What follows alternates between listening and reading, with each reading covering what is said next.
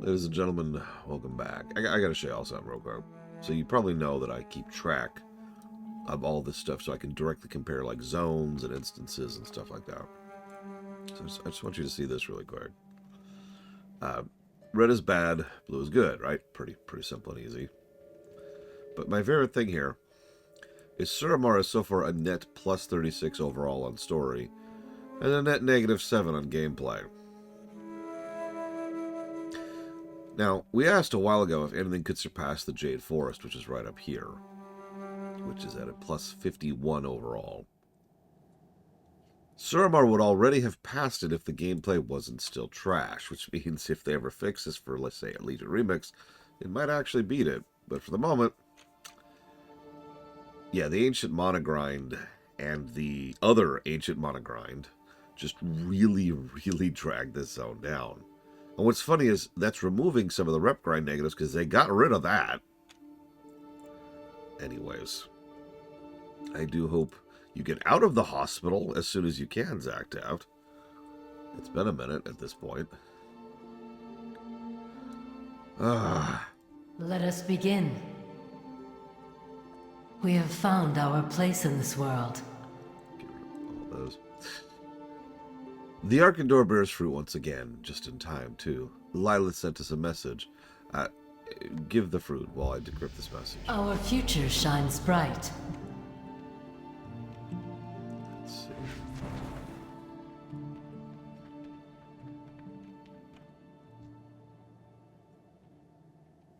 You saved me once before in the city. Now this, it's more than I deserve. Don't MMOs always have a grind?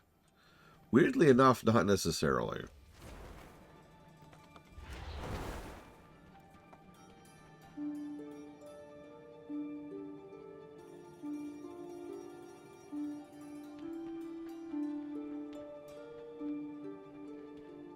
The problem is, MMOs originally, like the big three, were pretty much just grind. Like, I say they were fancy chat room simulators. I don't really mean that as an insult. I mean that as a statement of fact. They were chat room simulators who happened to have a couple of things you could grind while you were talking with you and hanging out with your friends. Suramar stands with you. Okay. Moonlight watch over you. I have urgent news, Belisra. The portal to my estate is secure. You will want to hear this in person. Come. I do not want to keep her waiting.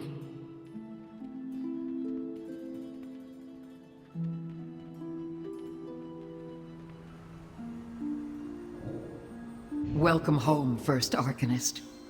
Thank you for coming on such short notice. Thank you, Advisor. What news? I have heard terrible rumors about our friend Vanther. He is to be made an example for all to see. How much time do we have? I do not know. I only hope we are not too late. We probably are. Good day. Glory to the Shelderai. Vanther. Example. That certainly explains why Elisan chose to hold on to him this long. We need to move quickly. I can track him, but we'll need to find places where his arcane energy is strongest. This will not be an easy feat in a city this old. With any luck, there's a few places a bit important enough to him to leave a little bit of himself behind. Vanther was the guy who ran the Waning Crescent, the one that got overrun. If you remember, when it got overrun, he was not there, and he was not dead. So, we have just now figured out where he is, and now we're going to try and rescue him.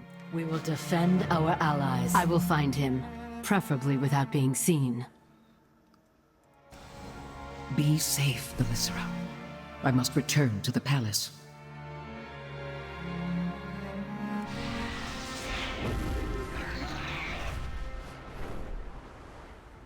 Couriers deliver sensitive orders and information to lieutenants throughout the city.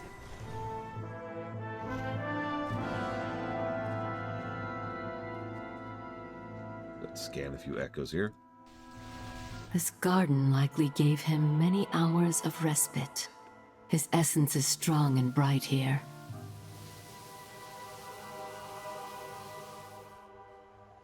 can feel him.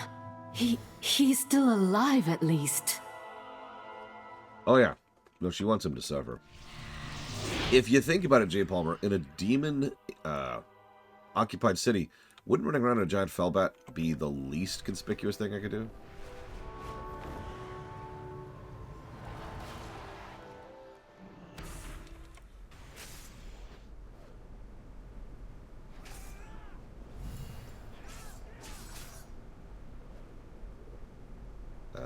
Game. There we go. This must be where he took many meals. Such as it is. There it is. We are coming, Vanther.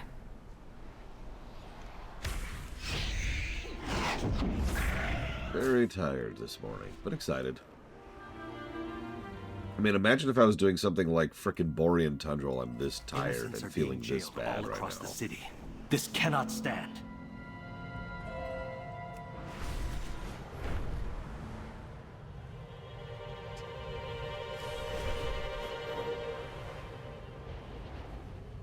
Your adorable niece who's coming down the staircase. Not sure which one.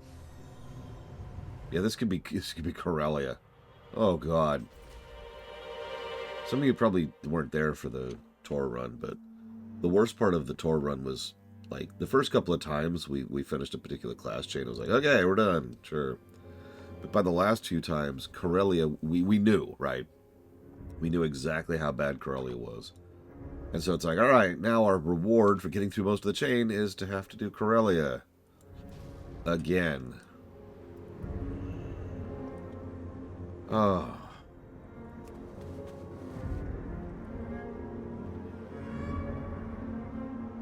Yeah, actually. Corellia was basically Suramar, but terrible. One of his suppliers must have served him here. Reminders of a simpler time.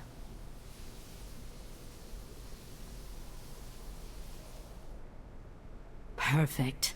This will be enough to find him. Oh god, I remember the final time we did Corellia. Whoop, whoop, whoop. What are you hiding? And it was just... Oh, I can't even describe the relief. Thalyssra. Keep your voice down, Silgrin. It is good to see you too.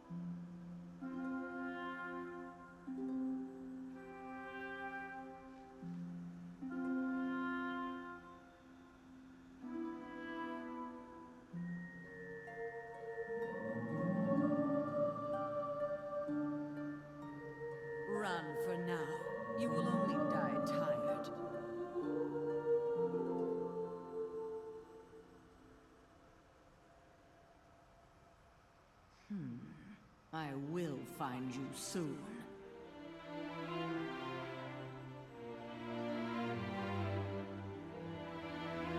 What news? Okay, let's find this jackass. Our unity sustains us. Now that I've identified his essence from the multitude of the citizens, I can find his exact location. I believe you'll recall a similar ritual with our friend Theron. Don't worry. There'll be less screaming this time. Hopefully. Wisdom, guide your steps. What manner of spell is this? One that will find our friend. How can I help? Talk to me, Vanther.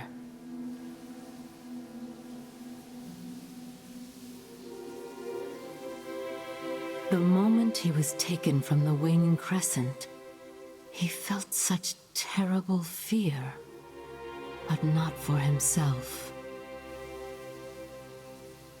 Fear for those he sheltered, those he sacrificed for.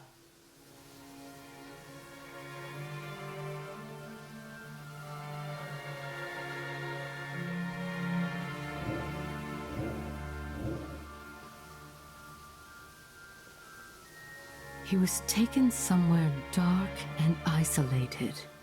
He began to feel hunger settling its roots in his gut. Hunger that did not pass, but grew. Until he could think of nothing else.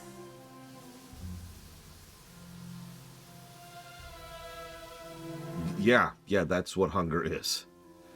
I don't mean to be unkind, but that is exactly how that works.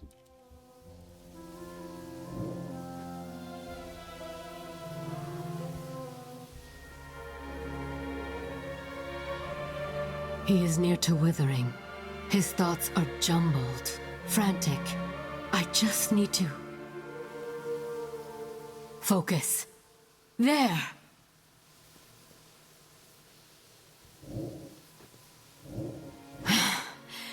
He's being held at the Terrace of Order. It must be time for the display. I love that name. I've already given positives for it, but I love that name. They call it the Terrace of Order. That's where they put the people out to be watched as they slowly die. Magic surrounds us. It was difficult, but I'm glad we succeeded. Our future shines bright. I like this. The name of this quest is the Waxing Crescent. His captor is familiar to me. He's one of Alluriel's lieutenants, a skilled spell fencer. We'll need Silgrin's help to retrieve the key. Our friend's life hangs in the balance. If we manage to wrest him from the executioner's grasp, he may wither before we can act. I need you to take an Arkandor fruit. They are precious, but Vanther has... He's worth it. He's worth it. Fine, let's go. That took more out of me than I thought it would. You will have to free Vanther without me. I'm sorry. Fear not, First Arcanist. I will see to it that our friend here comes to no harm. I am sadly familiar with Vanther's captor. Thank you, Silgrin. Be careful. I'm going to be really blunt. I love how Victoire is just standing watch over here. If not for the Arkandor, none of this would really be possible in a long-term sense. But it's possible none of it would even be possible from a short-term sense. Like, I'm trying to think how to put this in words. It's a basic engineering problem, really. It's a math problem. They would need so much additional mana constantly to keep everyone fed in order to prevent withering that it would start to get in the way of them being able to operate on a functional daily basis. They would either have to draw so much mana that they would be much more noticeable and they would be found, or they'd have to start robbing Arkwine shipments en masse, which would have the exact same problem. And then even if they successfully manage to knock over the Legion and take out Elisand, all they've done is gotten rid of the bad guy, not the actual problem. The Arkandor, it's one of the reasons I love the Arkandor plot point, is it's such a wonderful plot point. It's one of the very, very, very rare times where something just unobtrusively, undebatably gets better. It's a very FF14 kind of a plot point, actually. Hello. Couriers deliver sensitive orders and So, information. listen, Thormir, we need to have a chat, you and I. Just back up here. Back it up, don't mind me. This looks like a good spot to do it. So, do you know what pain feels like? You think to stop this demonstration? Very well. I will make an example. You disappointed her, spell fencer. You could have taken... Stay your blade, Thoramir. How good of you to join. Accept your fate, Silgrin. You are outmatched. Yet you raise your blades again. Perhaps. But I am not alone. She was right about you. I know. So, We should not linger. Let us see to Vanther now. sorry, I kind of pushed through that, but for those of you who don't have, Doom gear like I do, what would end up happening there is when you start the fight, Silgrin shows up, and then Victoire, the rebel, and then Arella, the sister, Arluen's sister. Arluel, there we go, Arluel. Get out of there, Vanther. Lay still, my friend. We will get you out. He is staring... He'll be fine. The fruit will bring him back. Agreed, Ismaristar. He shudders violently and stares blankly ahead. He does not seem to be aware of your presence. So we give him some of the fruit.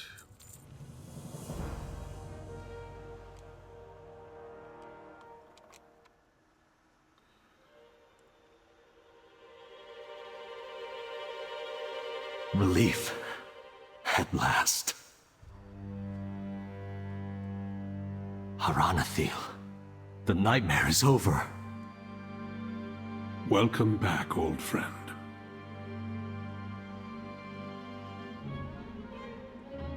Thank you, Bella. I always appreciate you.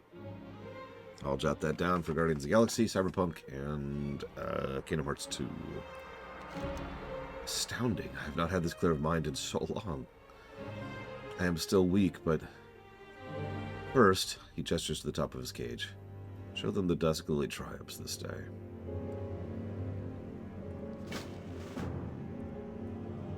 I can do that.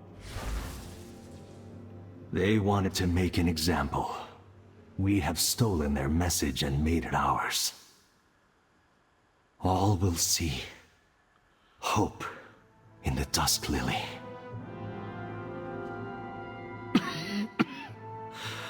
I need to rest now. Thank you. Thank you for everything. We will see him back to safety. Go inform Thalysra of our success.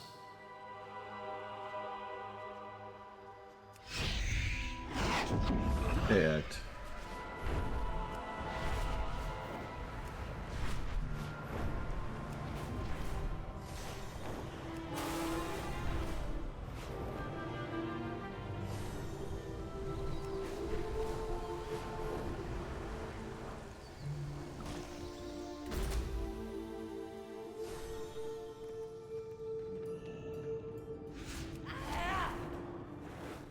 Let us begin.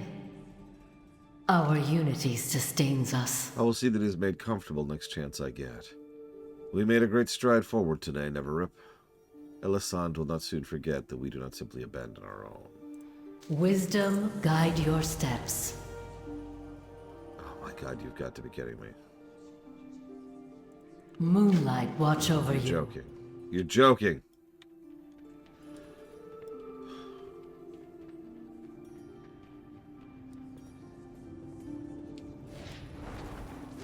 By logical definition, that would mean Fallout London is also vetoed. Act. I'm going to be honest, I wasn't actually aware that that was a Fallout 4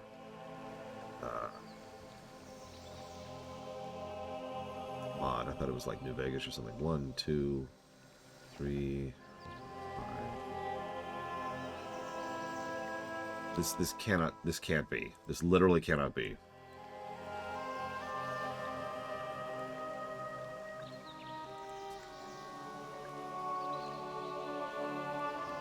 Got to be kidding me.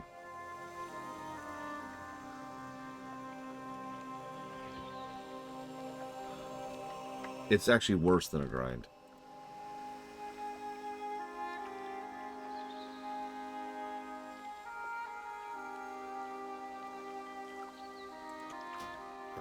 Okay.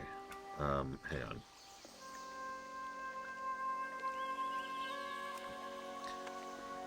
Hang on. Turn on and out on.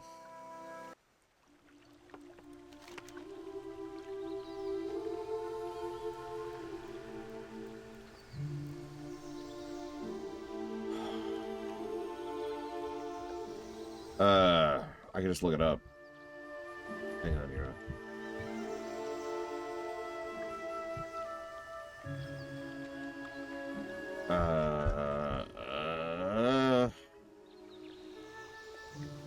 Plus 24.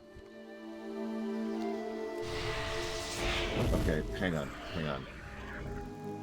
If I hurry this, I might be able to make this work. But I literally have 30 minutes to make this work. Which is more of a timer than it probably looks like. Is that it for this? Okay. We'll figure out how many negatives I'll give this in a minute. Let's just go. Oh my god. Some of you in chat are probably, or on the YouTube are probably like, what's the issue? I have to do 10 world quests in Suramar. We Nightborn owe our unmatched grace and intellect to a noble heritage. There aren't 10 world quests in Suramar. Hang on. By great fortune and circumstance and complete coincidence, 3 of them are about to cycle in 30 minutes. Now, if I am very lucky, what I can do is mash out the 3 that are about to cycle out inside of that timer, getting those 3 done, and then they'll cycle, giving me another 3. That would actually push me up to 10, because there's currently 7 world quests in the zone. But I am in a hurry now to make that happen.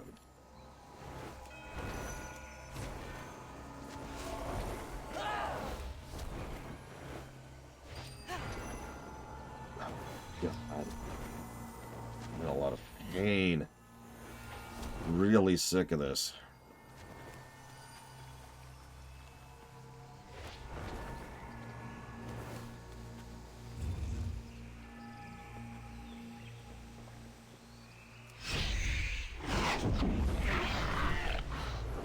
So, while we're doing this, we can kind of talk this out. How many negatives does this feel like? Because it's already bad. Like, having to do 10 world quests functionally means go put the game down for,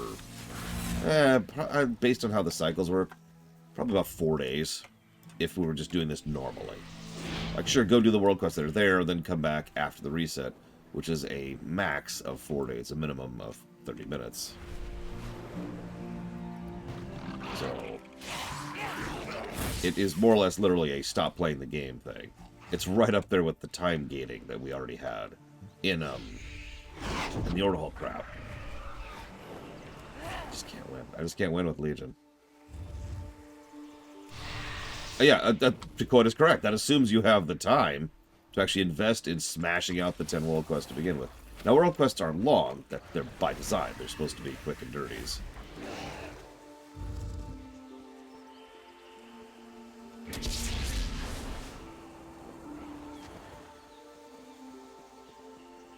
Yeah, like, if this was 5 world quests, this wouldn't be as bad.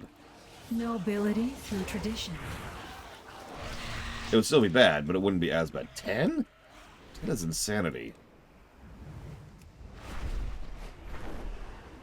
Okay. Okay. This one. 1 negative per, Jake Palmer. Elisan's forces are waylaying refugees. Yeah, that's the thing. One of the most common defenses that people will say of this crap that I'm giving negatives to is, well, it wasn't as bad at when the game was live. Which, A, doesn't apply, and B, is arguably not even true. Speaking of someone who did this on several characters. But yeah, this right here, no, this was bad the first time around. No ifs, ands, or buts.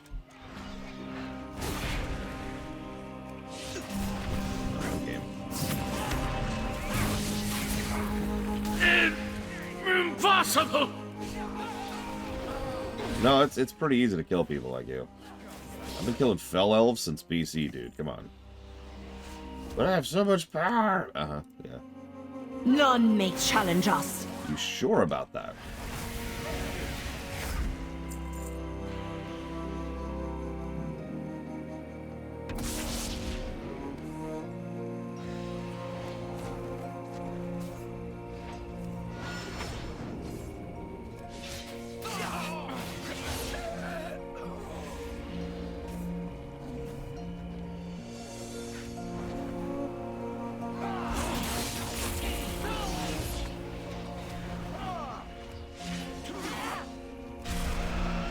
It is hopeless to resist.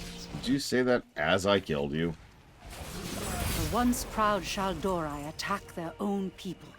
The situation is even more desperate than Yes, I Night imagined. Elves would never attack fellow Night Elves after all.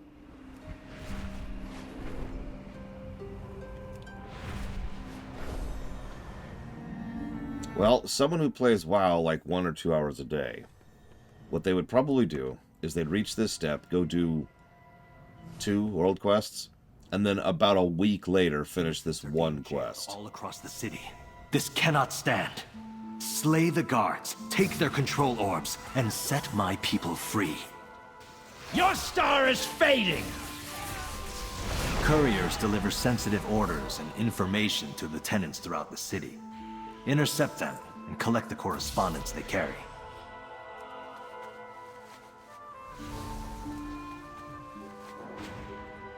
Do you mind?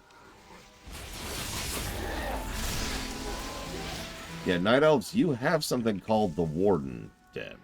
You know what that's there for, right?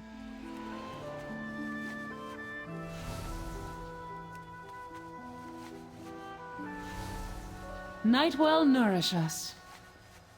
Surely many of those you freed were to be exiled. You saved many lives today. Go. Let's see here.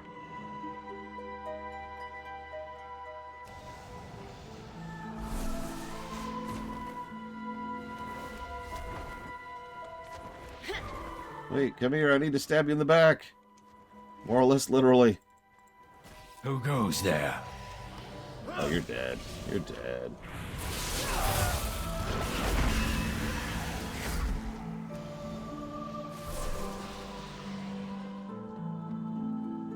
An illusion? What are you hiding? Right now.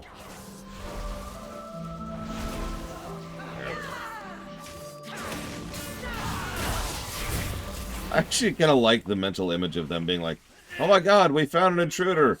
Like, 12 of them just jump me.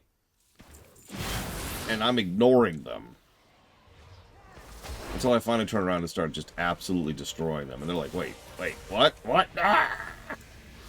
Melt. Enough the shard!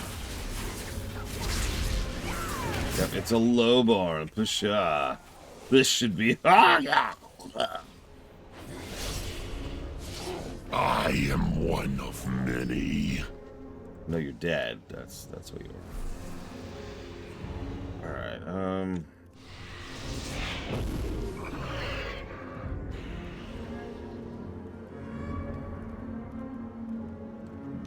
Something's not quite right.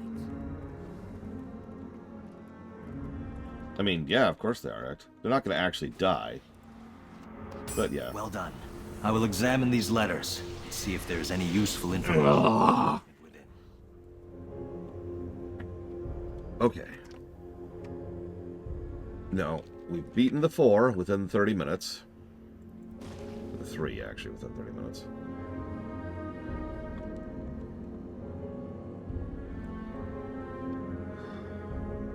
Actually, I don't know, Evo. Never done it.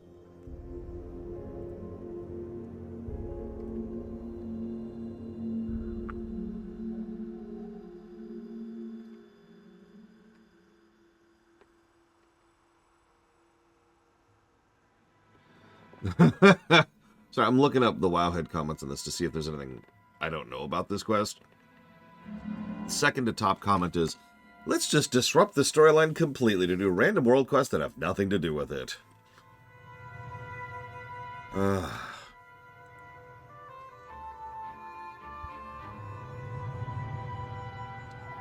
Cool. Damn it, Legion. Stop shooting yourself in the foot. Okay.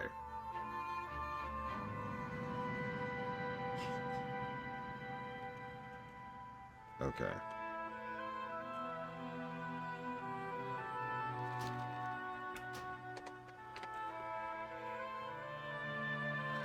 While we wait, we're going to get these other 3 done. And hope for the best. I have an idea of what to do if this doesn't work out.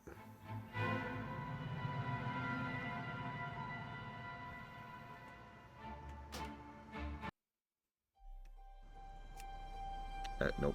I'm gonna need something else. You'll do.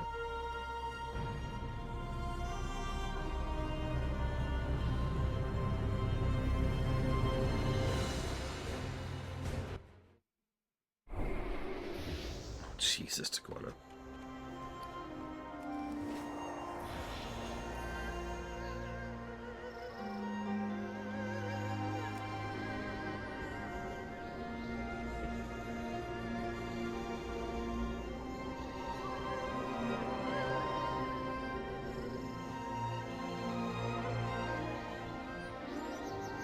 What?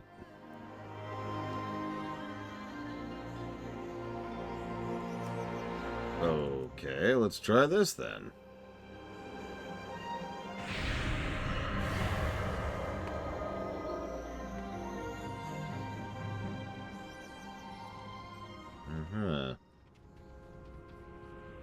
That is supremely confusing, but whatever.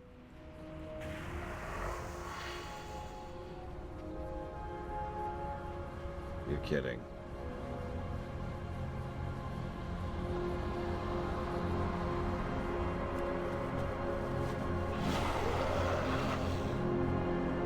Okay, we're gonna do another character because I don't feel like flying to Ironforge right now.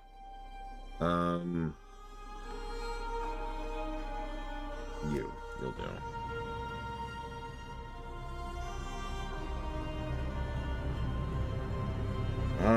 Good old NES Final Dungeon trash design. Hi, I cast Stone. Hi, I cast Kill. Hi, I cast Death. All 3 of these things kill you instantly. Bye.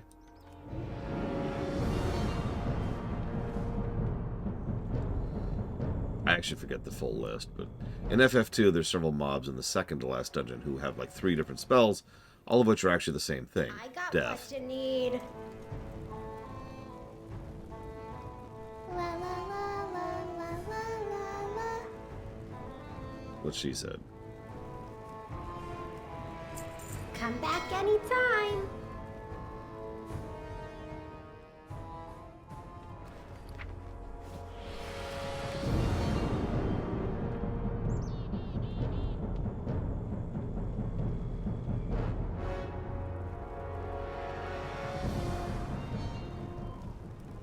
Well, spit it out.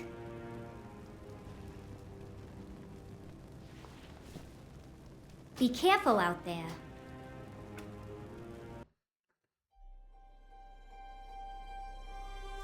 I don't even remember the full list. It's like Toad, Petrify. God, I remember. And then there's Rub. Yeah. A lot of the older games do the same thing. The reason why they do that is because each of those have different resistances. I'm not sure if that's a good reason to do that, but that is why they do that. Crap.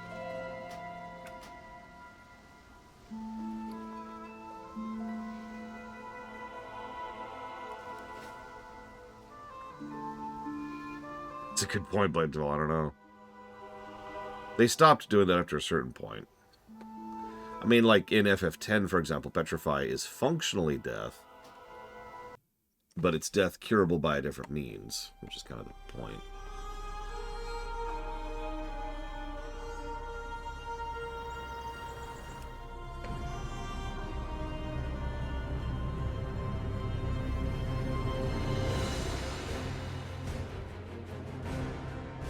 You know, I don't actually know Jay Palmer. Not a big person in that scene. Mr. Ed's a bit busy right now, but if he ever comes back, you can ask him. He would probably know. Cha-ching! You know, everyone in chat, what are you doing? Yeah, I bought the wrong amount of leather. I haven't thought about it, too. If you... So I'm sure the exact number.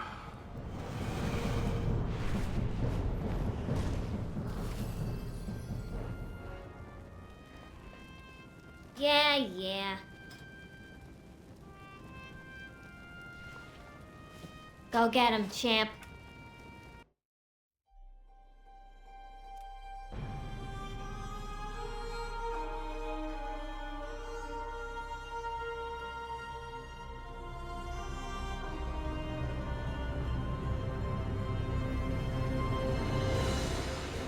Good morning, Spartan.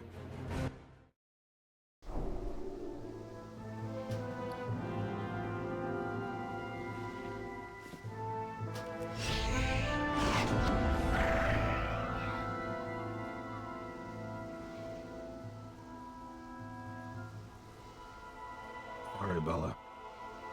Sneezing fits. There's actually specifically RP servers in WoW. Blade Ball, like they're actually labeled as such and have their own little rules.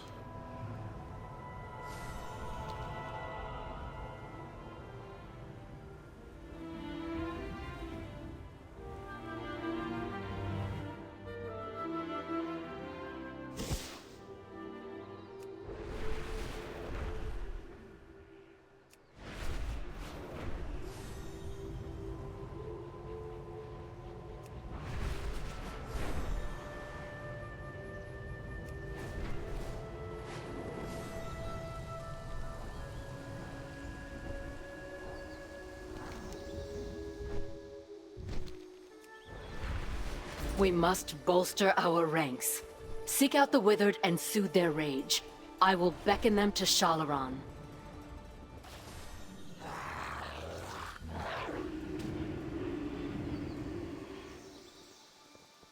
Oh, I'm glad you're finding it relaxing, Master Man.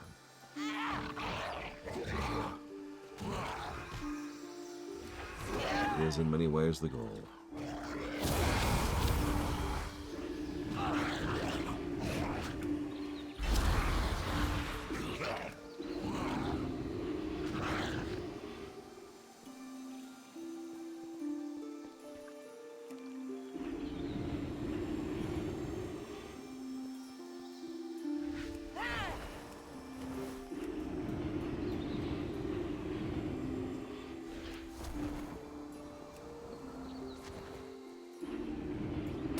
Fine work.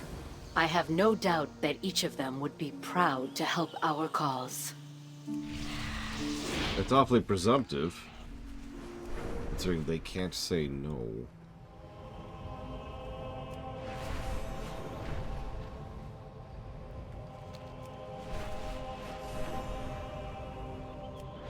As has been pointed out many times, including by Ion himself, if it was something they felt like they could solve, the region locking, they would have already done it.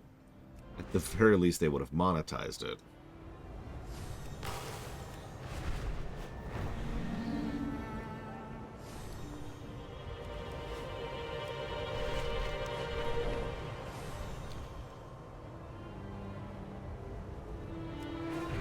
Because this is a game that came out in 2004, Blade of all.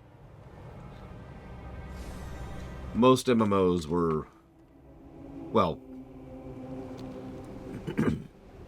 most MMOs were actually kind of coincidentally region locked back in the day. I probably can't kill this. I turbo cannot kill this. Alright, moving out, moving out.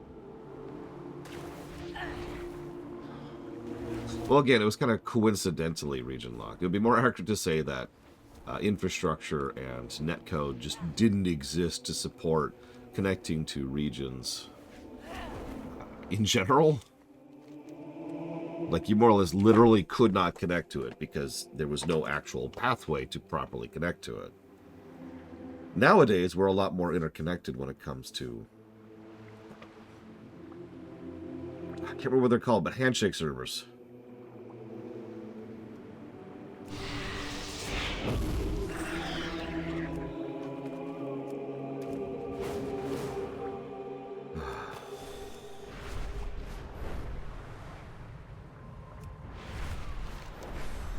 Okay.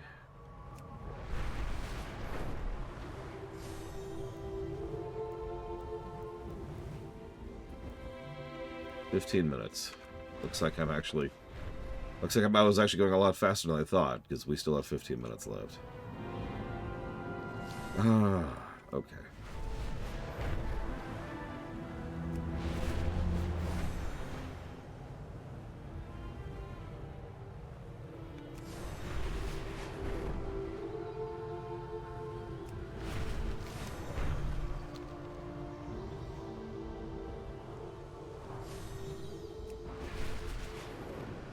Either way, I suppose the simple answer to your question is I don't know why WoW and most MMOs were deliberately or unintentionally region locked back in the day.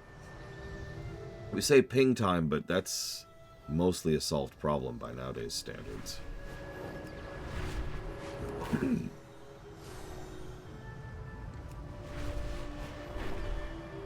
I feel the answer might be in how Warcraft 3 did its region locking, if at all.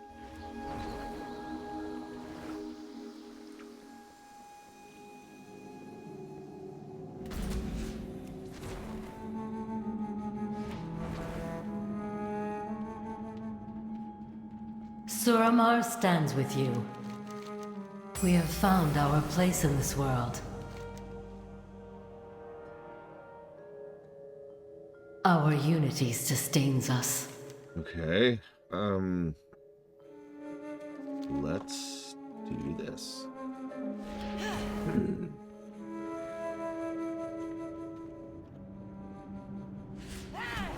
Yeah, I've kind of decided, consequently. I know I said I'd get right back to streaming as soon as I could during the short dark, but honestly, I think I'm going to take a day or two and just not do anything. I have not been doing well the last week or two.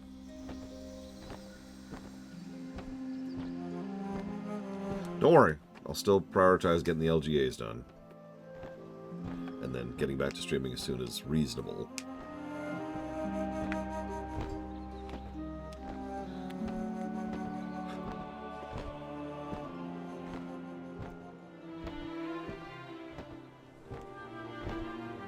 When's the break?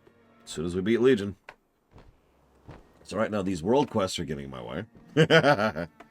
And then we've got the Order Hall stuff. I've said this several times. The last question mark I have in terms of how long Legion's going to take is the finales for the Order Halls. Because each Order Hall has 2 additional quest bundles left. And I have no idea how long those are going to be. We could blaze through them. They could take days. I have no idea. I wasn't expecting the last Order Hall bundle to be like a 5-day slog from hell, so... who knows?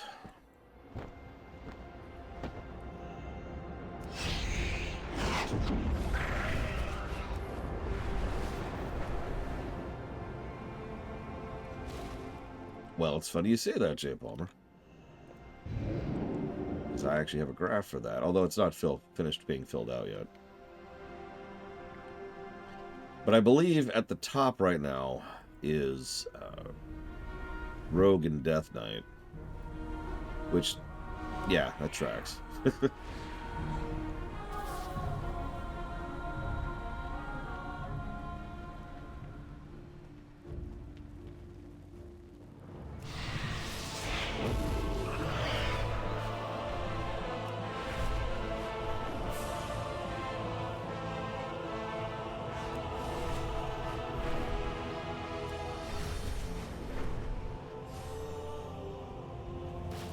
Yeah, I could see that, Jay Palmer. Is this hello or goodbye? I keep losing track. We will shape our destiny. Step back. I wonder, who the heck is that? That's actually a Drakthir.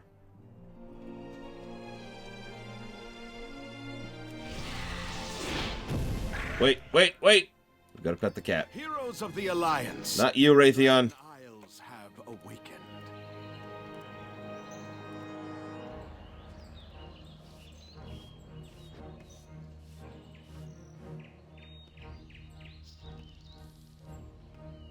Okay, we have now pet the cat. Everything's cool.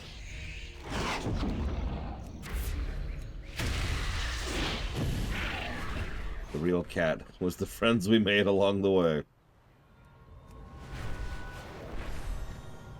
Yeah, that's not actually a joke. They actually added the feature of being able to pet animals in the game in Dragonflight. Oh, all of them, Talmarid. I just... Oof. The worst Order Hall campaign? Just by story metric? Oh, jeez, I don't know. I haven't finished filling out the spreadsheet. I'm not sure. So what's really funny is I was staying up late last night to fill out the spreadsheet. I was like, you know what? Nobody cares. I'm just going to go to bed and stop staying up late. Very next morning. So, you filled out that spreadsheet, right? Well, I'm sorry, sir. Please. Please don't beat me, J. Palmer. Don't beat me with the flat end of the blade. Lord Illidan knows the way. Well, since I'm in flight, I guess I can work on that. Alright, so let's see. Where was I? Looks like priest.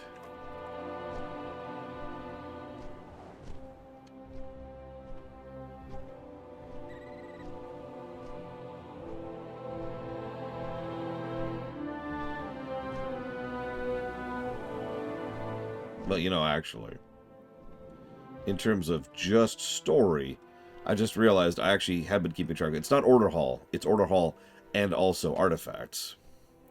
So if we're counting Order Hall and Artifacts, which I've already done that work, Warrior's the worst at a net -6. And the best would be...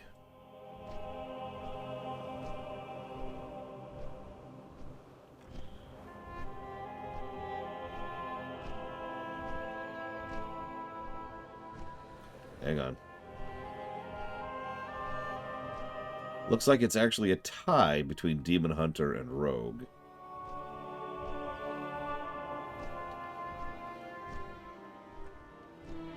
After that is Death Knight and Priest, actually. Then Mage. Let's see here. Then looks like Hunter. No. Shaman. Then Hunter. Then Paladin, then Monk, and at the very freaking bottom is Druid. You're welcome, Miss Mirazar. Oh, we're here.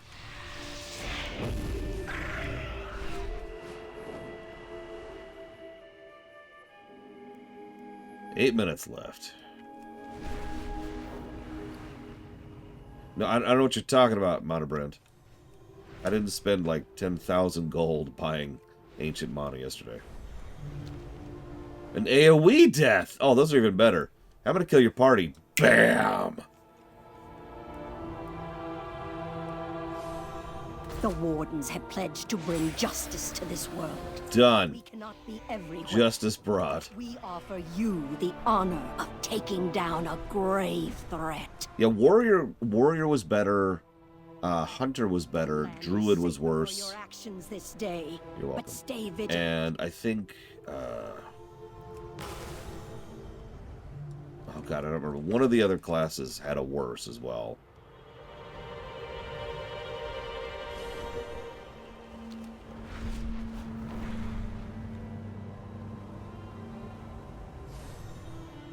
I mean, hunters are literally druids in lore, so that makes sense.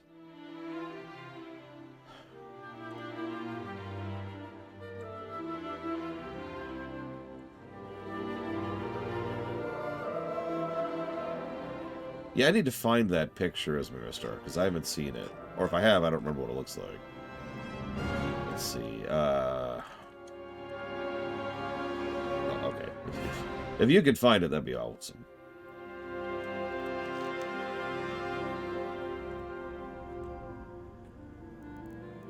6 minutes. This is all such a gamble. I am so gambling on the fact that this is going to reset in 6 minutes. And it may not, and that's the thing. Okay, here we go. Oh, I see what you mean. That really is just growthy armor, isn't it?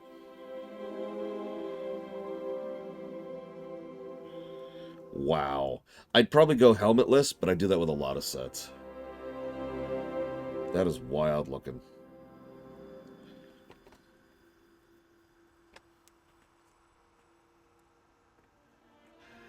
I was actually thinking about it. It would be kind of cool if they put in a class quest for demon hunters, which helps to explain why we haven't, you know, given in to the literal demon in our soul. And I had this very vague idea, which I will freely admit is 100% inspired by the Iron Man stuff from the MCU. It basically boils down to us getting like a power armor set. But instead of like powering us or whatever, it's like serving as a siphon, pulling that demonic power out of that soul to the point where it doesn't overwhelm us, you know? And then, of course, the suit itself is powered by fell energy. So it kind of creates this feedback loop.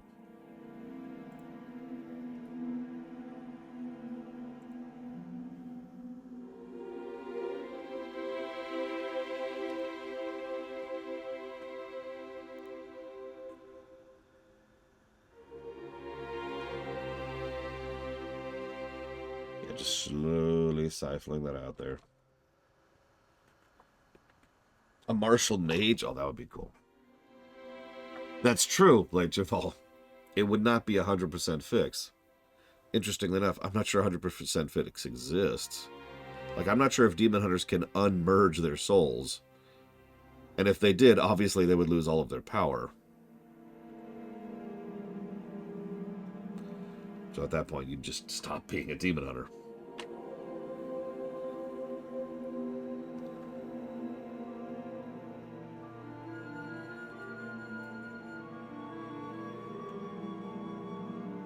I mean, at some point, you probably want to retire, right, Jay Palmer? At some point or another, you're probably sick of killing demons. Unless you're the Slayer.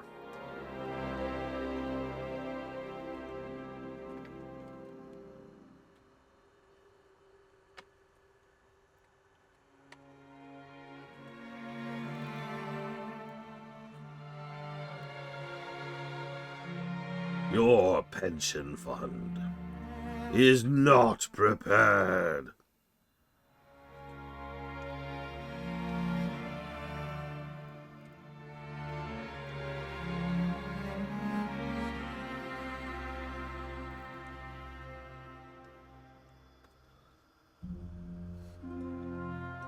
That's true, Caroline was.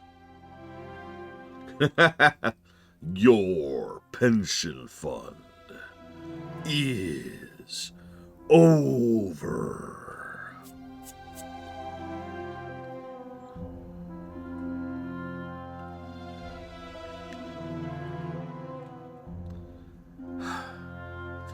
You know what? I can actually do something while I'm sitting here. Just realized.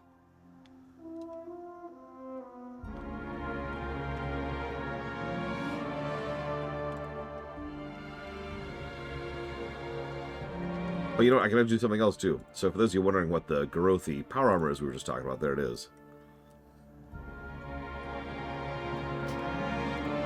That's wrong. There we go. Oh, still wrong. There we go.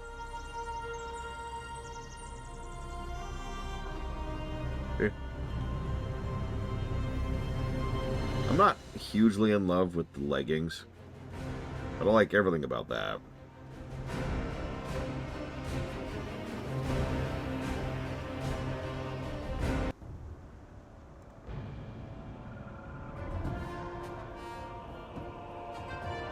I mean, I'm not one to talk. I don't like most Death Knight suits, despite, you know, really enjoying the Death Knight class.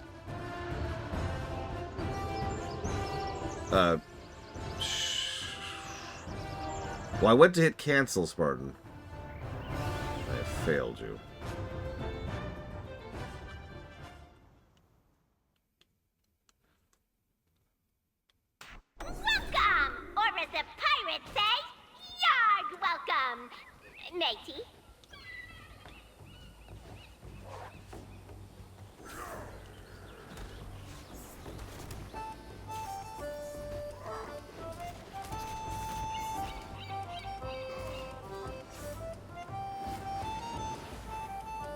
They put a weirdly large amount of thought and effort into a place that is just here as a... I can't think of the term. Waiting room?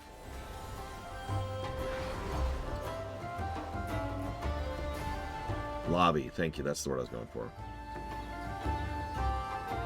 Like, it makes sense. Actually, funnily enough, this showcases that Blizzard understands this concept better than a lot of actual multiplayer game makers do.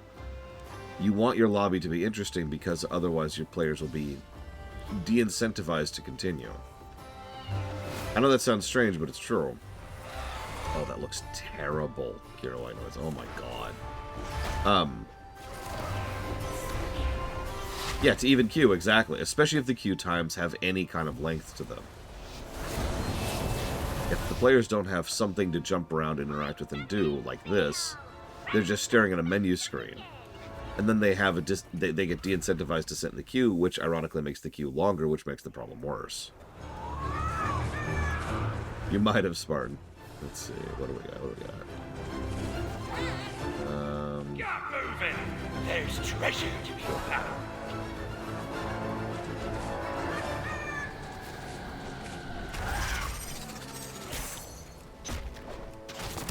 Interesting.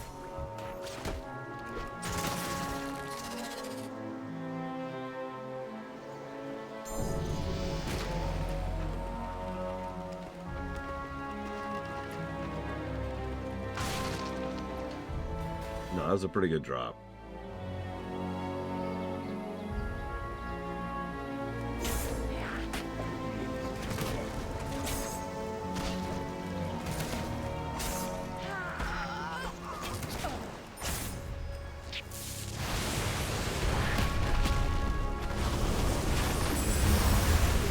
And we're done. Let's get out of here. That was actually really lucky, honestly. That's fine. I wonder what it looks like in, you know, in actual evoker form.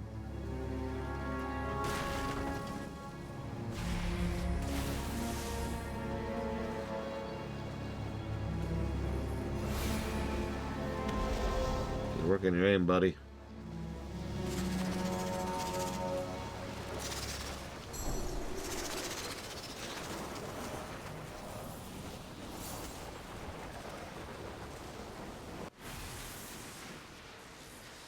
Okay, he finally turned around. I thought he was going to actually follow me into the storm.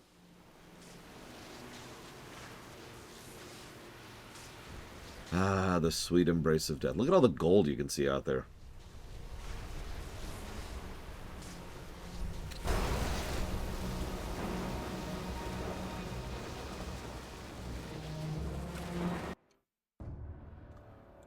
Let's see, where are we at on things? Pets are mounts, I guess. Mounts are expensive. Sure.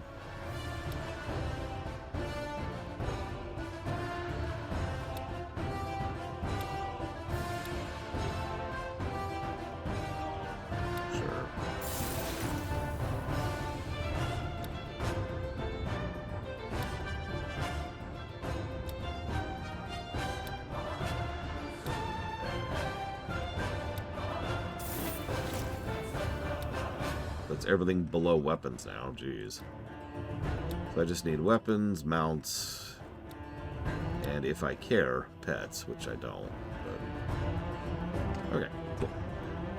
Surely it's been 3 minutes. Who knows, Spartan? I wasn't expecting to add this much. Like, I wasn't expecting there to be a second Plunder Storm.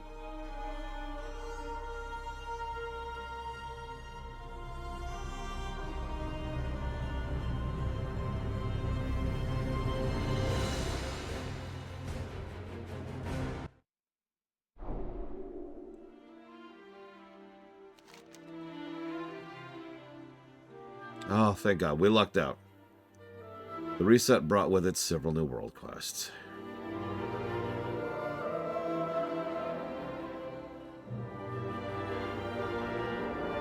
All of them kind of irritating. No.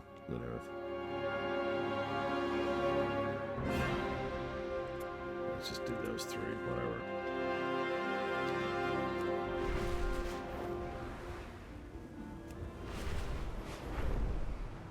So we got extremely lucky, and it worked exactly how I thought it would. And we aren't literally having to wait like hours or even days in order to finish this The quest. Magistrix thugs are impeding Delene's efforts to distribute Arkwine. Find her in the canals and protect her as she feeds our people.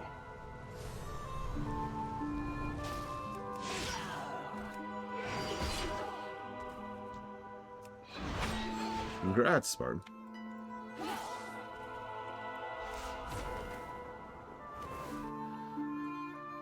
So. Yeah, hang on. Elisand's plan backfired. She thought to stamp out rebellion by making an example of the waning crescent. Instead, she ignited the flame of Shan'aldori better than I ever could. We must maintain a cohesive campaign against Elisand and the Legion by fighting them in every corner of Suramar. Show the people that there is hope, that there are heroes willing to fight for them by doing random world quests. Sure, Blade Cheval. So world quests rotate in real time. So a world quest pops up, it stays there for about 3 days, and then it goes away. When there's also set reset times where several world quests go away at the same time, and then new ones pop up, right? We just went through one of those resets. We needed 10 world quests. There were only 7. So it was physically impossible to complete that particular quest until more world quests spawned. Now, we got lucky because we just went through a reset. Does that make sense? Even as we suffer under the heel of the Magistrix, our people must be nourished. They are the backbone of our rebellion. It is specifically world quests within Suramar. I even triple-checked that. Many Nightborn were murdered when Elisand and the Legion attacked. Strike back. Show those devils we will not stand for tyranny. Exactly, Blade Cheval. It could have been. We could have quite literally run into the situation where we would be stuck on the MSQ for possibly a day or 2 or 3 at the high end, depending on when we finished that. Like if we had gotten this far last night, it might have been like, well, I'll see you tomorrow. Elisand and the Legion will pay for the blood they have spilled. They still have much to answer for. But that's sort of my point. Even with that extreme luck, we still had to essentially just sit here for 30 minutes waiting for the reset to happen. So, how many negatives do we think that is? Because as J. Palmer points out, a polishing pass could fix that in 10,000 seconds. years beneath a false sky, and we emerged to see the real one choked with vermin. Use the cannons in Fell Soul Hold and blast those vile fellbats. Oh god, that would be much worse. Yeah, if we got there right now, we would be stuck until tomorrow. Looks like about tomorrow morning. And that would have been that. Nothing we could do about that.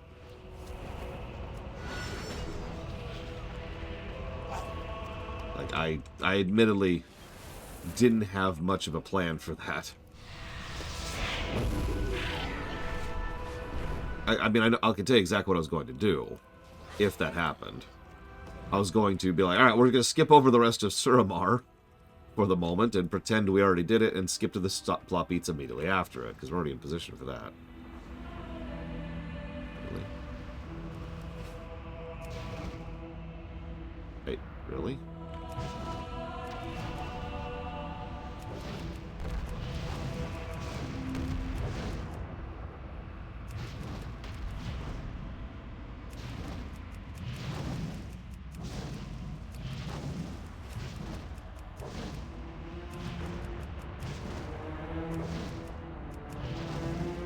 Honestly, real talk, no. I didn't remember there was a sudden do 10 world quest in the middle of the frickin' Suramar MSQ. The only thing I remembered, and was prepped for, was the rep gating. And I was prepped for that rep gating. The one thing they actually fixed and removed from the gating. Because there is no rep gating anymore. When the Legion is finally gone, we can gaze at the heavens in peace. That's true, Linerith, especially You know, like when we go and do the test of the Moon Guard, or when we go and we solve Kirin Tor puzzles. For the rebellion!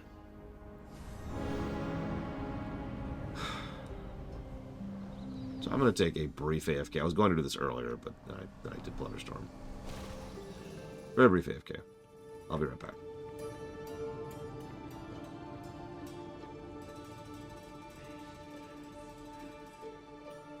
The Illidari cannot be stopped!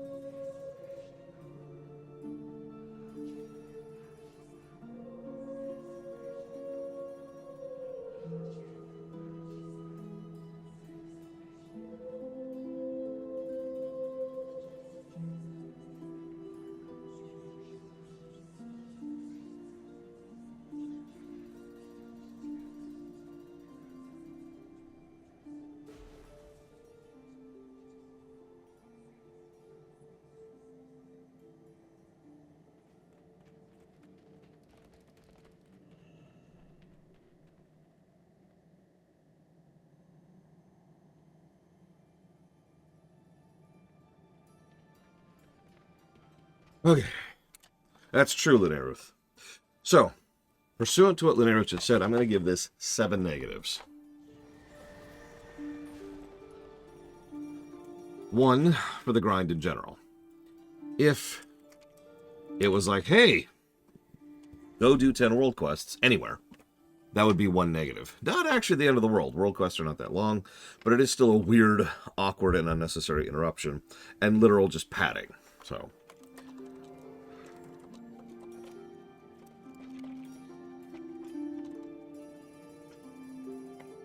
however, they also have to be in Suramar.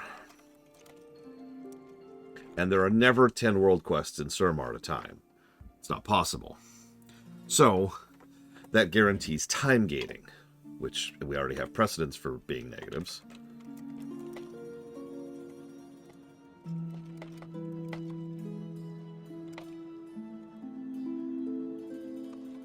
But hang on, it gets worse. Because the other time gating is at the very least in the control of the player. You start a quest, you assign people to it, you send them out, you can assign certain people in order to reduce the time on it. You get it, right? Here, there's nothing. It is 100% out of your control. The world quests are on their own, completely separate and independent timer. The end.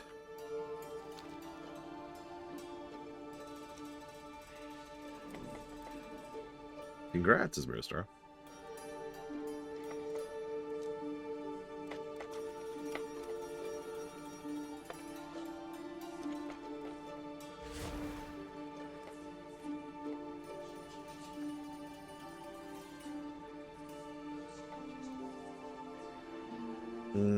I don't know, J. Palmer.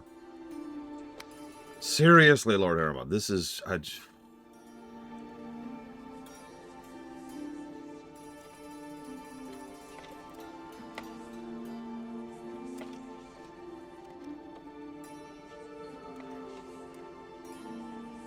I'm legitimately starting to think that Pandaria is going to score better than Legion.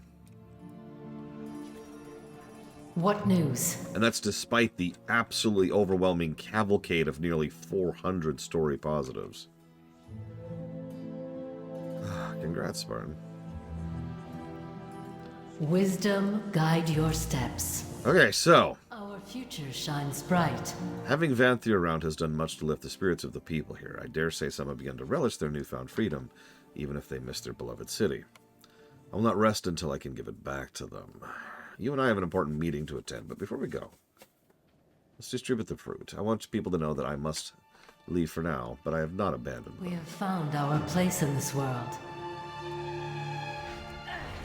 I know some people just beeline the first person they could see. I always think about this, which is stupid because it's the same people each time. It's pure role-playing.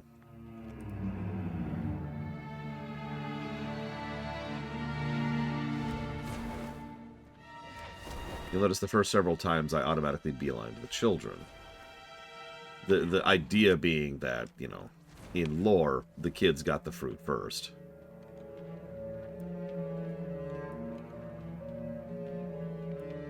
I would have a lot of 80s if I wasn't stuck at 67 on all of them. How can I help? Moonlight. We will defend... I'm glad you're here. This... Khadgar? The Archmage who found my message has called a meeting. He wishes to meet at the entrance of the city as soon as possible. Will you accompany me? I have the strangest feeling he will not be alone. We have found Let's do this. Let's start the end game. 67 is the max level at which you can time walk, little Billy. And for obvious reasons, I need to be time walking regularly up to War Within, because even Dragonflight will be time walking. So, I have one of each class, except for Paladin, locked at 67.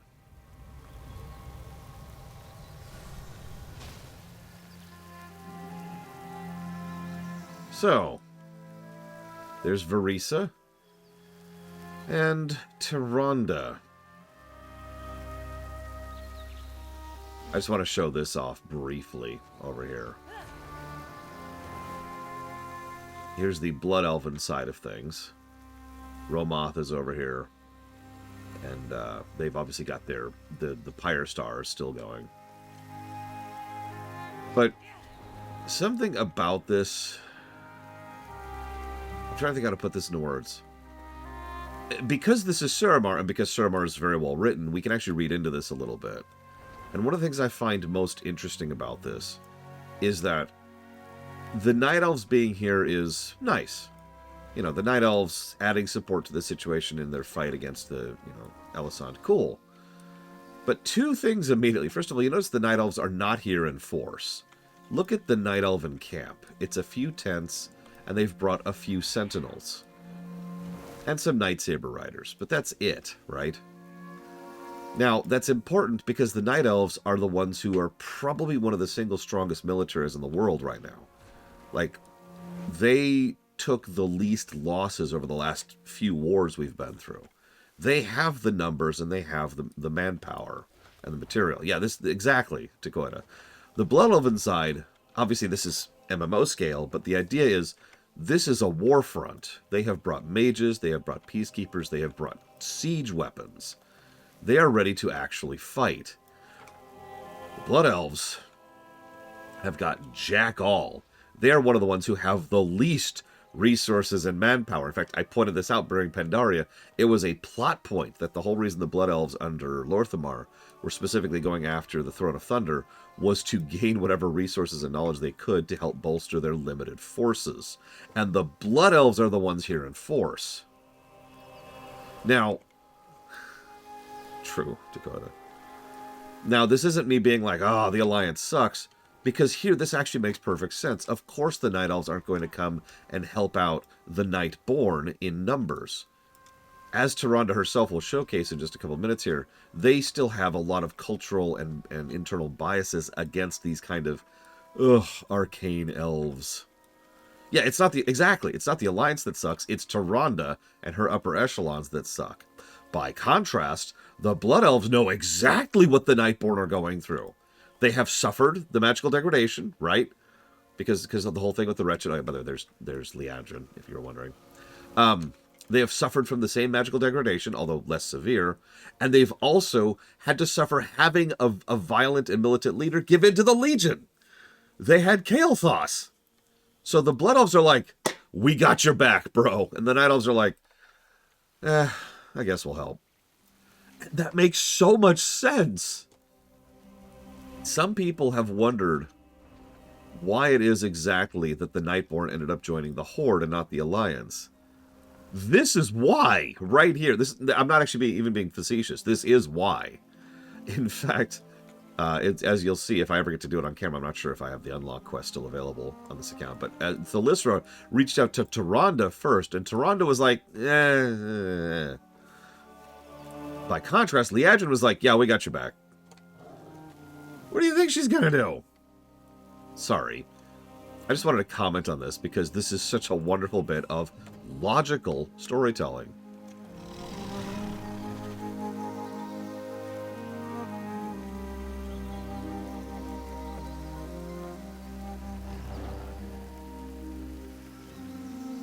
Frankly, I am too, but then again, remember, Thalyssra probably remembers Tyrande. Tyrande is from Suramar, back before the shield went up. Literally a native.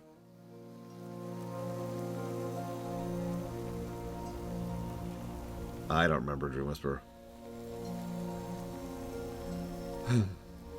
Oh, and to answer Lord Harrowmont, not really. The Night Elves only really fought on one front of the Hellscream War, and it was a front that they absolutely ran over because Hellscream immediately abandoned it. You remember that? Ashenvale. Remember, the way the war went in lore was the Horde swooped into Ashenvale, took it, and then immediately went south to Stone Talon and then down to the Barrens. At which point the Night Elves swept right back in, retook it, and that was pretty much the extent of their fighting in the war. At least on a large scale. So. Ah, good to see you. Yeah, that's still Ashenvale. That's the sweep into Ashenvale, Lord Harrowmont. You are always... Hello again, champion. I see we're all here now. Thank you for coming. We are here to discuss our mutual interests. Arcanist Thalyssra, I remember where your order stood in the War of the Ancients. How do we know you won't betray us and become the next Elisand? The next Ajara? Great opening, We Tyrande. intend to be slaves to the Nightwell. We seek to drive the Legion from Suramar and put an end to Elisand's oppression. The Kaldori will fight to see the Legion defeated and the Nightwell destroyed. Beyond that, we shall see where Elun's wisdom guides us. Thalisra, your knowledge of the enemy will be crucial in the battle ahead. We shall call on you as needed. True, is Mirstar. And yeah, I'm sorry. Tyrande, grow up. But I agree with what Kira Whitenoise mentions. Tyrande has the luxury of being able to hold on to old grudges. Because again, the Night Elves are doing fine, at least until BFA. So they can do that. They don't have to be desperate. They don't have to not, no longer be picky and do whatever's necessary to survive. Which, remember, the Blood Elves have gone through recently more than once. Not that I'm aware of, Dakota. Oh, you're talking about the tree thing. That actually technically happened right before Vanilla, and it was solved by the time Villainous shows. So that's a 4-year gap when they had to build the tree to regain their immortality, and that's pretty much it. So, We stand together. these people are foreign to us, despite our common heritage. They have been changed much in the years as they've been cloistered away. We may need to learn more about them, what they're capable of. We dispatched our scouts to infiltrate the promenade and assess the defenses. The Blood Elves did the same, though I doubt their ability to be discreet. Both are long past due for reporting back. Together we will save Azeroth. Because... Okay, Linerith. Oh, you literally didn't see the scene. I'm like, really, Linerith? You're with Tyrande on this one? Okay, let me just read it once. Sorry for everyone for the repetition. God, that was literally 1 minute ago. But Tyrande says, ahem. So, Khadgar says, hi, thank you all for coming. We're here to discuss mutual interests. And Tyrande says, first thing out of her mouth, Arcanist Thalisra, I remember where your order stood in the War of the Ancients. How do we know you won't betray us and become the next Elisand? The next Ishara! Sneer, sneer, sneer, Alenazam. Sorry, I'm exaggerating slightly, because it's the only way I can cope. Ishnu Allah. I'm glad to see a friendly face on this battlefield. It's hard for me to walk once again in Suramar. 10,000 years have passed since my feet have felt the grass of this land. Back then we were fleeing the burning legion. I never believed I would return to the place of my birth to wrest it from the grasp of those I once believed were my people. First things first, we will set up our camp. We do not have time or resources for prolonged siege. It's not like we can starve them out. No, we must be swift and sure as an arrow, piercing with one strike. They are drawing up their battle lines within the city, but could attack us while we are setting up defenses. Venture forth, show them what the Kaldori have learned from thousands of years of war. The Kaldori will endure. Yeah, they've learned how to run to the humans and the orcs for help when they need to fight the Legion. Anyways. Magic surrounds us. We must move quickly. I must save as many of my people as I can before the attack begins. Word has gotten out in the city that there is a safe haven with us, and some no longer fear exile. Venture into the promenade. Find those willing to join us. Let them know it's time they made their escape. We will defend our allies.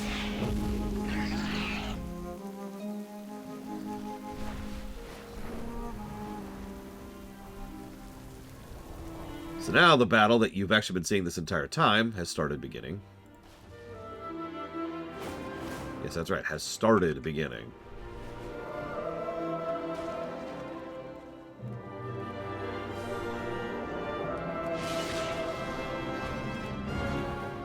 Where the hell? We're finally at the actual war front. Will endure.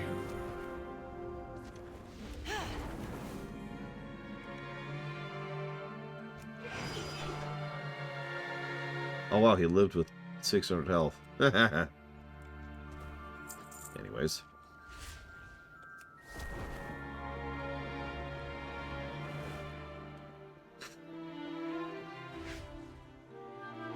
Me too, Variantron. Which is why the, like, I think we're up to 19 negatives to gameplay has been really quite a shock. No, see, that's the thing. Part of why I like this so much is that Tyrande being a dick here is one of the few times it actually makes perfect sense. Like, her sneering down at Varian was just, whatever, and I gave that a negative. Here, this is more like, oh, okay. What's up?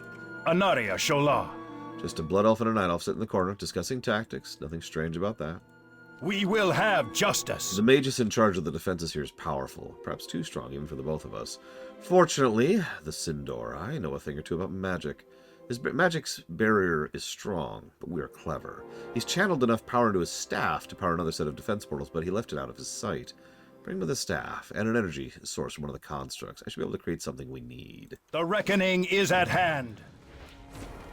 Yeah, remember, she actually knew Thalysra personally, and was aware of the order of the Magistrixes back in the day as well. You know, the mages. Remember, Elisande was actually a part of the upper court, arguably in like the number 3 slot below Ashara herself.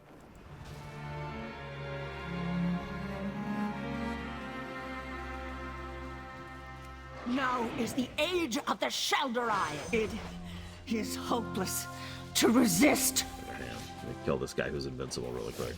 My defenses were perfect. I mean, I've seen the same thing as Maristar, and for the same reason.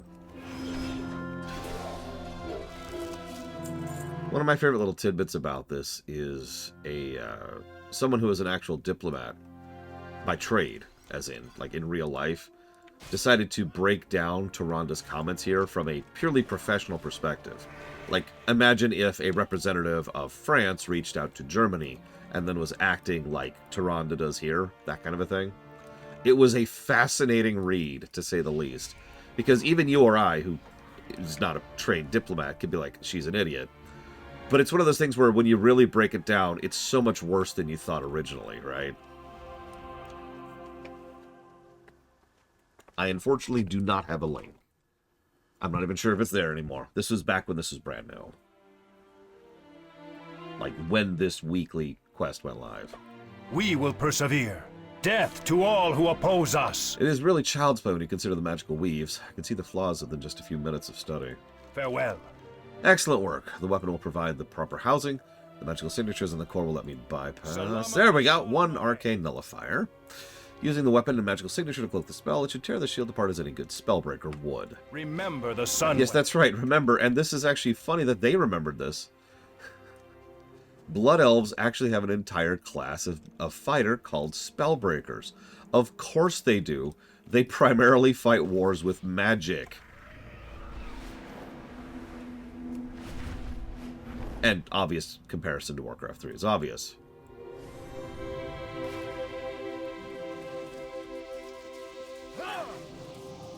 Impossible. My defenses were perfect. No, I did not, as Maristar. That's funny. Appropriate.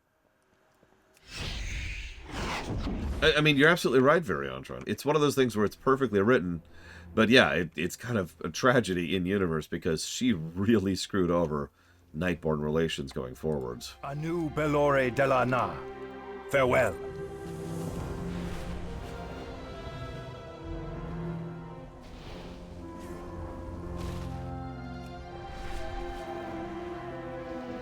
Not an invalid perspective, Linerith. However, not that I'm defending real-life leaders, but it is worthy of note that most of the time there's a reason real-life leaders are not the ones doing diplomatic interactions. That's why they hire the diplomats. Be careful. And sometimes they hire them very, very badly. United Kingdom! Sorry. This portal is a problem. With it, they can summon countless reserves. The crystals nearby were seen powering the gateway. If we destroy those, we can set them back significantly. Goddess, watch over you. Destroying the crystals will stop them temporarily, but it'll be meaningless if we do not deal with the person controlling the portal itself. I overheard the Overseer shouting orders for more power so she could bring in stronger lieutenants. Good luck, friend. Jesus Christ. The Legion's presence is strong here. Have the Nightborn forgotten all we lost in the War of the Ancients? This way lies destruction and death. Lady, you are one to talk. Farewell. Exactly, Luneruf. That's your job now. Bye. Figure it out. What? Toitheras Felar. Get out of here.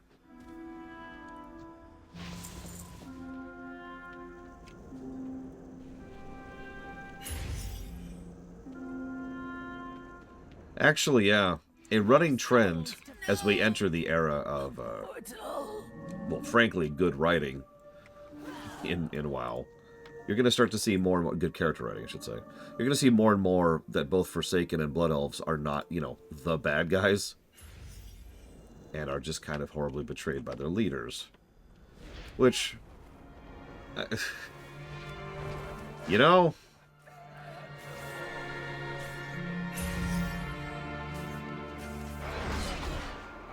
Exactly, Masker Man. Which is what makes her so terrible. Wait. But no, she's being a petulant child here. It's understandable. It's well written, but she's being a child here. She has, as Kira White Noise so accurately put it out, the luxury of holding on to her own biases.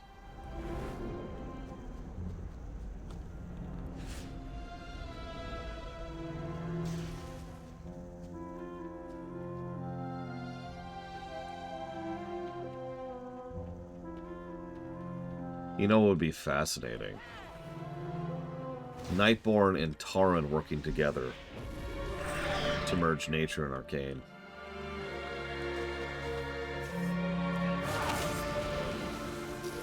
Yeah, Tyranda's going to enter a bad phase of her character, unfortunately, for about 3 expansions. Right about when several other characters suddenly become good characters. And several others become more... Look, BFA is just a mess, okay? I don't know what you want from me.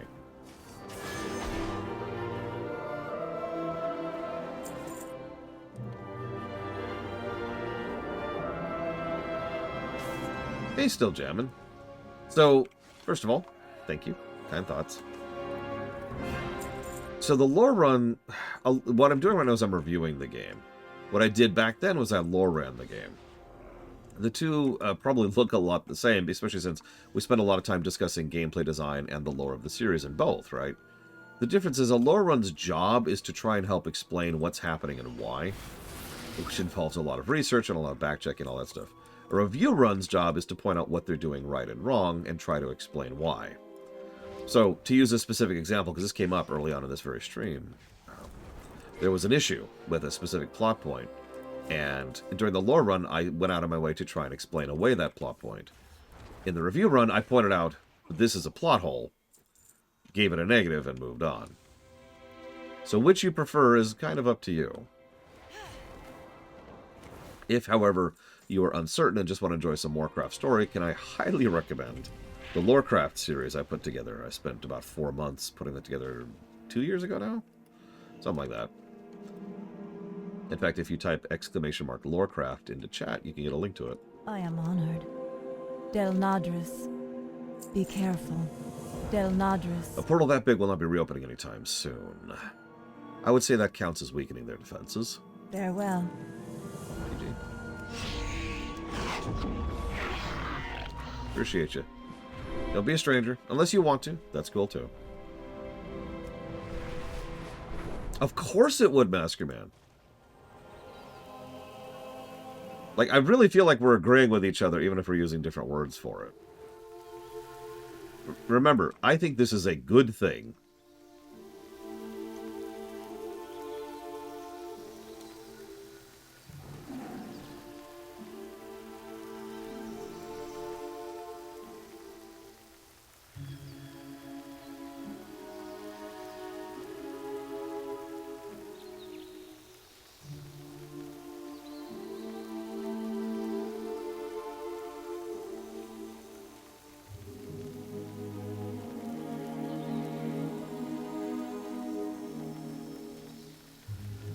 Suramar stands with you.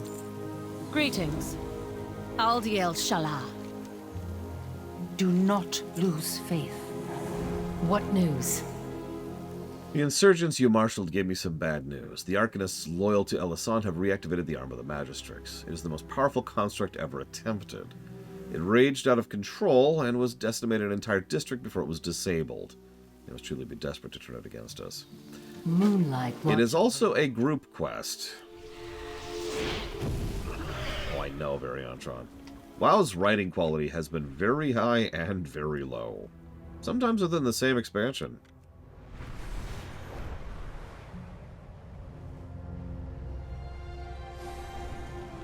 So this quest could suck if you didn't have a spec, or didn't have a group, or didn't have the gear. We have none of those problems. We're just going to smash over that and move on immediately.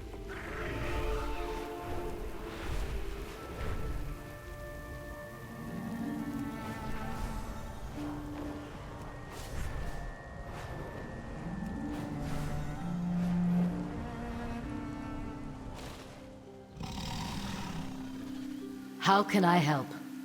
All right. Our unity sustains us.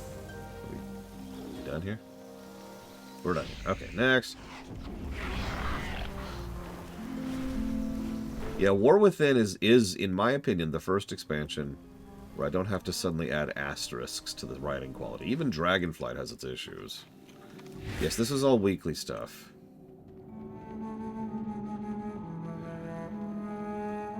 Magic surrounds us. More Nightborn flee Suramar every day, joining our cause. Our ranks are swelling, and with the aid of great heroes like yourself and the armies of the Blood Elves and the Night Elves, our chances have never been better. Help me out. Hand out the fruit of the Arcador. Wisdom guide your steps.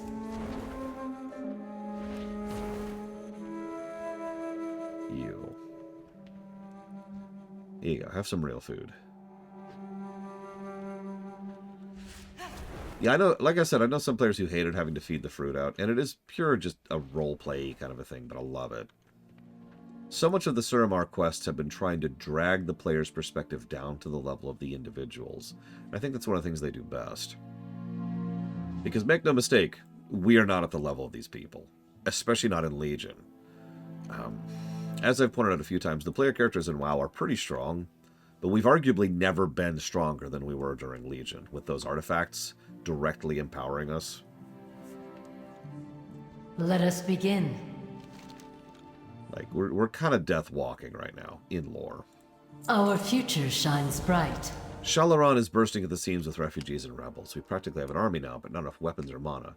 And in all of this, Tyrande has a battery of requests I simply do not have time to deal with. Will you go to her? Her growing army is hard to miss. Our unity sustains us. We have rescued many refugees, as you can see, but this has revealed a new problem. The Arcandor is our salvation, but it does not bear enough fruit to cure everyone. We must rely on mana a little while longer to tide them over.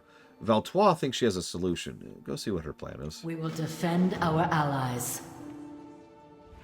Oh yeah, this might be up now, actually. Vanthyr? My doors are always open. I cannot thank you enough for your part in rescuing me. Without such an intervention, I would be a mindless husk, forever tormented by the Nightwell. Now I am free of it. I've always believed the list would lead us to salvation, and now I know for certain the Nightborn can and will be saved. The waning crescent never closes. So, no movement yet. I suspect Elisand is quite comfortable with the current climate in the city. It's quiet. Perhaps our people are too afraid to cry out after the atrocity of the Waning Crescent. I have not been able to locate Vanthyr. His name is conspicuously absent from our discussions. As an amusing piece of trivia, Elisand is the least punctual person I've ever had the misfortune to serve. A time mage, I remind you. I'll report on as I can. As you requested, I have inquired about the Fell Soul Hold situation. It appears your efforts have slowed the trafficking significantly. I regret to say it will not stop without further intervention. There's some talk of a sweep for deserters after the events of the Astrovar Harbor. Advise your people to keep an eye out. More defectors may be coming your way. In lighter news, there's a new fashion trend sweeping the palace. There's an obsession with placing ornamental orange birds on their head. Baffling, truly. As ever, I continue to seek our mutual friend. As soon as I know more, I'll reach out to you. I am so glad Vanthyr is safe. Give him my best. I hope to see him in person soon. Things are growing tense. The Dusk Lily display really rattled the nobility. They are not in agreement on how to handle the situation, but violence is most assuredly an option. I worry for those still trapped in the city. I've caught wind of some movement in the promenade. They may be reinforcing the area. Something worth keeping an eye on. Your new allies have not gone unnoticed. I don't know where you found such a band, but I had to hide my pleasure at their progress in infiltrating the promenade.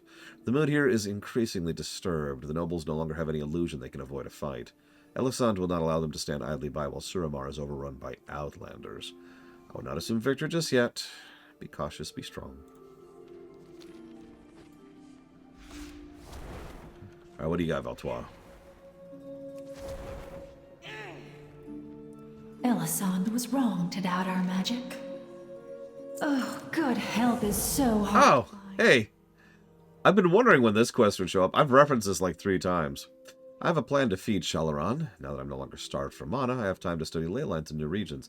I found an eddy of magic in Azuna. I have plenty of magic at my disposal, but we must visit the ley line in person to direct it. Oculeth has graciously offered to help us there, but I could use an assistant. Do you care to join me? The arcane is infinite. Anar Amenos.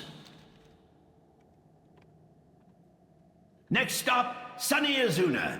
At least, it was sunny last time I checked, which was only a few thousand years ago. There we are. I am more or less... Wait! What are you...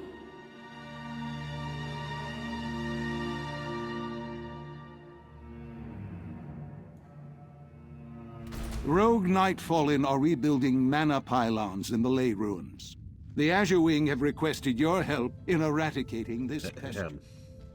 Ignore the blue whelplings. Power is out there. We need That was a little terrifying. Sometimes I'm not entirely sure that Oculeth knows what he's doing. Run along. You sought to hide, Nightfallen? I could sense your teleportation signatures from Azure Wing. Hello, Stellagosa. This isn't what it looks like. We simply need to tap the... Oh, I guess it is what it looks like. Our champion's presence is the only thing staying my hand. Speak quickly. Hi. Hi. Yes? Back to the task at hand. Take these ley line taps. We can use the resonant energies to redirect the flows, but they need to be in precise locations. Your friend has agreed to supervise us? Let's hope she stays out of the way while us professionals take care of this. Farewell.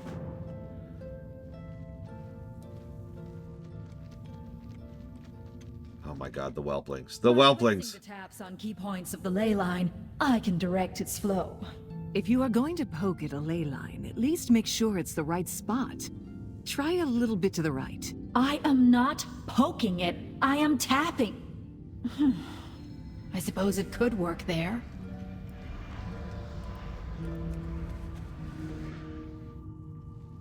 Anyway, moving along.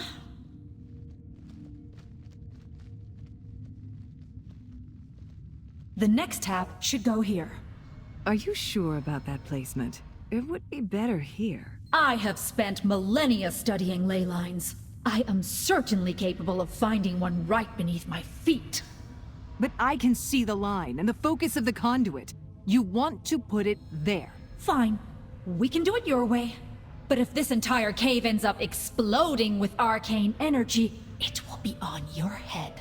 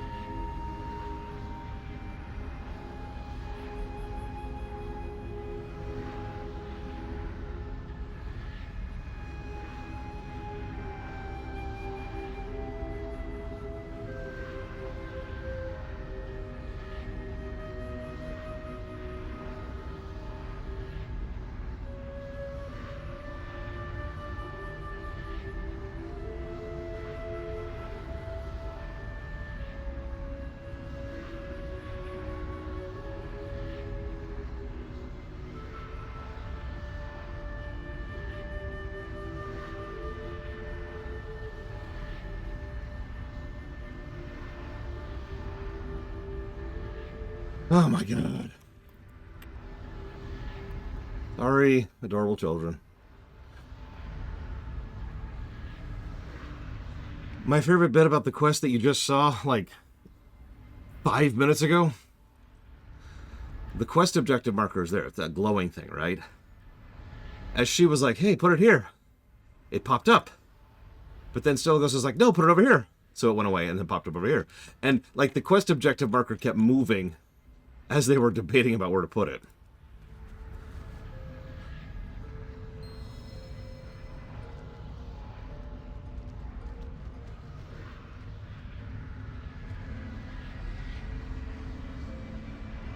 This final tap will allow me to steer the flow of energy like the rudder of a ship. Right around here should do the trick. You can do that? Perhaps you know a thing or two after all. My goodness! Was that a compliment? No.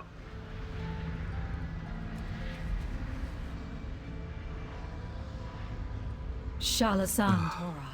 Cozy here, secluded, teeming with arcane energy. I might need to construct a workshop here. Oh, the name of this quest, Evo? Unbelievable. Leyline, unbelievable. Get it?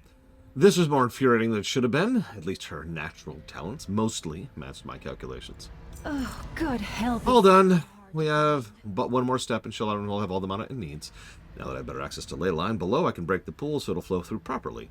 Given the chaotic state of this Leyline, it'll require all my energy to concentrate to direct it. I must warn you, this will attract the attention while I'm doing this. Speak when you're ready. Okay. The arcane is infinite. Run along. The ritual demands my full concentration. Please ensure I am not interrupted. Allow me to aid you. This form is ill-suited for fighting in such close quarters, and we are accompanied by a capable champion. You may help me find the ley lines, if you must. Just try not to get in my way.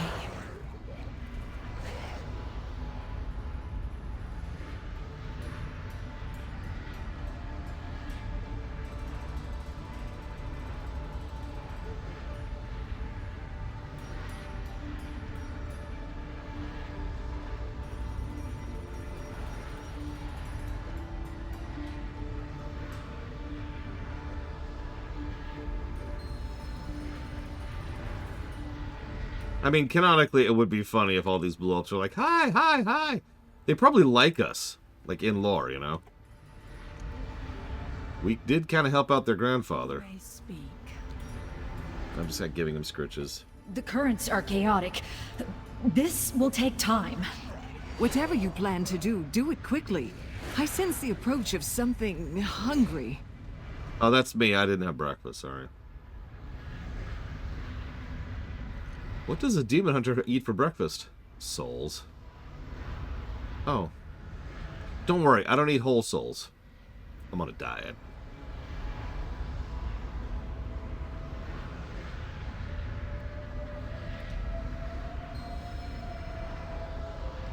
I really like how this transmog has turned out. It's not even an intentional one. It just works really well, except for the shoulders.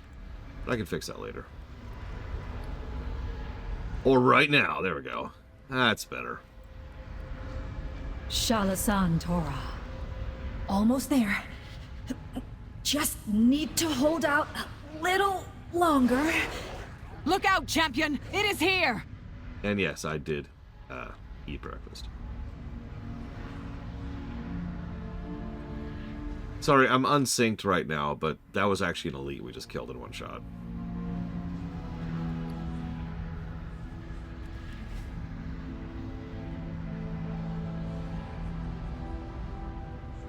It is done.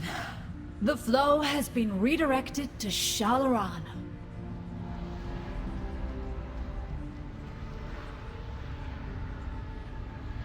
By the way, I hate to keep pointing out how cool this is, but it makes perfect sense that Stelagosa would be immediately aware of A, teleporting, and B, Nightfallen.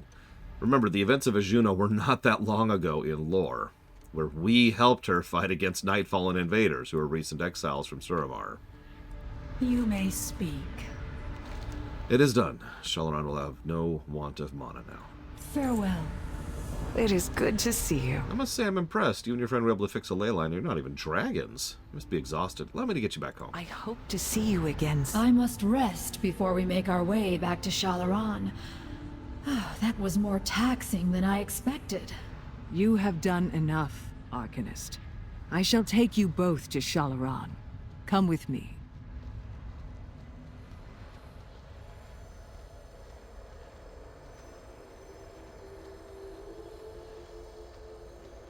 Depends on which point in time, Matter of Lord, but I get your overall question. I would say a military theocracy, yeah, specifically. Let's go, Yosa.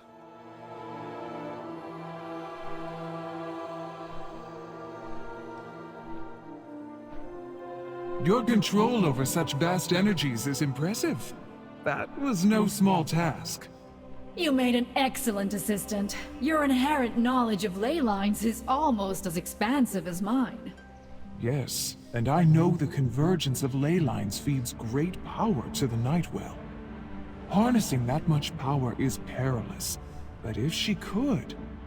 I know what she would be capable of. That is why we must stop her. You go on ahead and inform Thalyssra. I have a few questions for our friend here. Questions like... What do you want to know? Do you actually visualize the lines? Or is it more that you sense them? Is it a constant sensation? Or can you turn it on and off? So, okay, for those of you not aware, yes, those two end up as a couple. But let's ignore the romance for just a second. What I love most about those two is how much they're both just mana geeks. Right? We don't see a lot of that. We don't see a lot of in-lore geeks in Warcraft. And it's nice to just see that kind of enthusiasm on display, you know? That is Arcanist Valtois, it's not spelled that way, and Stellagosa.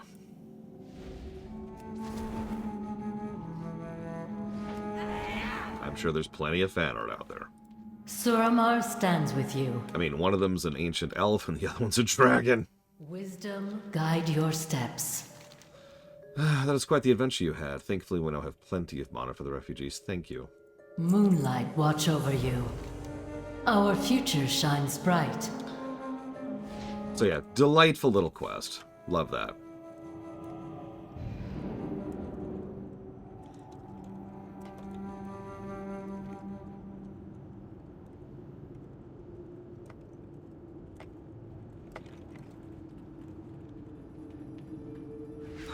Yeah, exactly, Kira White Noise.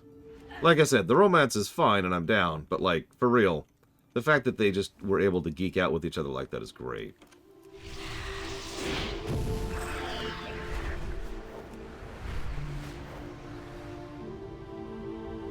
So, forms of government in Warcraft that are not monarchies or theocracies. As of now, there's actually several. Most of them on the Horde. Now, that's not me being like the Horde is better than the Alliance, although they are. I'm joking. But it is interesting, and once again, it makes perfect sense. Of course the Horde would be anti-dictatorships. No, really, think about that. The Horde races in general have the most negative history with dictatorships of various forms. The Forsaken switched over to the Desolate Council specifically because of what Sylvanas did to them. And the Horde as a whole switched over to a council government, specifically because of a combination of Garrosh and Sylvanas.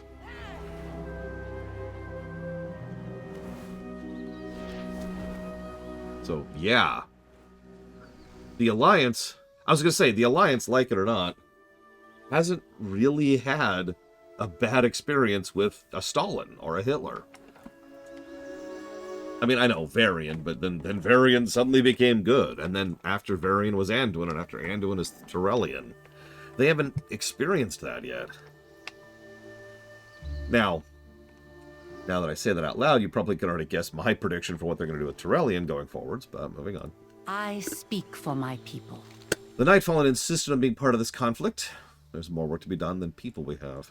There is a time for... My army is disciplined, and they will follow my order to not engage the Sindor. However, it is with some level of shame, I must admit, both armies have been attempting to harass each other with pranks, littering our camp with insults. Elune, light your way. really. I'm glad you're here. Yeah, the dwarves are funny because they want to be a monarchy and super aren't. Greymane redeemed himself by setting aside the crown. Which I agree with, by the way. But it's interesting to think about, isn't it? Hi, Loke. Oh, Loke, I looked into that emulator thing. That's an Xbox emulator. Not an Xbox 360 emulator. It's good to have you on our side. Something is troubling me, champion. Beyond these simple japes, the Kirin Tor has had to break up fights between the elves. I'm wondering if someone or something is influencing them. Your disguise was made by the Nightborn, yes? It's not unreasonable they can do something similar. Fortunately, Thalysra's told me how it works. Take care, my friend. An illusion! What are you hiding? What brings you here? How do I How may I help? accuse you? Ishnu Allah. Just spin the emulator while I'm playing it.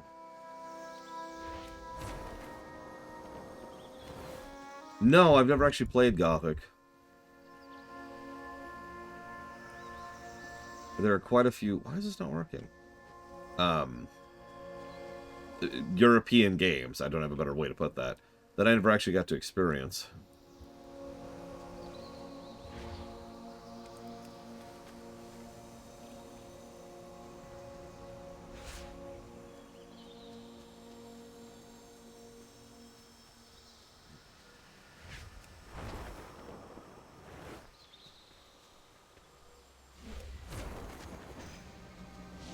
An illusion.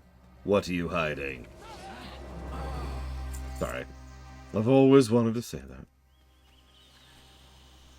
There's a bottle of mana, which is dropped here with a note that says, didn't want you to get the shakes.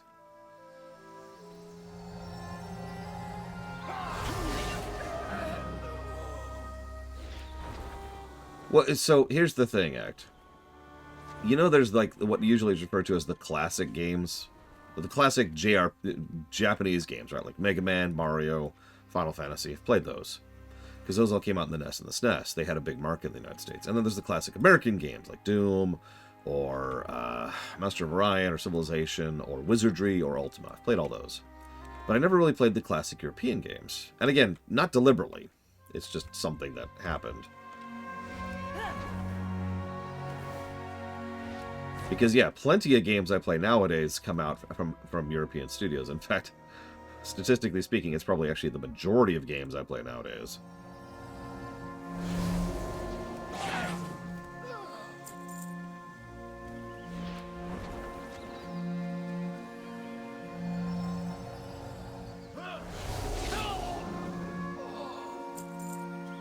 We did play Pathologic too, which I hated and liked. It was a weird one.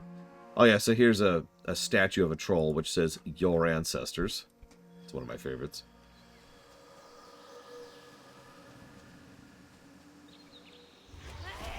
A game I enjoyed for what it was Blackguard, spelled Blackguard. It's a turn-based, grid-based tactical game. What else? There's a tiki totem that says, "Just wanted you to feel at home, Mon." Okay, that's a good one, actually. We are the children of Elune. Thank you. Hopefully, since our forces saw you performing this task, they'll come to their senses and stop this harassment. Our foes will know our fury. Okay, so speaking from the completely outsider perspective, if any of my currently, military or ex-military people want to jump in on this, feel free to correct me. The last I checked, troops, like needling fellow troops, is so common it's actually encouraged because it's a great way to vent, especially on the eve of battle. Tyrande discouraging her troops from needling the troops is probably something she shouldn't be doing. I'm just saying.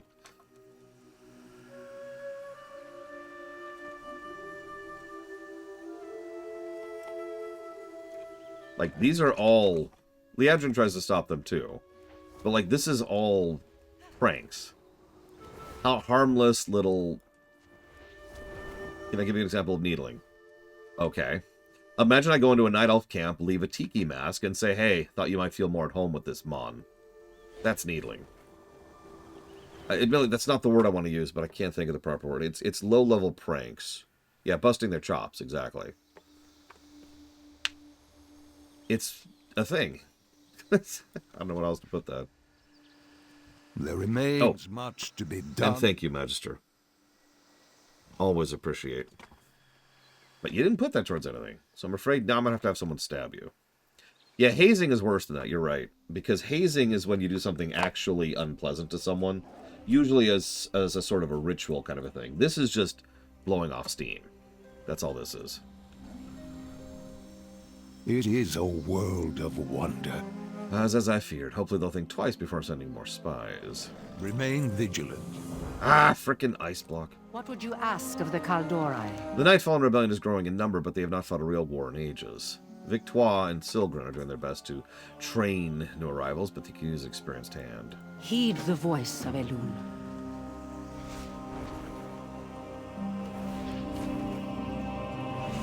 You don't want to break their balls. That's a little bit past what they're doing. By the way, our Luel is still here. Much better.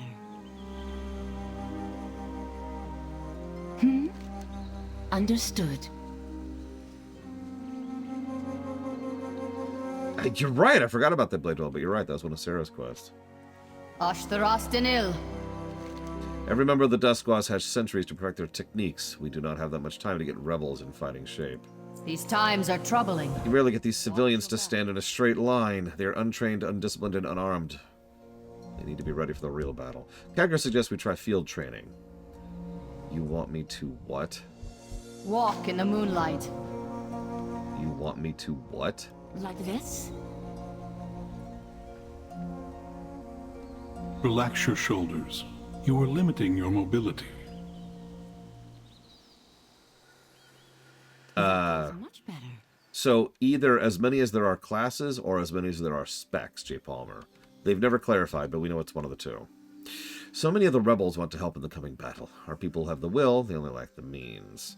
They need weapons. From what Khadgar's told me, the fortress of the Black Rook. Tell the laugh. Okay. Aran Arcana. Let me guess, you want me to go to Black Rook Hold? Farewell.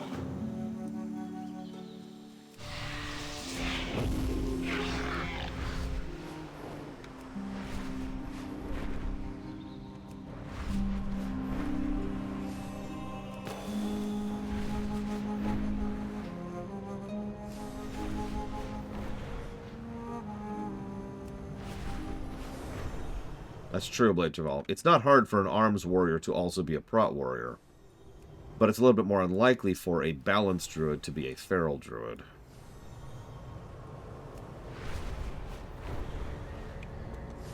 Oh, it's actually easy to answer, Linnerith. You see, the game really wants me to give more negatives to Suramar. Similarly, mages... Most fire mages probably know a couple of frost spells, but a fire mage is almost certainly not a frost mage. Very different disciplines. And yeah, Shadow Priest and Holy Priest can't be each other, because at that point they'd just be a discipline priest.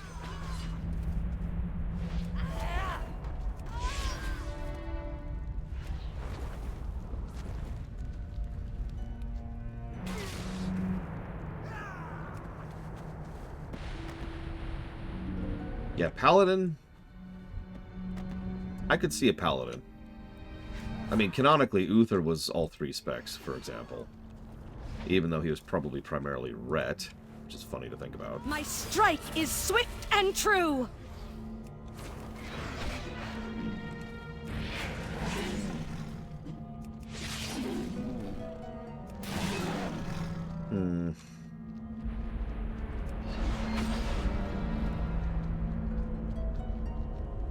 Death Knights are kind of like mages. There's probably a little bit of overlap, but you're not going to truly be a blood and an unholy at the same time, you know?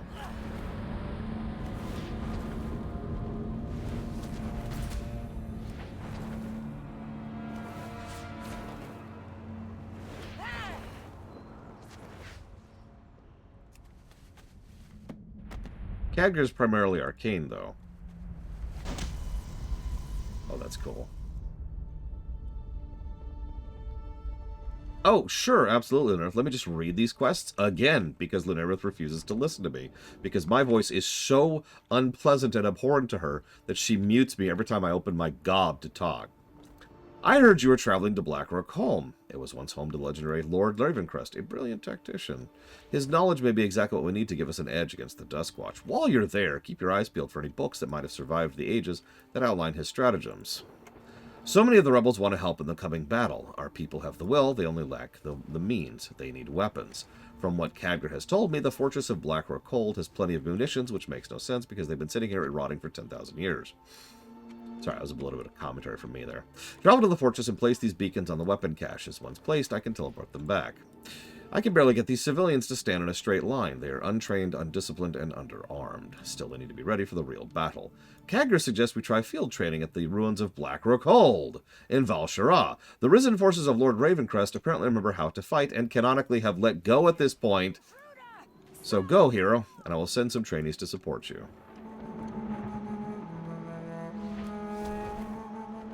Druids do have 4 specs, yes.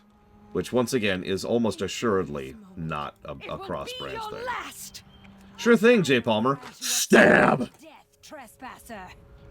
But no, for real, this actually makes even less sense. Remember, Suramar... I know you're joking. Suramar happens after all the zones, which means we've already been through Blackrock Hold. And if you forgot, the end of the Blackrock Hold quest chain is the Blackrock Hold dungeon. And at the end of the dungeon... we free the Risen from the Notherseum's control, and they are able to move on. These Risen are not here, canonically. The others. So this actually makes no sense on any level. We're off to train these people off of people who aren't here, steal weapons that are 10,000 years old and have been sitting out rotting ever since. Remember, these Risen were risen up like a month ago. So they haven't been maintaining this crap ever since. And we're, what's the other thing? Oh yeah, we're also grabbing the books that apparently they just left out and about, which contain their strategies written out for all to see. None of these 3 quests make any sense at all.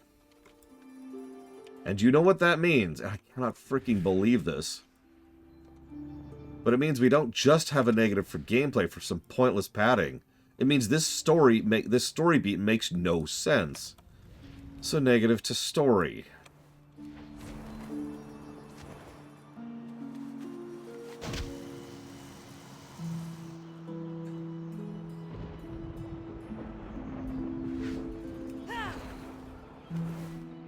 I'm sorry, I'm actually exasperated because of the quest, not you, Lunarith. Sorry, I know my tone is Pwarg.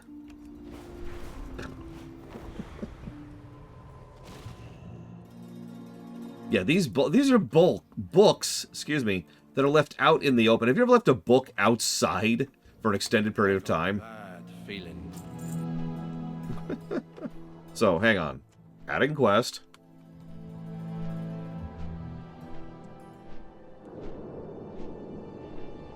You can body hop, Verlictum, but your existing body would need to be restored to pop back into it, or sustained, like frozen in place and sustained with magic. That's what a lot of the undead do, for example.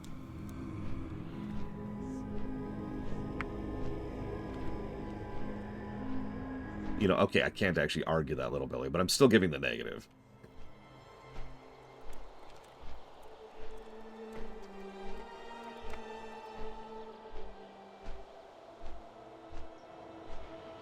Oh, don't ask. Do me a favor, J. Palmer. Remember that quest. The question. Remember that question.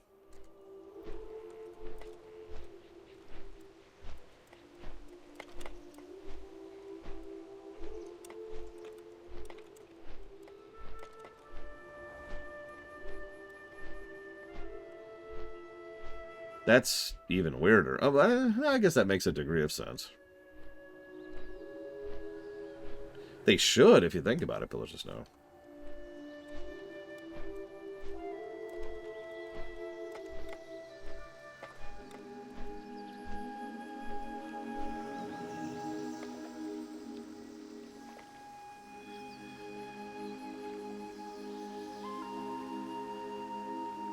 So there's actually 3 Warcraft wikis out there.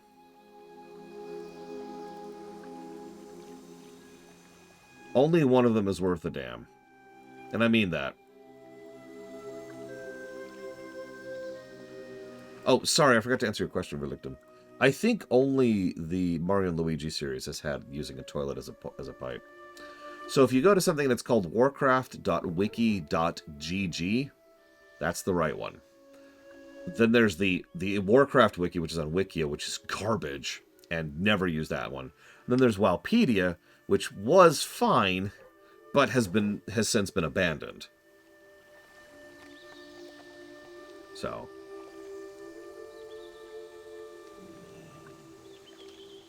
yes, that is the correct one, Act.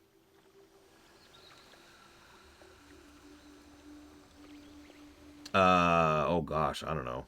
Whatever your preference is, Linearith.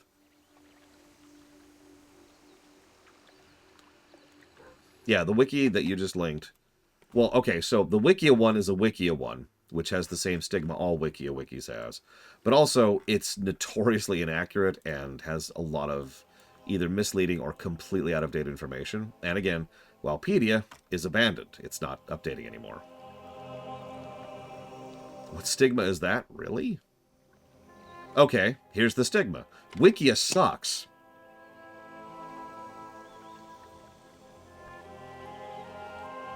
I could say that another time, but like with slightly different emphasis. Wikia is the suck. Seriously, screw Wikia. Let me give you a random example. So if I pull up Memory Alpha, which is the only worthwhile Star Trek wiki, it is on Fandom Wikia. So I have ad blockers, of course. So if I was to pull up a random page, someone name something in Star Trek really quick, something non-spoilery, just give me something.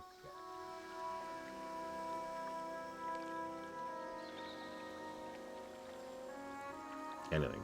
Q. 2 people said Q. That's hysterical. Okay, so there's Q. Okay. So there's a picture of Q. It's a highly spoilery picture of Q, but whatever. They've added some AI stuff, so that sucks. But whatever. It's a functional wiki. Okay, cool. No real issues. Now, on my phone, I keep a browser around more or less just for this reason. I gotta actually find it, because here it is.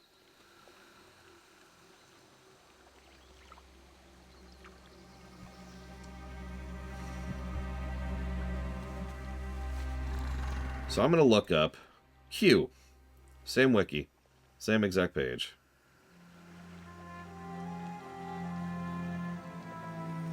Alright, so the first thing I see is a video ad. Literally right at the top. Okay, so we scroll down a little bit. But the video ad doesn't go away. The video ad sticks to the top of the page. So the moment I scroll past the video ad, quite literally 40% of my screen is just one ad. So I scroll down a little bit, I get to the thing where it's like, hey, here's the thing, there's that AI thing again, and there's another ad. So now, I'd say 60% now of the screen is ads. Now this is on the phone, of course, but trust me when I say that it's actually even worse when you're on a browser, because they will cram ads into every square inch that they can. And yeah, I'm at the point now where, yeah, about 40% of my screen is actually the wiki in question. Now, there are other things wrong with Fandom and Wikia. For example, did you know that they like to open up, as you open up a page, they like to open up stuff in the background that you don't see and wouldn't even know about unless you actually were tech savvy and internet savvy? And they do all kinds of stuff with that. Let me give you one example. One of the things they like to open up in the background is a stream. Now, there's no video loaded, and it's auto-muted, both of which are options you can set. I should know. I have my own stream set up on my own page, my own website. But it's muted, and it's quietly in the background, and there's no video. But it's playing. So as you're browsing Wikia, you are providing a viewer for one of their streams, which they then use to either boost specific streams that they want to boost, or to sell you as a viewer.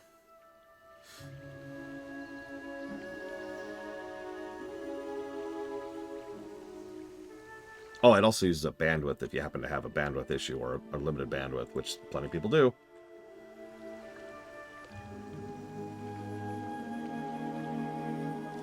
That's just one thing, two things, excuse me, that Wikia does. Screw Wikia. Moving on. All right. Sorry for the derailment.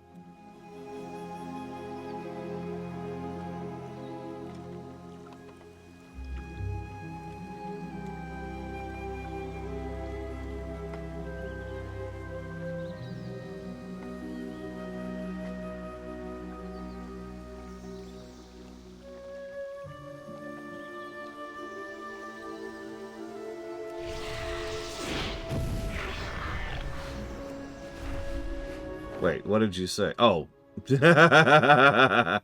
Oh, no. Shady scumbags might take some offense at that act. If that's the only option you have, then that is the only option you have. I will freely admit I have used Memory Alpha several times.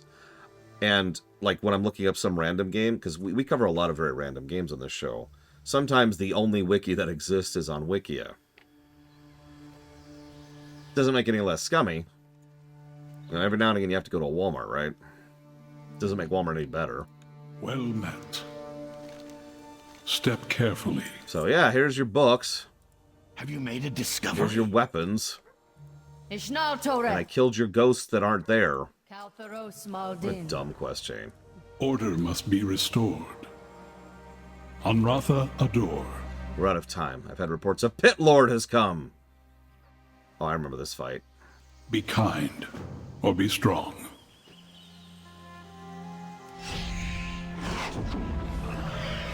Costco is actually a fairly large amount better than Walmart by, like, leaps and bounds. They're still a large-scale company, and there's no such thing as a good large-scale company, but different categories, you know.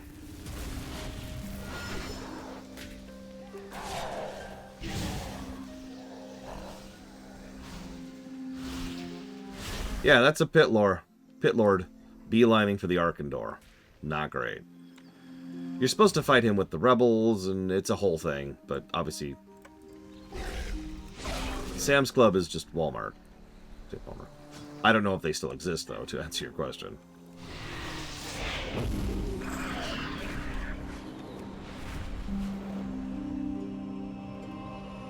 I mean, they got rid of hypermarts, so who knows? You don't remember those? Hypermarts? By my blade, I will protect Suramar. Well done. Sometimes a single victory is enough to bring an army together. With time, these recruits shall train the others, and we will grow our army to many times this size. Farewell. Is that it? Are we done here? We're done here. Just double checking. Yep, okay. The pit lore. Today we will be covering Railroad Tycoon 3.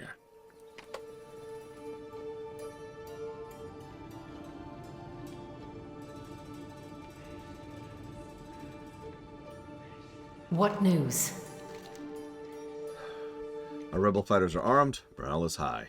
Even the Alliance and Horde Elves have ceased their squabbling. We have found our place in this world. Actually, I have, Ect. I've even found out why. I even read on the economic side of things of why it didn't work. Bottom line is the German economy just doesn't function the way Walmart operates. So they couldn't get a foothold.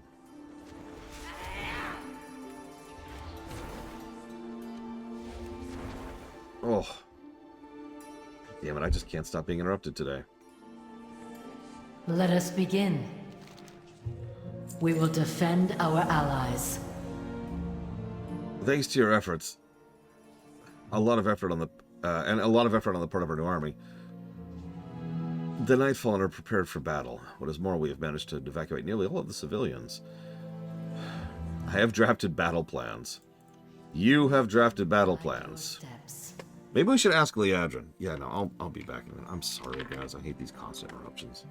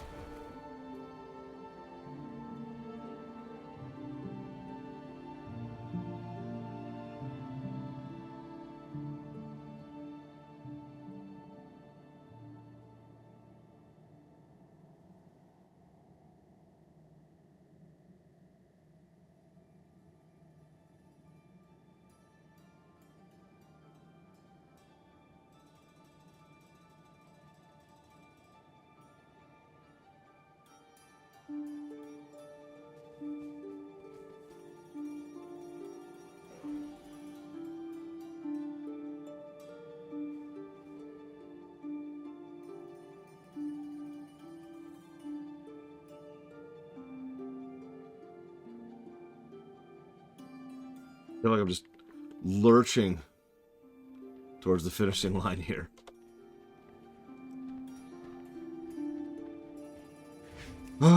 Okay.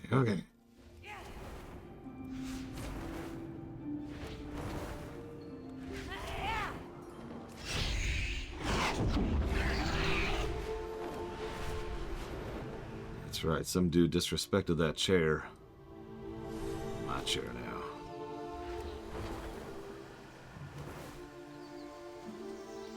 Pleasantries can wait.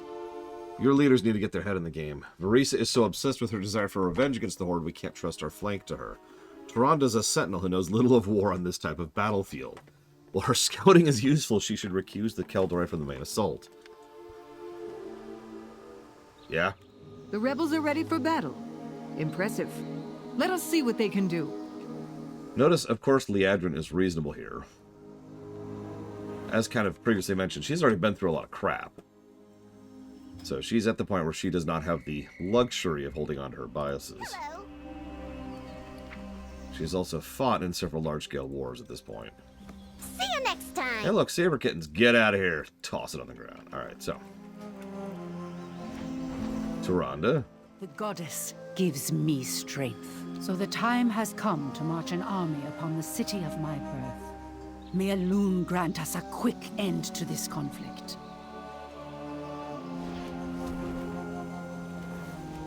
Alright, Varisa, what do you got? But fight well. We don't have the numbers to hold this place too long. The sooner the better. Yeah, we are in the middle of a major scale war against, you know, an existential threat. Can we get on with this? Let's get to work. Pretty much, Luke. Always happy to help. Well, with these plans and a little luck, we might be able to get through this with less collateral damage than I would have expected. It is a world of wonder. The Lystra managed to get all three to agree on the same thing. I'm impressed. Alright, Hero, Liadrin's already marching on Suramar. Join her. Taranda will flank, and the Nightborn will bring up the rear. Oculith and I will move into the Kirintor forces to Astravar Harbor. Always Cinderai and Shalderai. Take the promenade and hold it against our foes. Once we have that, the Kaldorei ride ahead and take the concourse. Let's do it then.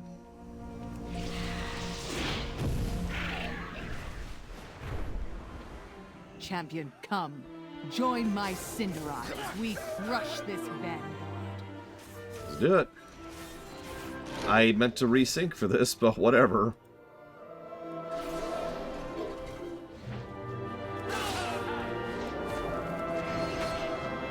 In lore, not much time has passed. Oh yeah, by the way, did you notice that they've got those anima golems? You know, the ones they got from back in Pandaria. Nice little detail there.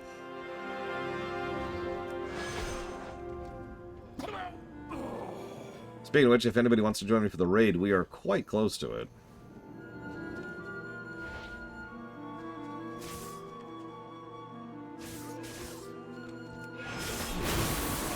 This assault's good gameplay. I'm sorry I'm not showing it off properly, but you'll forgive me. I have failed you. Plus the gameplay. Moving on.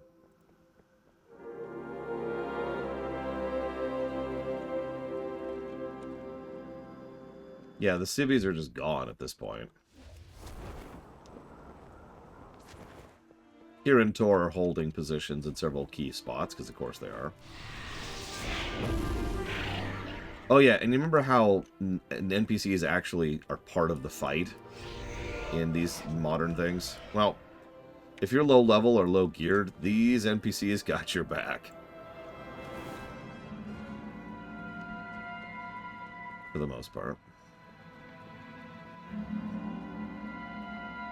That's going to come up again, hopefully before the lunch break. We might actually finally hit the broken shore.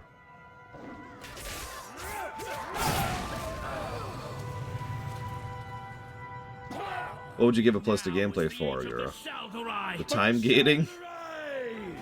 Or the padding? I have an idea. A mass teleport. But I need help casting it. Won't their wards block your telemancy? Not to worry. They've ignored my advice to upgrade those wards for centuries now. Oh, I get you, Yura. Goodbye. And that is why you never piss off a teleport mage.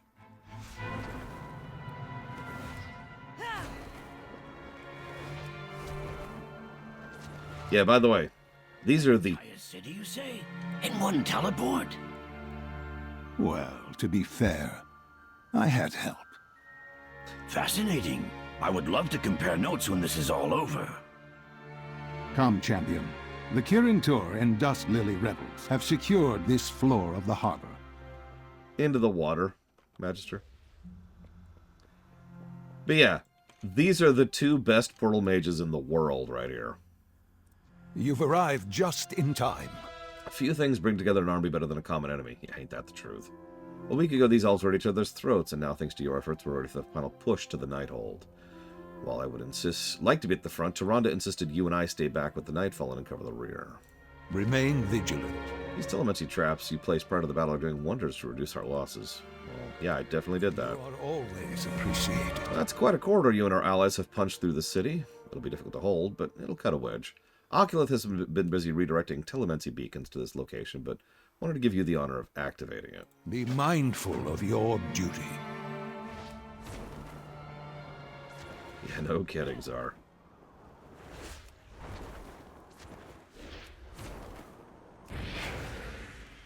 Don't piss off your janitor.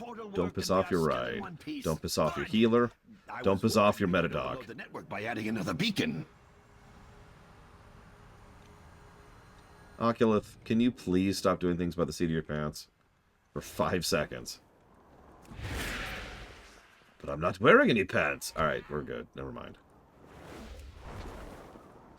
I meant Ripperdoc. I meant Ripperdoc. I didn't mean to say Metadog. We will defend Azeroth together. Well done. With this as our staging ground. Yeah, by the way, there's the raid. And I love the visuals of how it's framed against the Fellstorm, by the way. For those of you not aware of the geography, that Fellstorm is actually quite a ways that way, behind the Nighthold. But look at that shot. It's good to have you on our side. Look at that. I was hoping to see you. Alyssa has ordered her rebels to secure our location. Once we have our siege vehicles in place, we'll be ready to assault the city. Take care, my friend. Aren't we, like, currently in a state of assaulting the city? Ow.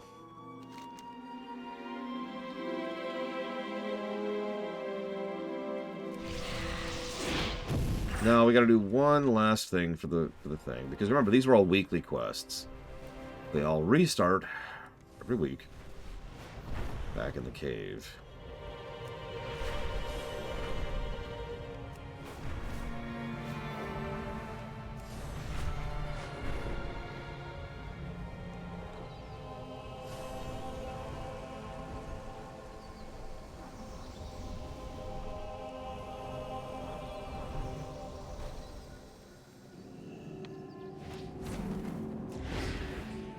Magic surrounds us.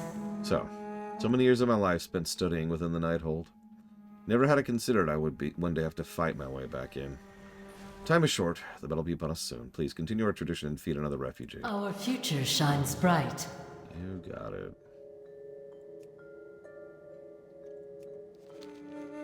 Also have to do one other thing really quick. Let's give this to the kid's mother. Since we already gave it to the kid. How can I help? We have found our place in this world. Our combined armies are arrayed in front of the palace and ready to strike. I cannot believe the time has come. Your allied commanders are already there, and we will join you. Make your way to Ashravar and speak with Khadgar. Moonlight watch over you. I will.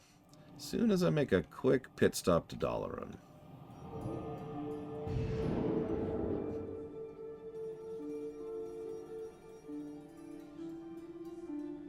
Pax and I were playing last night, Bregwin. We just unlocked fuel. That is to say, access to oil at all. We haven't actually gotten to be able to use it for anything yet. I was also experimenting with Suramar sloops and slugs. You've arrived just in time. Always happy to help. Be mindful. There. We should now be on the right quest chain to do that.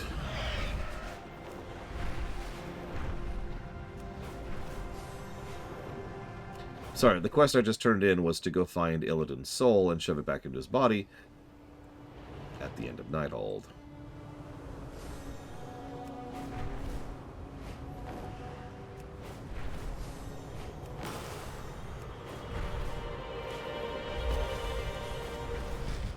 This is why I've stayed unsynced, by the way.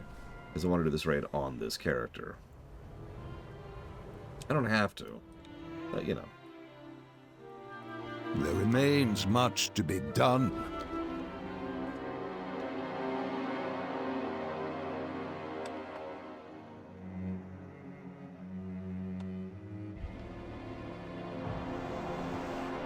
Behold this motley throng in which the rebels put their faith.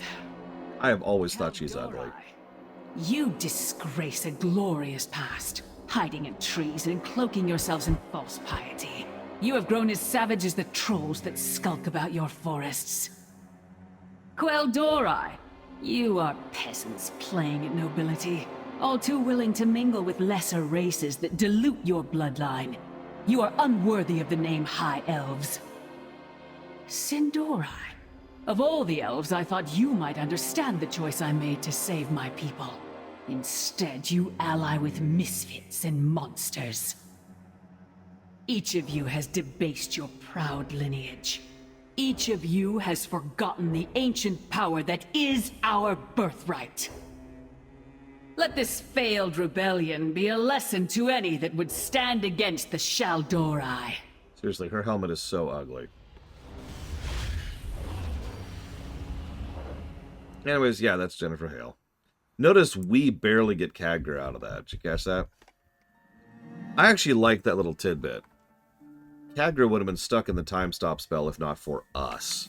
And of course, we're the ones who have the reflexes and strength necessary to do that. So that's what we call mass time stop.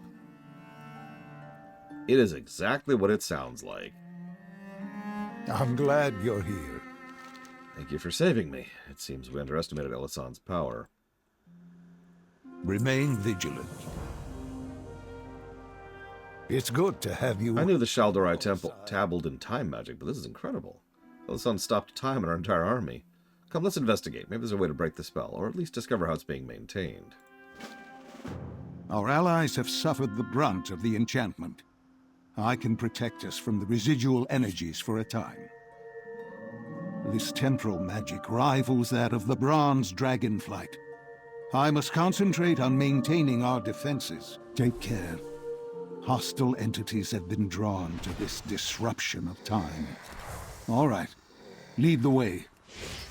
It's worth noting that while Elisan certainly gets some credit for this, if we're being completely honest with ourselves, most of this probably comes down to the pillar of creation she has and the ludicrous amount of arcane power she has to power this. I will attempt to pull her out, but doing so will require total focus. Be on your guard, hero. Honestly, she probably couldn't, Loke, if we're being blunt. Like, I don't think it was in her power, ironically. That was close. I nearly shattered the flow of time itself. But I think it's better now. Khadgar. I am well. What has happened?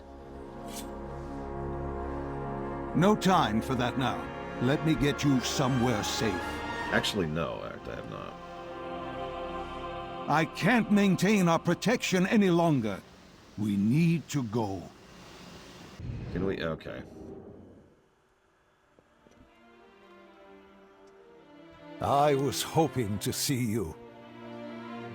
Like where, Loke? How? From what? Take care, my friend. Frankly, we're pretty well positioned to take out air, so I don't think that would have done anything. Yeah, we only rescue Tyrande, or if we're on the other side, Leandra, which is just whatever. We got lucky that time, but trying again could risk all our lives for nothing. We need to find another way. You are... What Elisan has done, it should have been impossible. The energies required. And why didn't Lilith warn us about this? Surely as one of Elisan's advisors, she would have heard something. There has been no word from her in some time. This cannot be a coincidence. Hero, we need to find out what happened to Lilith. You can still move freely about the city, correct? Yeah? What news? Our unity. So recently, Lilith was sending magical messages to us regularly from the Nighthold. She took care to hide them. Only the most vigilant scryers could have detected them.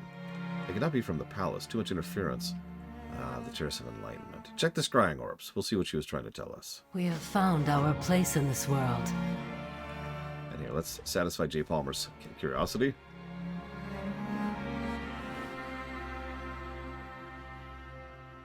Well, this is my life now. I'll just slowly walk my... Ah, there we go. Okay, we're good. What the hell is time checking, act? There we go. Yeah, you like the power walk? This is the ultra walk.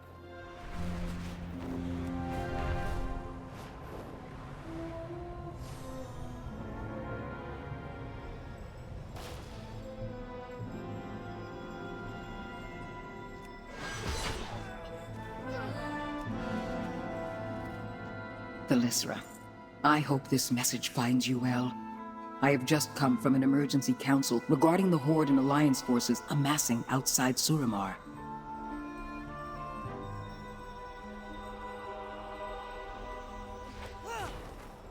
Anathashar!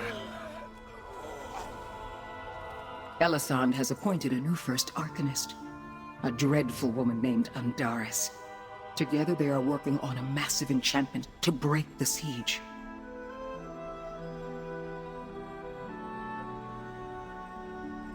I don't know, I think they could have done better and smarter things, Loke. But it also makes a weirdly large amount of sense to me that these people who have absolutely no idea about tactics or strategy, who primarily lean on arcane magic and trickery, would lean on arcane magic and trickery to solve their problem for them.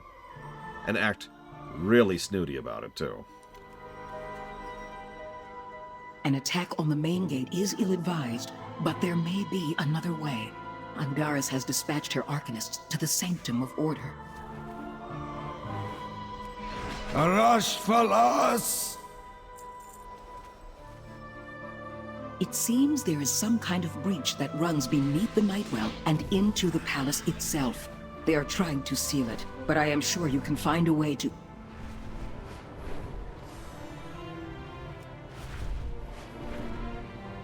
Someone's coming.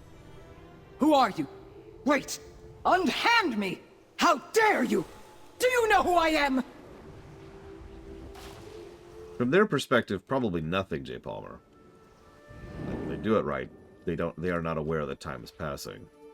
Let us begin. Moonlight, watch over So they did intercept her messages. I hope Lilith is okay. We must investigate this breach. We will defend our allies. If Lilith's information is accurate, there's a breach in the Sanctum of Order that can be our only way into the Nighthold. No doubt they have magically sealed it. Take Valtois, protect her. She's an exceptional talent. I have total faith in her ability to break whatever enchantment they've cooked up. Our unity sustains us.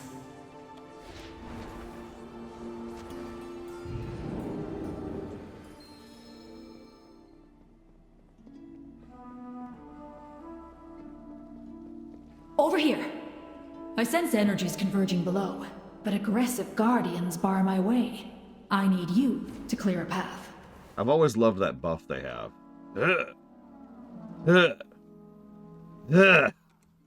The buff makes it so that disguises do not work, if you're wondering. It's just boop.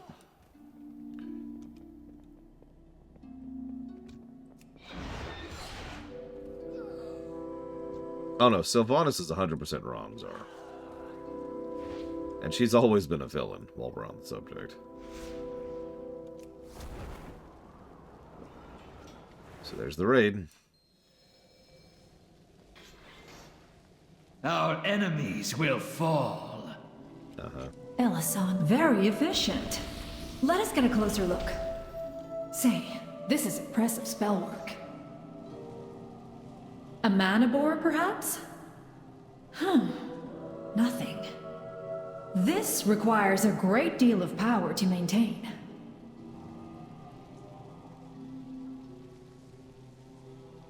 It is not attached to the Nightwell, but to the ley lines. Yet we control them, so how can she...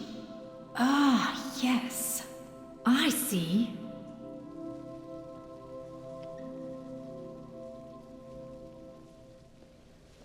Power is out there. It appears Lilith was correct. This is an entrance to the Nightwell and is well protected. Nothing is impenetrable, though. Let's have a look, shall we? Aran Arcana. The Nightwell is so overloaded they could not spare any for the seal. Instead, they're borrowing power from the ley lines. I have traced one to Kelbalor. We should head there immediately. And, of course, I said we. Surely you don't expect me to go without my bodyguard, do you? I'll meet you there. Farewell. We're not actually at the raid yet, sorry. But that is the entrance to the raid. For anybody wondering where it is. I do find it interesting that they have a quest specifically showing you where the raid is. Like how to get down here. They don't always do that.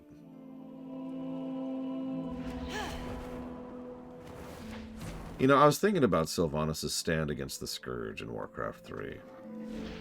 I actually ended up doing them off camera, as Miristar. They were not very impressive from a story axis. And we can't give any gameplay positives, so...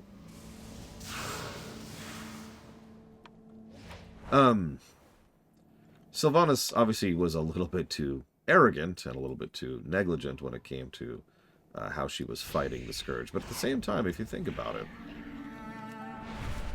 who wasn't? Like, it's easy to look back with hindsight and say that the Scourge was this unstoppable force of death and destruction. But nobody really knew that at the time. Like, remember, undead as that scale of a threat was actually very new as of Warcraft 3. Necromancy prior to then was, like, infancy, comparatively speaking. Necrolites summoning skeletons, you know? Not this tide like the Scourge was. Yeah, what could old bones do against... Oh, God! Was pretty much how that battle went. I think, in many ways, that's one of the reasons the Scourge was so successful. Because logically speaking, especially that early on, there was a decent chance the Scourge could have been beaten if everyone knew what they were fighting. It's the masquerade concept, right? Oh. I mean, I could, but why bother, Lita Fairy? First, I'd have to rely on randomness. Second of all, it wouldn't change the fact that I can't give them gameplay positives. They're heroics. Ah, you have arrived. I expected to find something here, but... The hell? The ley line is being leached, but I cannot see. Wait! I have an idea. Okay.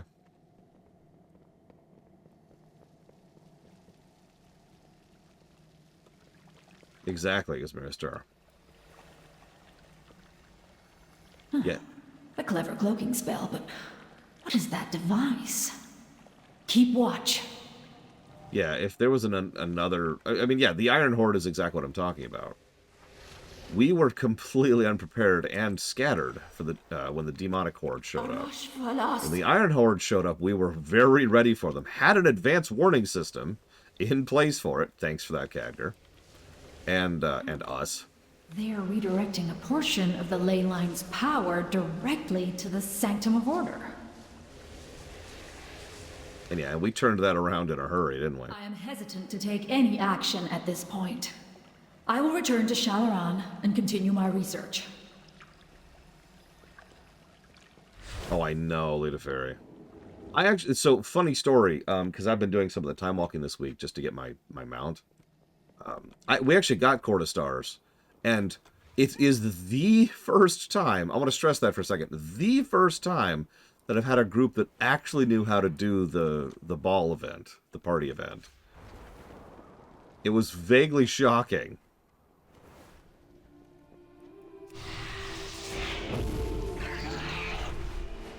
Also, allow me to be one of those weirdos who actually likes the party event.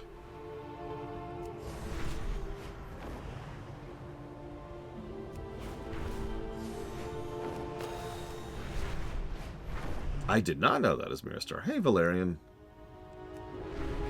Oh, absolutely, Act. Ley lines, magical blood vessels are really, really, really common.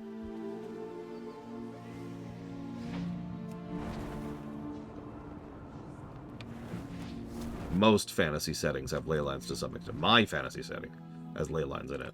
Magic surrounds us. Valtois told me everything. She's hard at work on a plan for bringing down that barrier. I'm afraid all we can do for now is wait for a week. Our future shines bright. It's been a week. This new Arcanist appointed by Elyson, this Andaris, if she's as dangerous as I've heard, then Lilith may well be lost. Sorry, I shouldn't entertain such thoughts. It's just that we have received a troubling message. Help me distribute the last batch of Arkandor fruit. Wisdom guide your steps.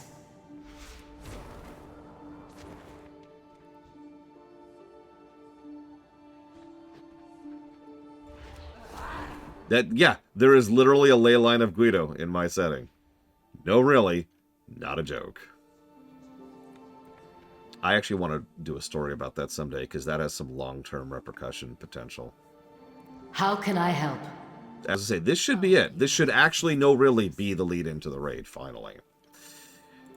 Our future shines bright. Never rip. The message from Lilith we traced to the terrace. We could not have known at the time, but somebody was watching. The crystal was delivered by a courier this morning. I'm afraid the message contained within is not for the faint of heart. I have not shown it to anybody else, but you deserve to see it. We will defend our allies.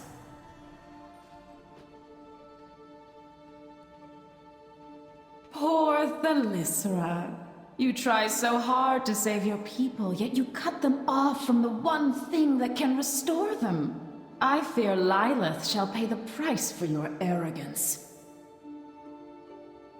Let us test the mettle of your rebellion.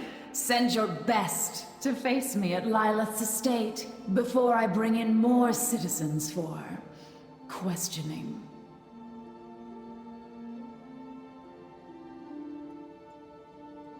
So did you catch that? It's actually a small but critical little bit of information.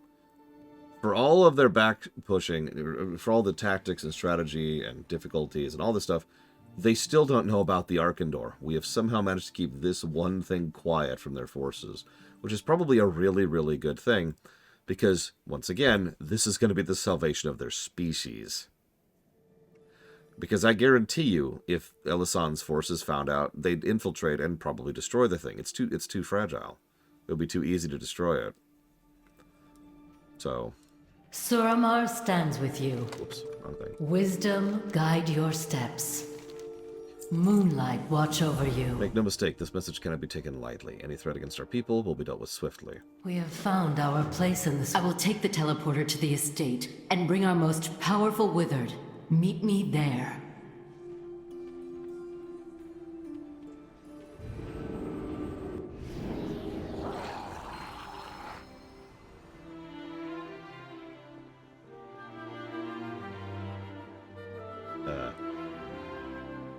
Hello?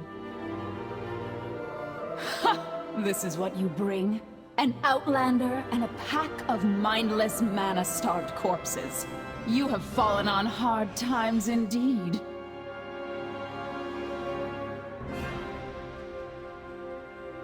As if I would bother with facing you myself.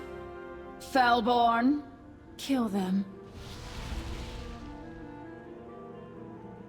The withered, defeated so easily by fell magic. Please, save those you can. My wounds are of no concern.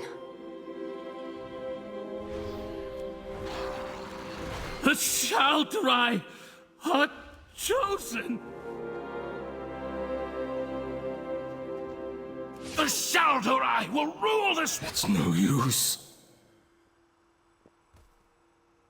I've never actually really watched Critical Role. I will freely admit a bit of jealousy about it, though. I've done both streams and VODs of D&D campaigns for years, actually, and eventually quit because nobody ever watched any of it. Like, by far, my least watched stuff. I had about 5, maybe 10 dedicated people who show up every day, or every week. That was it.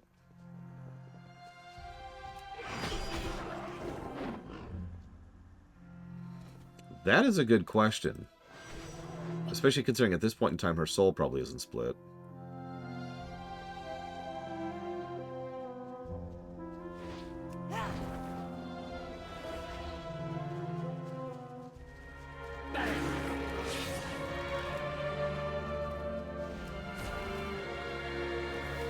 I cannot lose to a lowborn. But you just did.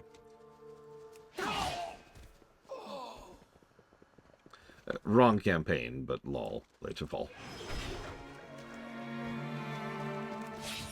Well, Critical Role did have some star power going for it, but they also had money. Critical Role likes to have some production values, and, well, I don't have money. Ugh. But it's one of those things, right? Why is Simpsons still going? Because it was one of the firsts. So it just kind of got the ball rolling. No offense to Critical Role. I'm sure they're actually a pretty good shot. Like, that's not really what I'm at. Yes.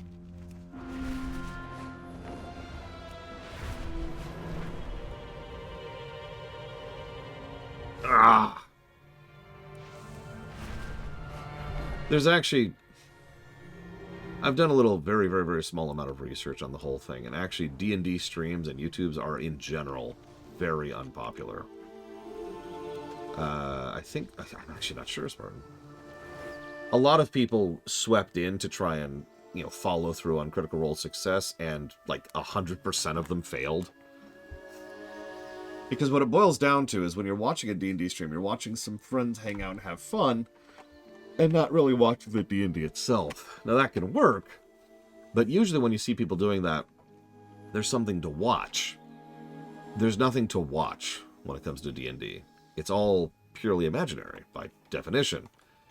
The players tend to be engaged because in their heads, there's like a mental image or a map or whatever of what they're doing. But the viewers, they don't have that.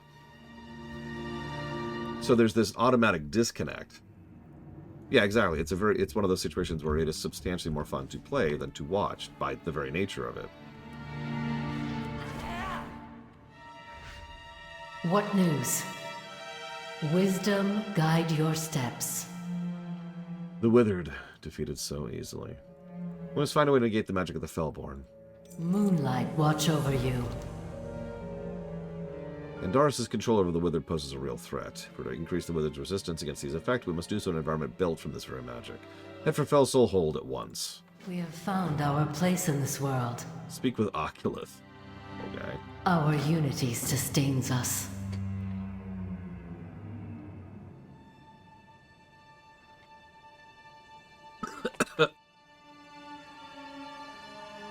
That's true, Lord Aramont. Now, wrap-up videos of D&D campaigns are actually extremely popular. But there's two problems with that. First of all,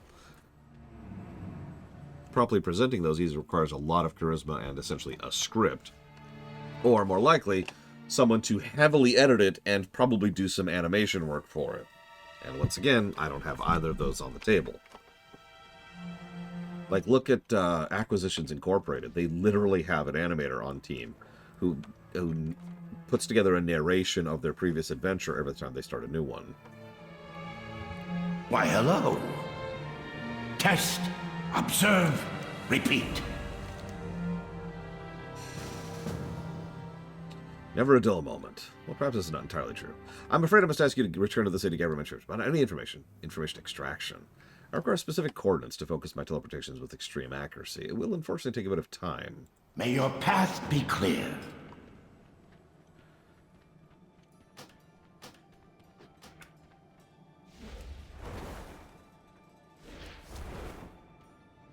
No, Evo.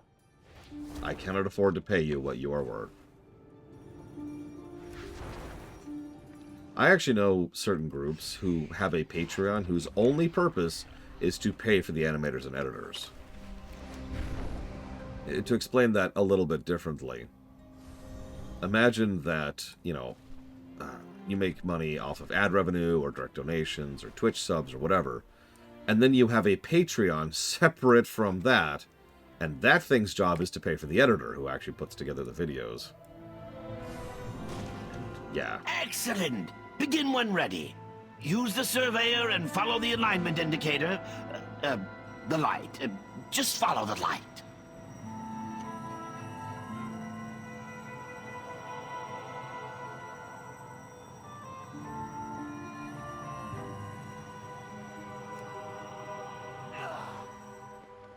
Really? Game.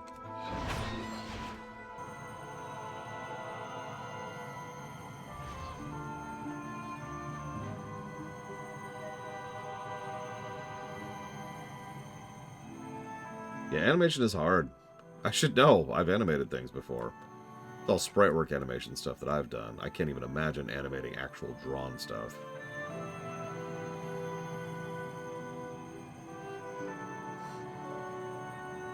I think this demon's just like, nope, not my problem.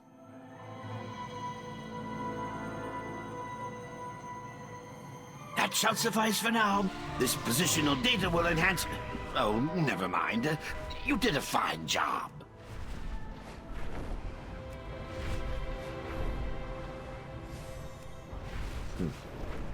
The Fel crystals anchor the Legion's power here. We should see what the Withered can do against them.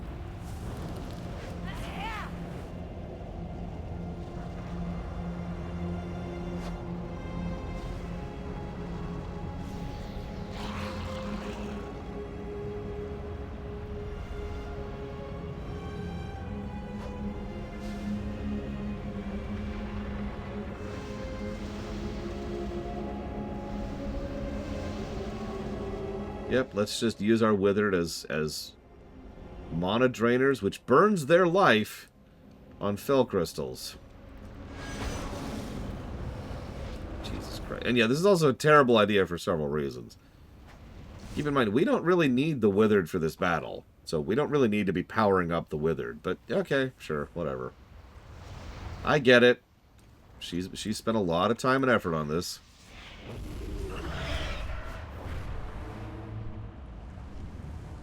To let go of all her hard work.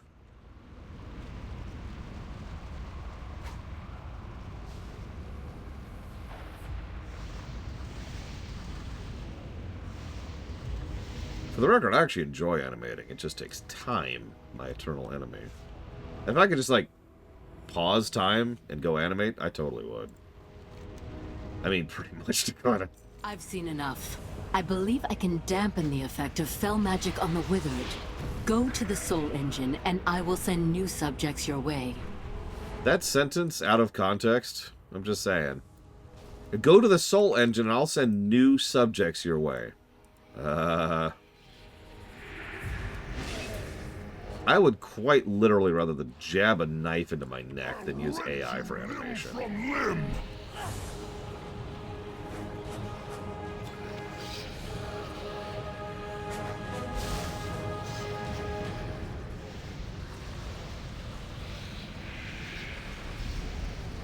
That worked even better than expected. I shall continue to refine my work for the next step. Yeah, what would you rather be? Go into the Soul Engine or use AI?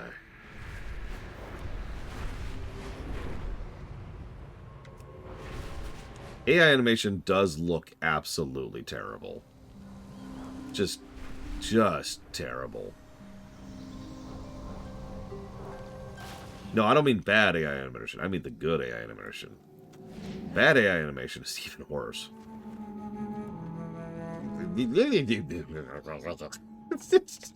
Yeah, no, exactly. The interpolation is literally wrong. Like that's not even me being facetious. It is incorrect. That's a good idea, Lidirith. We'll send the AI into the Soul Engine. Off you go. Have you made a discovery? Respect magic, or it will break you. I will begin analyzing this data at once. For now, let's turn attention to more. He touches his fingertips together in succession. Interesting technological advances. Test. Observe. Repeat. In order to advance our studies, I must actually recover a few particular items from my long-forgotten chambers. I assure you it's mostly safe. You know, hang on. Negative to story. No, for real. Why are we spinning our wheels? We did the charge on the Nighthold, and then we have done, functionally, 2 weeks' worth of side quests.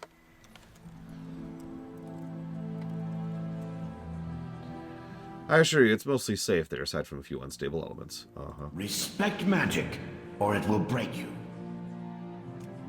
Let us begin. Yeah, we are fully in padding territory Our here. future shines bright.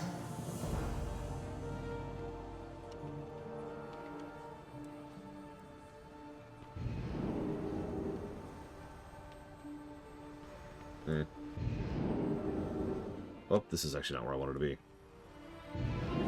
God, I love that load time. There we go.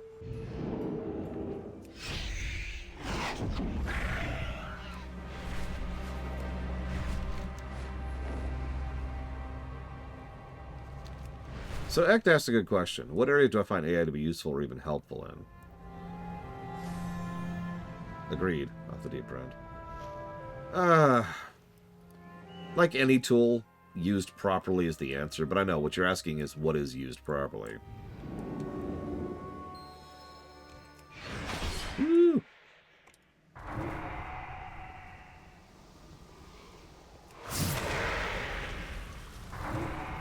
The most useful thing for AI bots, really, is for anything that would just take an inordinate quantity of time that is busy work, right?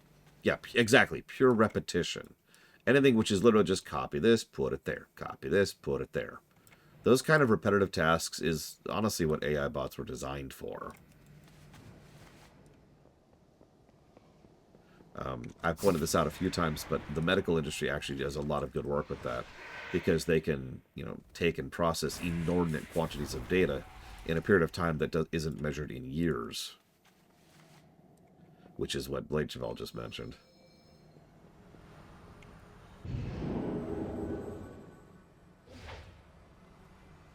Why, hello. May your path be clear. And yeah, like, it's the same thing as most batch files. You ever run a batch script? I do batch scripts all the time when I'm converting data from one format to the other to put it on the website. That's a good source of a thing to use AI bots for. Now, I'm going to keep using my batch scripts, but if you're paying attention, I kind of am using an AI bot for that. I'm not using ChatGPT, I'm using a custom-written batch script, but it is kind of the same thing if you really sit back and think about it. Ishnu-Allah. Finally, my long-lost brethren can return to the world. Elves belong beneath a starry sky, not a conjured one. Farewell. You're welcome, I suppose. It is a simple AI, but it is a functional one, which is the point?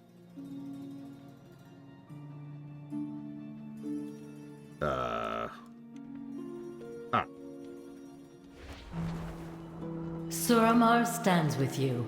Oh my god. We will defend our allies. I'll read this while I'm heading out here. Why is this still going? The Felborn have begun to expand their grasp beyond the city's reach. A camp to the east is... well, god, I just blurred on that. A camp to the east in the Crimson Thicket is of particular interest to us. Their outpost leader, Valthus Amonaron, serves Andaris directly. Now's the time to put our withered training to test.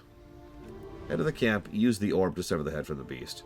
Or I could kill them.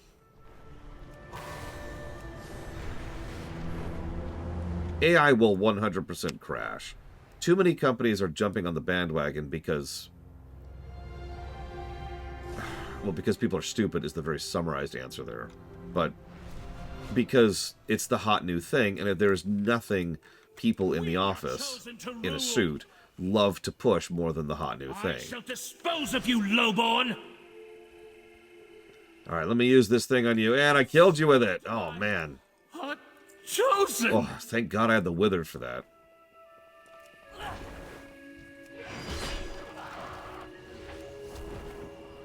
The telemancy orbs are working perfectly. Best we keep this quiet until we're ready for the real push.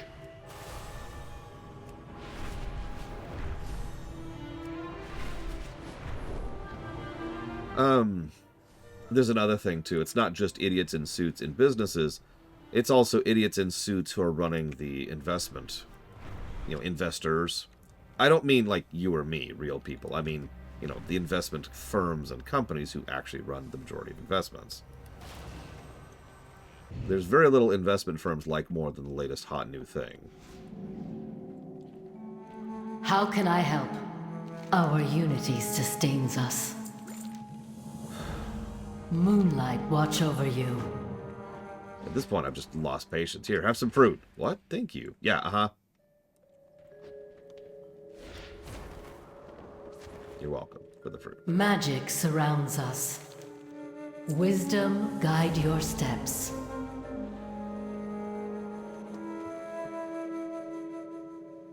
We have found our place in this world. Valtois has a plan for the Sanctum's energy barrier. Several key arcway locations throughout Suramar harness the power necessary for it. These energy disruptors she's made will remotely break the link simultaneously on activation, causing the barrier to fall. Take these devices and install them in the ley lines, then return here for the assault in the Sanctum. Can I just not do that? You know, that's a good question, Ben One Eye.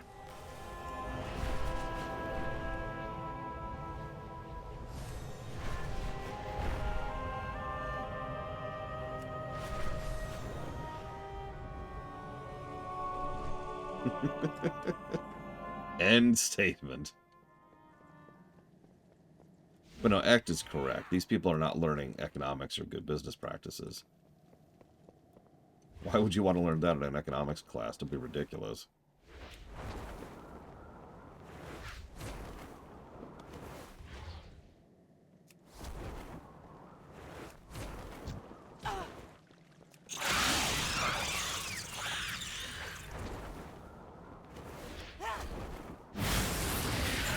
A rush for us! Yeah, you're all dead. Moving on. So sad.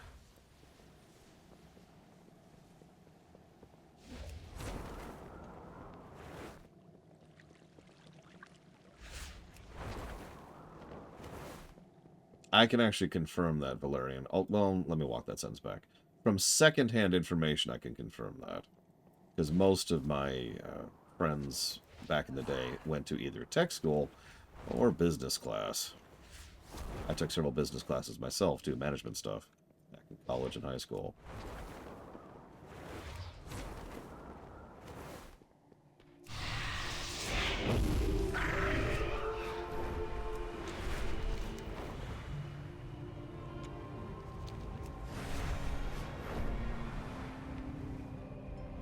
That is a very good question, Trihexia. Nothing good. Alright, you know what? I need a little bit of recovery. Just a little. Someone pick a number between 1 and 6, please.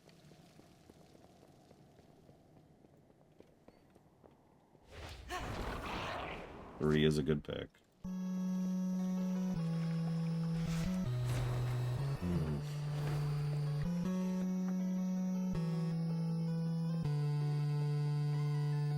Pick number between 1 and 6. Kennex Cow. 8! Kennex Cow, we need to have a chat. Ooh, whoa, whoa, whoa.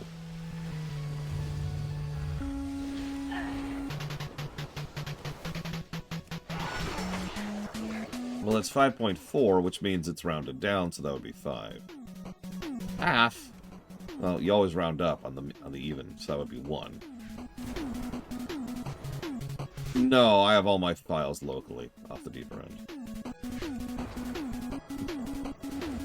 I actually don't like using YouTube for music. Not any real reason why, I like having everything local.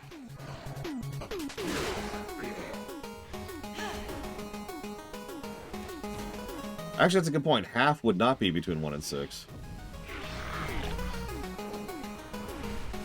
I hadn't thought about that, but you're right.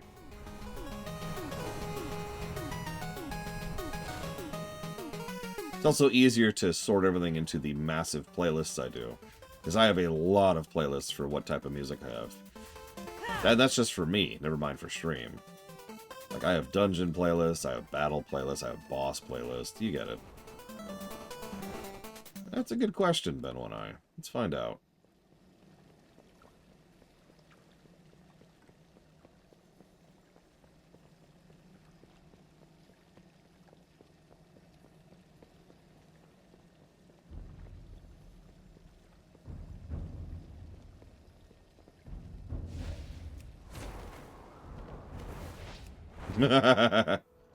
So, Tuna Jenkins, I appreciate it. I get 0 cents per month off of YouTube. 0. Literal, actual 0. So feel free to pull it locally and watch with ad blockers, because I don't make jack off of YouTube.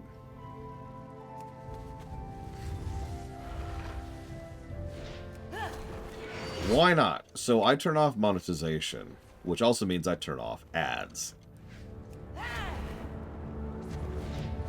If I need to explain why, you are not paying attention.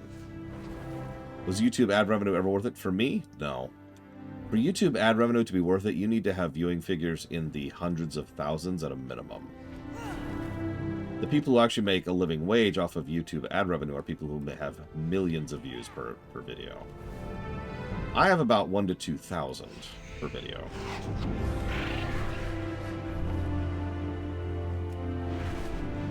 I don't actually know, Lord Hermont. The last time I had to get Druid form was in BC. Or travel form, rather.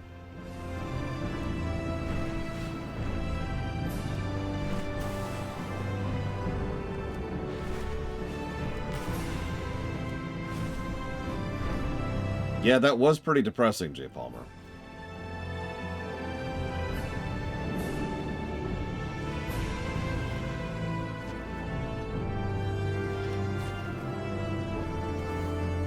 How can I help? Our future shines bright. Preparations are nearly complete. We will defend our allies.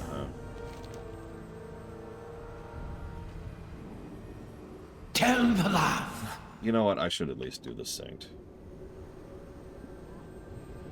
Title screen song. Whoever asked that. So it was a blue name.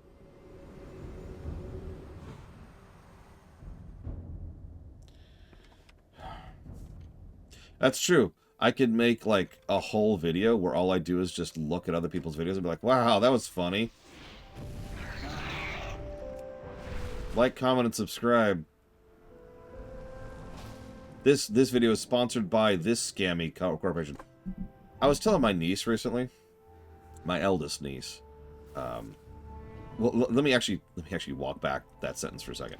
I was about to inform my eldest niece about why 100% of sponsored sponsors are scams, and she was ahead of me on that, and I was extremely proud of her because she applied basic logic to the situation. Check this out. Her logic was, if someone needs to advertise something in a sponsored video, then they are not a good enough product. Haven't we done this before? If you find a powerful... I gave her like this really weird big hug, and she was just like, what are you doing? And I'm like, I'm just so proud of you. You are so correct. And then just to make sure, I informed her of the 2 types of scams that she would see, just so she would have the extra information. But she was right. She was absolutely right. And that's why I use NordVPN.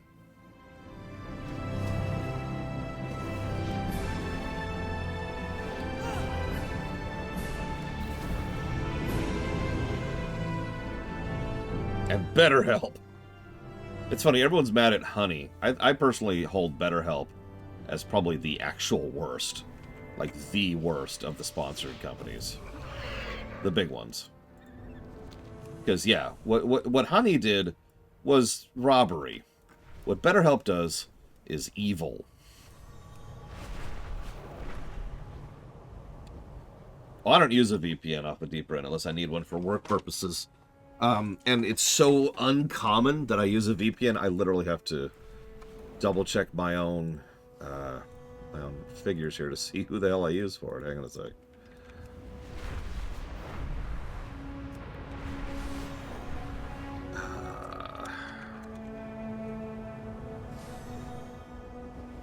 Hang on.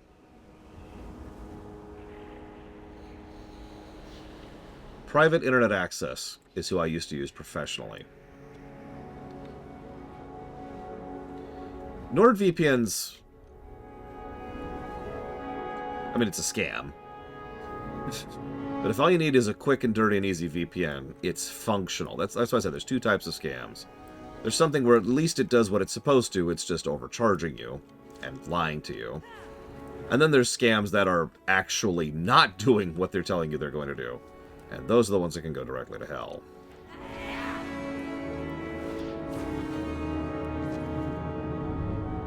Okay. What is our destination? Let's do it. Anar Amenos. Very well, I shall begin. When I am finished, all the devices we have adjusted will cease working. It is done. The barrier should be down. I will open the portal. The element of surprise will be in your favor. I hope so. If anything goes wrong, have your withered at the ready. Good luck, hero.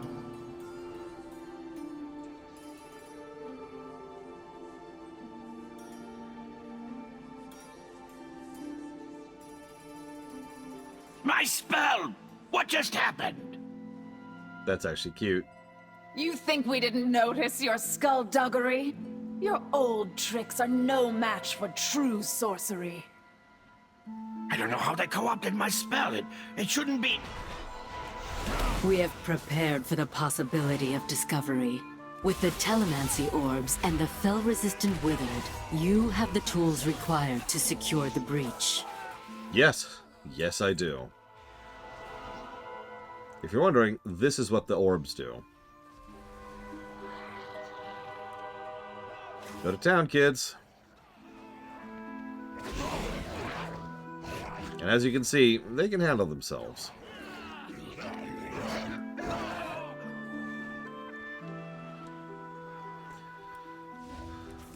So Raycons is a good example of the first type of scam. Raycons function, they're just overpriced as hell. It seems you are unable to enter.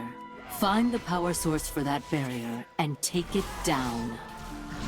It's pretty much the exact same thing you get from something like, say, World Anvil or any of the food delivery services, right? They're still a scam because they are still overcharging the hell out of you. Using generators to shield the sanctum. Eliminate them. And their ads lie to you.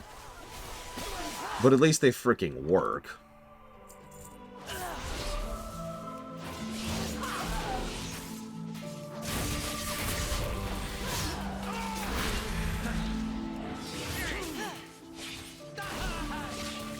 Yeah, exactly.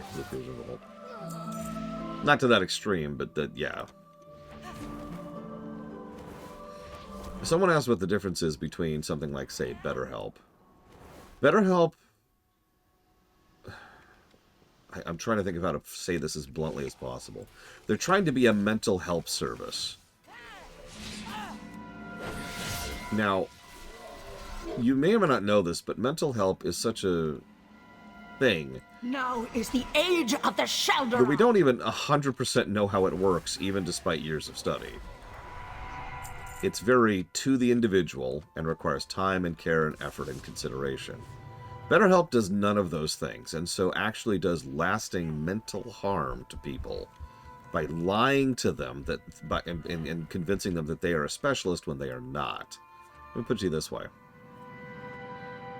Let's say you go to a mechanic to fix your car, and the person you go to is not a mechanic. And so like, yeah, I can fix your car, no problem. They go, and they have no idea what they're doing, and they might help, and they might not, and they probably will break your freaking car, because they're not a mechanic. That's BetterHelp, and that's why they're the worst. There's a lot of asterisks and a lot of gray area, but BetterHelp can go straight to hell. Now is the age of the Shal'Garai!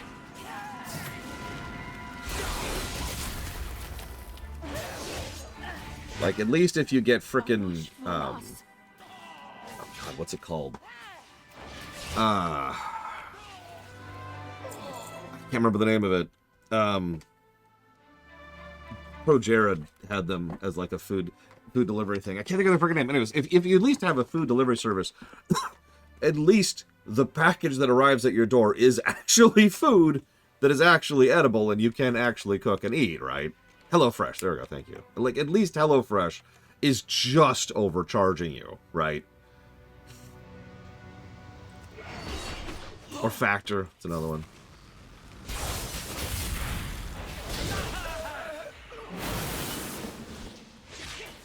I mean, people have been jumping down Honey's throat lately because Honey is literally robbing people, but... No, it is not my time. Training those withered scum. How distasteful. Dalian, defend the entrance. Slay my foes. Oh, by the way, just to go into specifics here. The biggest way that things like... So I don't know if other ones do, but I know HelloFresh does this. They will overcharge you because they have specific sources for all of their ingredients. And so they overcharge because they don't get, like... And I don't know names off the top of my head, but, like, for example, rather than getting a bell pepper, they get a Peruvian Tavarian pepper, right? And then they can justify overcharging you for it, even though if you just went to the grocery store and got a bell pepper for like 30 cents or $17 or whatever it is nowadays, then, you know, you'd be fine. Yeah, the long green pepper, it's that thing, right? And they use that to try and bulk up their prices, even though they are paying like nothing because they buy all that crap in bulk.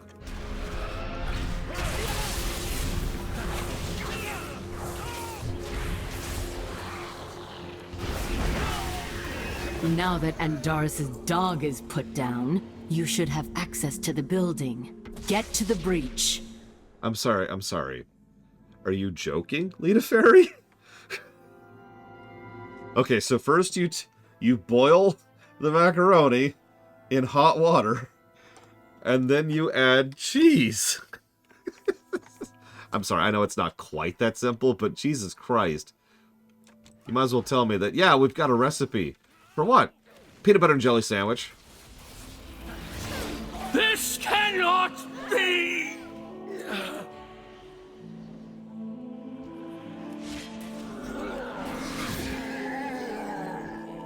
In the interest of fairness, there's a way to make a really good PB&J. I'll even tell it to you for free. Here's how you make a really good PB&J. First of all, butter your toast and then put it on a skillet. Just for a little bit. Like maybe 30, 40 seconds. You're going to have to eyeball it depending on the heat and your skillet.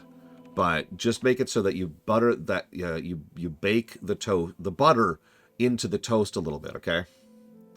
Then peanut butter on the bottom, it's going to be a little melty. Jam on top, put it together. Boom, done.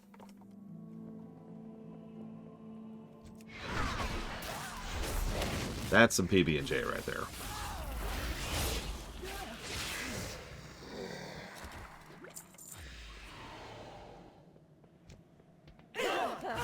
I love how there's almost nothing but demons in here, by the way. No further. I'll die before I allow you entrance to the Nighthold. Okay.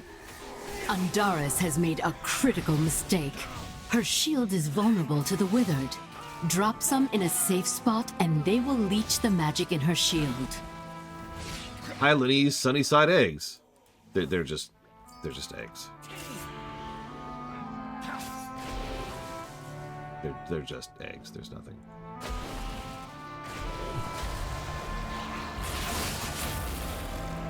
Sorry, Evo. Yeah, it's actually... At least there's still some good storytelling in this wanton padding before we get to the freaking finale. The game heard me say, hey, I actually get to the Broken Shore today. And it's like, oh yeah? But it said it like the Kool-Aid Man. Oh yeah! And here's 15 more hours of padding.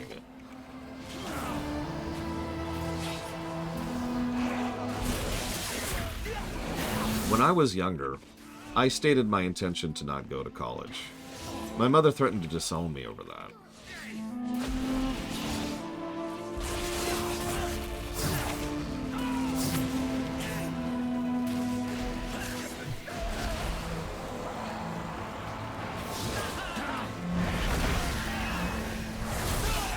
No. It's just... More withered tricks. I shall not fail, Elisand. You will fall. It was just, that's what you do. You go to college. You go to college and then you get a job. And then you get married and then you have kids and you buy a house and that's what you do.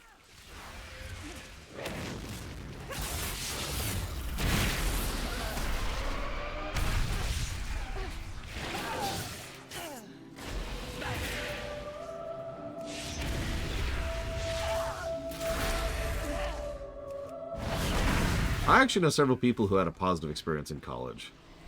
No judgment, but that's just so alien to me. To their defenses. Calamancy is working inside the sanctum again. I'm sending Thalissa and Khadgar to your location.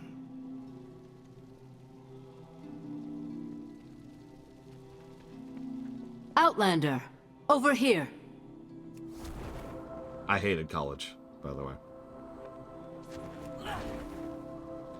But I also never learned anything from it, so... Socialize. No, I was too busy working a full-time job while going to college. Now, some of you in chat are like, okay. And then some of you in chat are like, oh my god! Sense the Nightwell from here. Elisande must truly be desperate to overload the Nightwell like this. Once we break the time lock holding our forces, Gul'dan will fall. The Withered won't last long in their hero. Gather an elite group of champions to fight your way through. I'm sure you're familiar with such tactics. We'll be right behind you, of course. Ah, good to see you. It is a world of wonder. Oh, ladies and gentlemen, we did it. We're at the raid. I should mention, by the way, and I have no real proof of this, but I've theorized for years that at least some of my health issues that I have to this day were because of working my way through college. I'll be right back.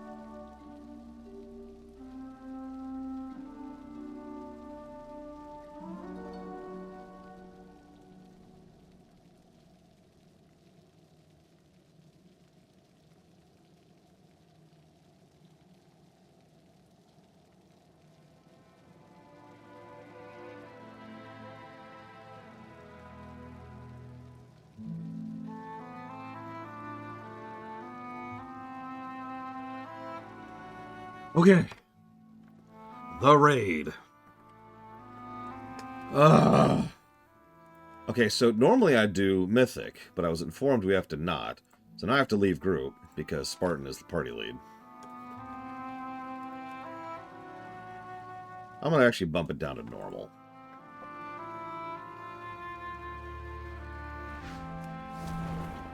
Oh. Thank you for reminding me. Why not? Well, apparently, the last cutscene doesn't play in Mythic.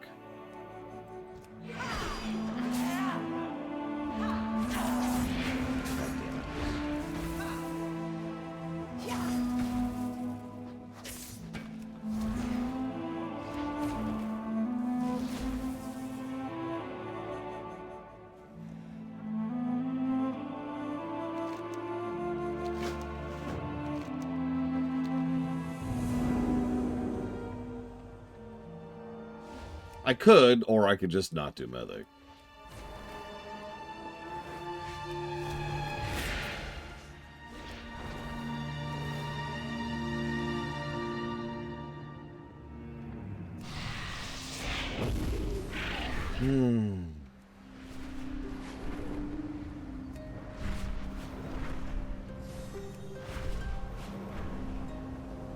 I do Pillars of Snow, but it can wait. It's not a priority.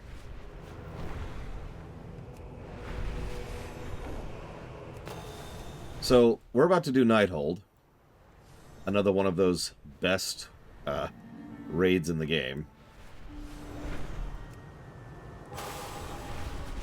I believe you're right, Azmir Star. Even the final raid boss in Legion isn't actually different in Mythic. It's just insanely harder.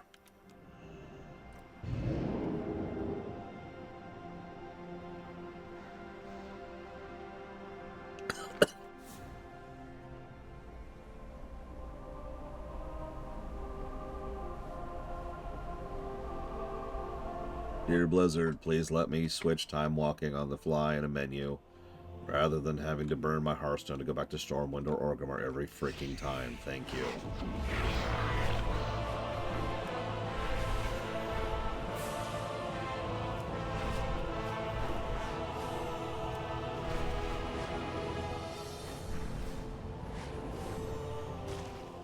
Why, hello!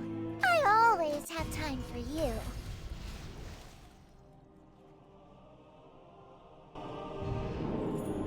That's a good question, Master. I don't know. I am now an AI. Beep boop. Did you know? Oh god, I'm trying to think of like a really false thing I could say. I don't know. Whatever.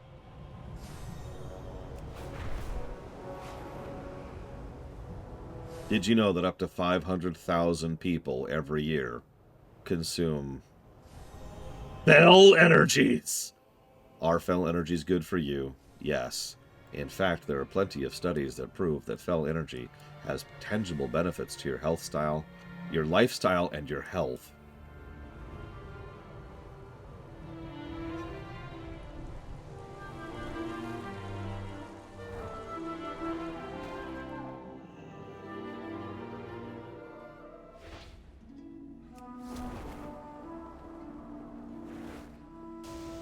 Cite my source? Of course. There are several extensive novels that I have written on the subject. Give me one moment to write them really quickly.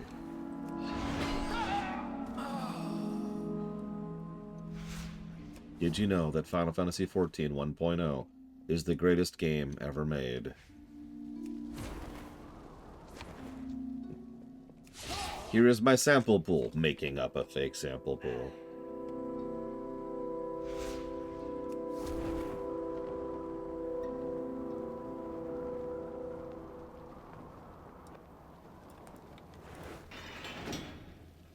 Okay, let's go. God, I've been ready for this for like 3 hours now.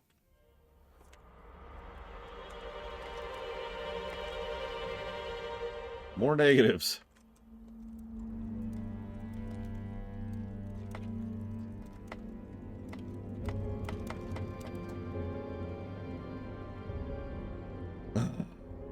Oh, right, sorry. There you go.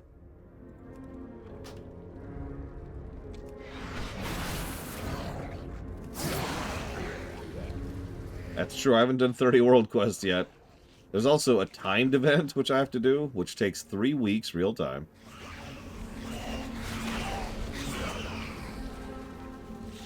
So first thing we do is we come up through the sewers, like you do. You have to be in Suramar. Ah! I love how all the scorpions down here are all monoscorpions. I'm kidding, Spartan. So there's our first boss. A monoscorpion.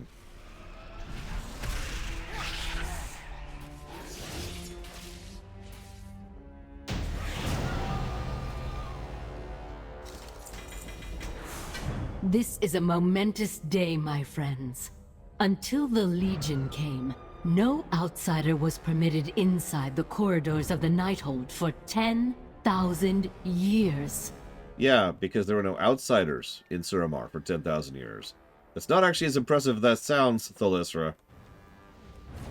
Did you know that for 10,000 years prior to like 1999 or whatever, the internet did not exist? Yeah. So first bundle of trash is bugs infused by arcane. Second bundle of trash is arcane fused by arcane. Also, they only say it like twice. It's one of the only bits of bad storytelling in this entire sequence, not counting the padding.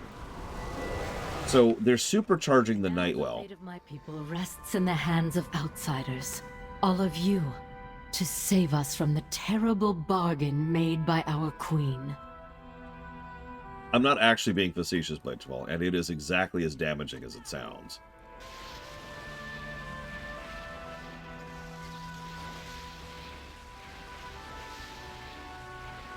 Come on. There we go.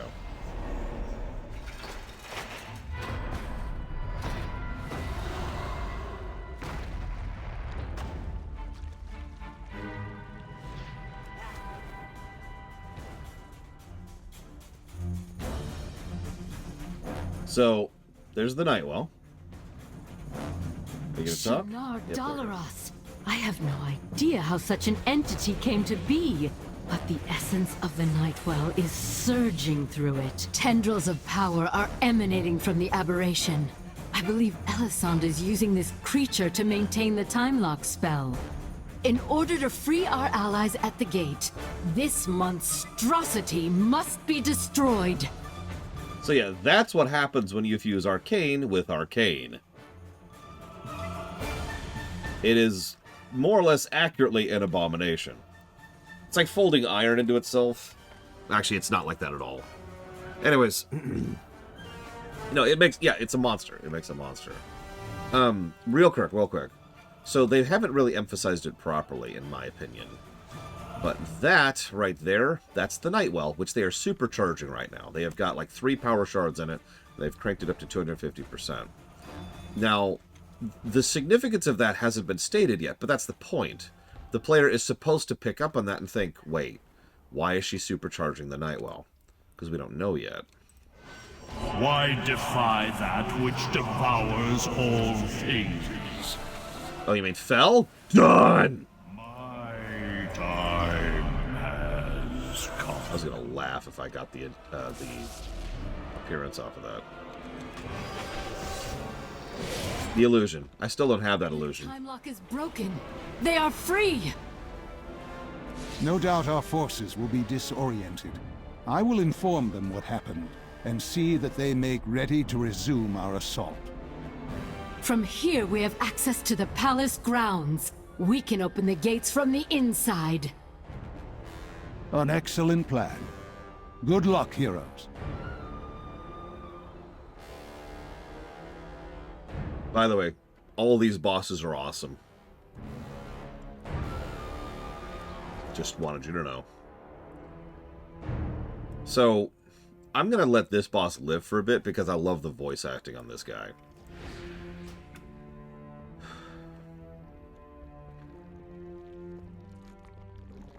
No, I'm sorry. Well, do you mind repeating it, Luke? Yeah, Trilliax. This is him. This is the boss. He's a broken custodian mech.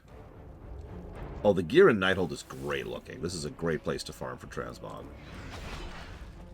So there's one of the mechanics you're seeing exposited immediately. Blobs, and they leave trails of Gluck on the floor. Notice how, once again, the trash is tutorializing the boss.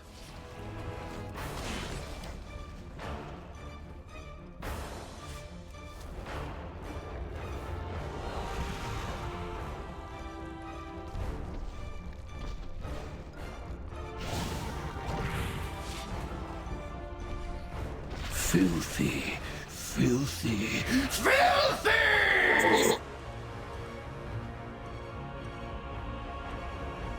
You're tracking mud everywhere!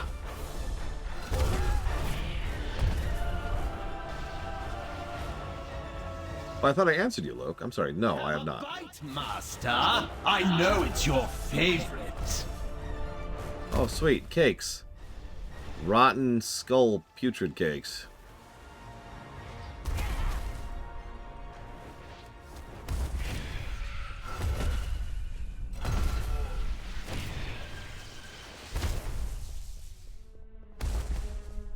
Come on, just one more mechanic. Come on. Have a bite, Master. I know it's your favorite.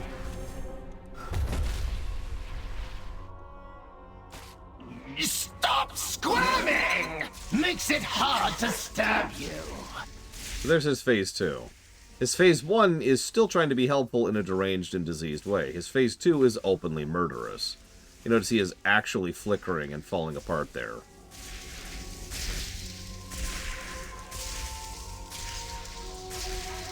Hold still, Master, for incineration!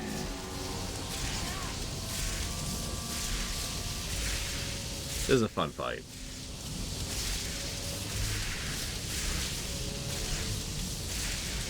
Well struck, sir. Right in my pay. Apologies for the mess, Master.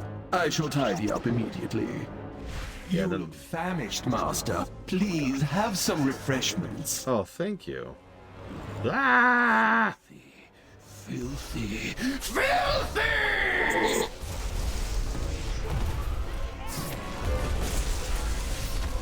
You dare leave crumbs on my floor? Die!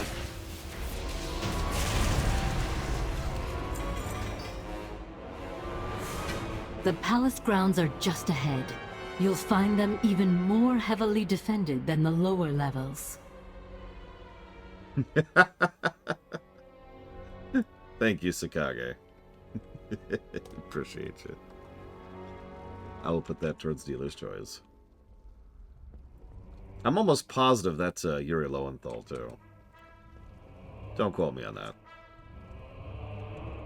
That's right, you left crumbs on the floor. Die! Whoop, that... Nope, not yet. Sorry. Yeah, Yuri is all over the place in this expansion. So now we're fighting Withered. Interesting. This is fascinating to me. Because these are the Withered that have overrun the Defenders. In other words, these people, despite all of their proclamations of being on top of things, are actually losing a fight against their own Banished. Like, really think about that for a second. The Withered are at the gates. 1 second. So that's just going towards the Jack Block. To Storm Legacy. Can someone help me out? Which Ratchet and Clank is up your arsenal? Your arsenal? Which number? Yeah, literally beneath the Nighthold. Breathe. Thank you.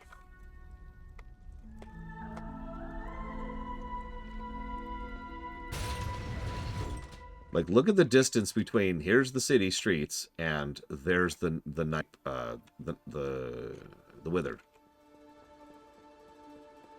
Thank you, as always, Linkelda.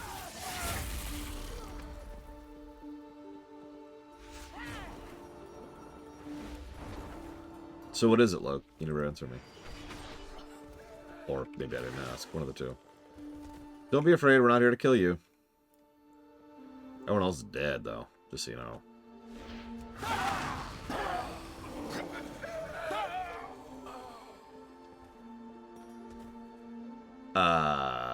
That's a good question, Traxy. I don't know. There's probably a couple. There's at least one that I know of. So this fight, I don't know why, but we always had a hard time with this fight back in the day. I don't even remember the specifics of why. Just people had trouble with the coordination checks, I guess. I let you strike first, and that's the best you can do? Yes. So yeah. You cannot hope to match my skill! She starts off as Frost, then she goes Fire, then she goes Arcane. Each one has different abilities. Ah, gotcha, Lo. Feel the icy grip of defeat! Inconceivable! I am the best. So let's build up to the cool stuff, shall we?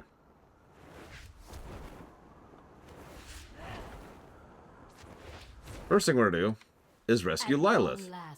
The battle to liberate Suramar is joined. No more must our resistance hide in the shadows. Yes, Yura. The gates are breached. Sorry we couldn't join you sooner, but we had a bit of a mess to clean up out front. I'll see to fortifying our position here. Thalisra, your guidance has been invaluable to our champion so far. They'll rely upon your wisdom in the battles ahead. The people of Suramar owe these heroes a debt we can never fully repay. I will stand with them until the end.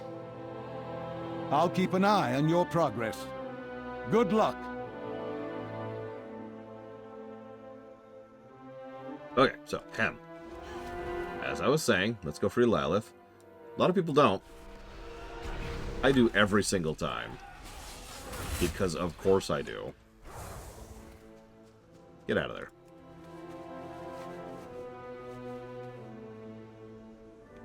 Ah, free at last. Thank you, Outlander. You're welcome. I told Aluriel you would come to rescue me, and she merely laughed. Well, who is laughing now?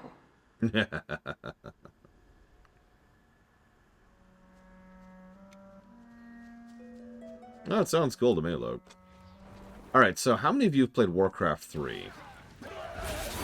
Oh my god, Huthor, you have missed me crapping on Suramar for like 3 hours.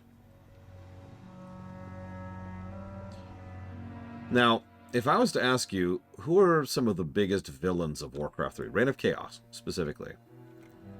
What would your answers be? Just toss me out here. Villains, Warcraft 3. Big ones, like the top tier. The villains of Warcraft 3. Tichondrius. Ner'zhul, sure. So, first Lich King. Mal'Ganis, yep. Archimonde, yep. Arthas, yeah, okay. Illidan, I don't agree with that in Reign of Chaos, but we'll move on. Tyrande, don't agree with that either. Maiev wasn't in Warcraft 3, or rather, wasn't in Reign of Chaos, sorry. The Wardens were kind of in Reign of Chaos. I think we can stop there. I think we're good, right? So, Tichondrius, the first Lich King, Mal'Ganis, Archimonde, and Death Knight Arthas. Pretty good list, right? Those are the big villains. Oh, Kel'Thuzad, thank you. I forgot about him. So 6. Those are the big villains of Warcraft 3. Anyways. Incompetent mortal filth. These Nightborn can't even defend their own palace from invasion. If it were up to me. Ah, but I suppose we will reward our allies soon enough. Until then, I'll amuse myself by cleaning up their mess. So that's Tichondrius. One of the main villains who had tons of screen time in Warcraft 3 and was a fairly major character is dead.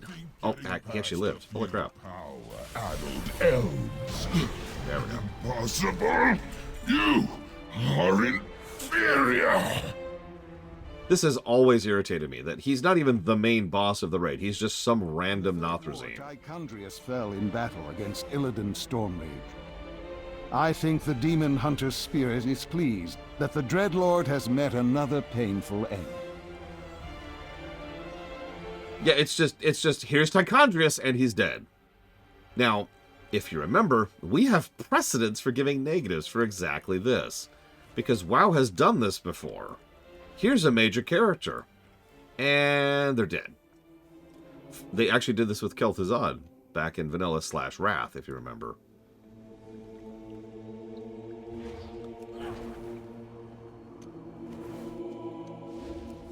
Yeah, we don't even kill him in the Nether. He's just gone. To my knowledge, Tichondrius has never come back to the narrative. So I hope you liked that. Yeah, Kel'Thuzad was a huge main character in Warcraft 3. Boop.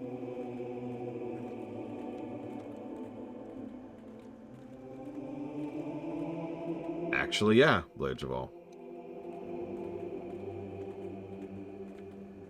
I could double check that match, but I don't think so.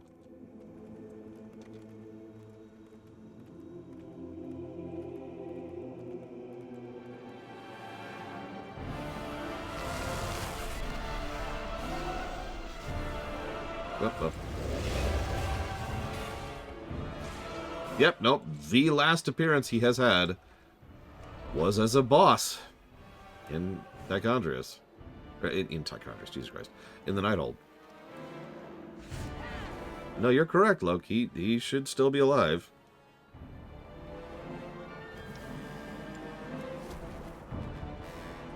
So, let's get some revenge for Tyrion, shall we? I hated giving those negatives to story. I really liked this fight. even though if you did this fight with people who didn't know it, they would immediately die, like the first time he does that. In fact, I'm going to show off his major mechanic really quick. Come then, meet your end. In about 25 seconds, it looks like. So, you know, big obvious telegraph, which is good because that beam hits like an absolute truck. It'll probably kill you. No, this fight was weirdly good. Usually these kind of fights are, you know, like the one in Ulduar, or even Kill Jaden, but no, this was solid. You will break!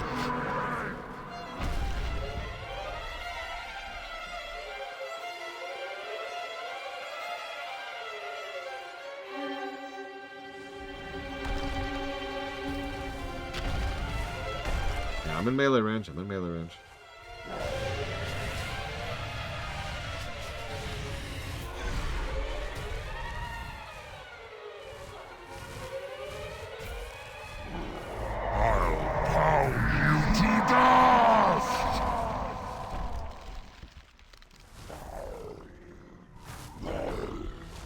Embrace agony!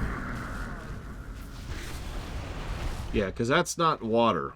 I love the idea that Croesus is so fel-infused that that water out there is just becoming fel water just because he's in it. I will shatter your world! Oh, there it is. There it is. I was wondering when he'd do that.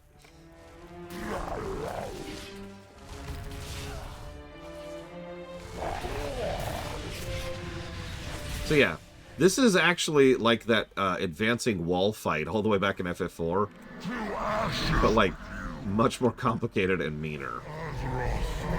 Must I love that fight.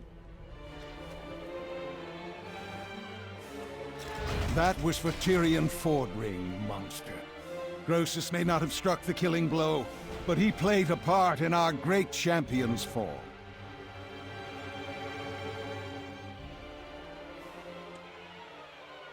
Yeah, it's not quite a soft enrage. Because yeah, if you run out of bridge, then you are dead. Like I said, it's the advancing wall from the Final Fantasy series.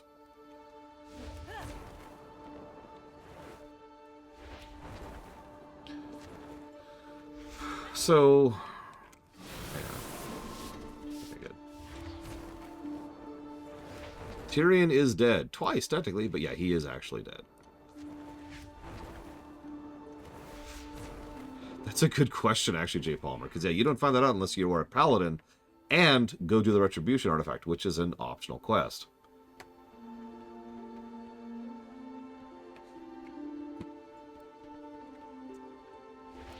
Yeah, he did. He did. He gone. Go to the library. Gotta have a library. Wouldn't be an ancient elven city without a library. Come on.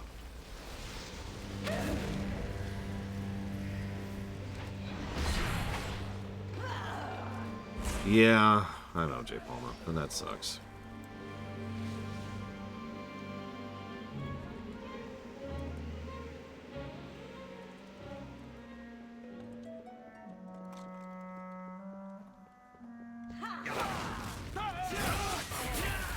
So, there's only one boss in here I didn't, like, absolutely love, and it's this one. I don't even have a good reason why. I think it's just, I don't know, it felt like, hey, here's a random boss. And I've given my opinion on that before. Both FF14 and WoW have this thing where there's just like, hey, here's some random boss for some reason. Like, you can tell they just had an idea for a boss and didn't know where to stick it. Suramar owes its beauty to my blooms. I alone have mastered the delicate intertwining of magic into nature's grand cycle. Also, I swear that's Yuri Lowenthal again. And yeah, he literally looks like he actually has the Botany model. Like, look at him. Which makes sense, the Botany is based off of the Night Elf male, so... So, anyways, die. Seems I've a bit of pruning to do. Wither in my heat, little weeds. Now a bitter harvest. I'm with Cagder on this.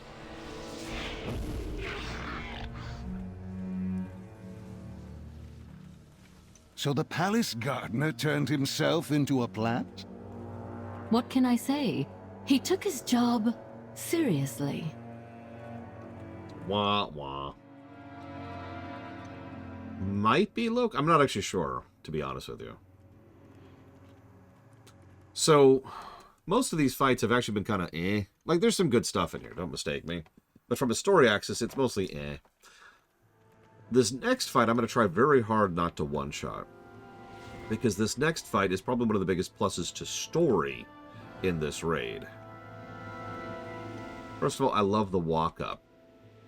There's just this kind of star-looking pattern in the floor, in the walls and the ceiling.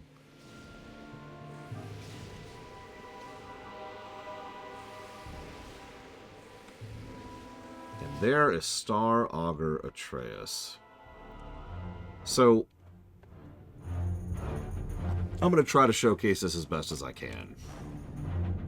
So first, we're just going to poke him. If only you knew what lay beyond. Also, Nathanis' voice actor. The stars had judged you and found you wanting. So he's their astromancer. Such Here we go. Insolence. Very well. Phase 1. I shall show you.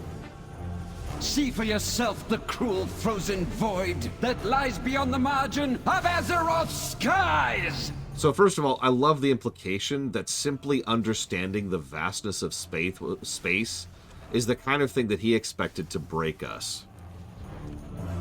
Now, you might be like, oh, whatever. But no, really think about that. Think about how colossally, inhumanly huge space really is, right? Think about how hard it is for the human mind to process space. So I was just like, that's actually a really cool concept. So then we get to phase 2. I'm going to kind of slow mode this here because I really don't want to skip these. Yeah, go mad from the revelation. Exactly. The stars align. Fear their portents. The Burning Legion. Slayers of whole worlds. Could we hope to resist? Can you? So now we see parts of the galaxy that have already been burned, like that planet over there, which is just completely consumed by fell fire. So, same general concept. I tried to break you with the knowledge of, you know, the great dark beyond. I think you're right, Blade Joel. And I tried to break you with knowledge of the Legion. The stars had judged you and found you wanting. Because, yeah, now we're in the Twisting Nether.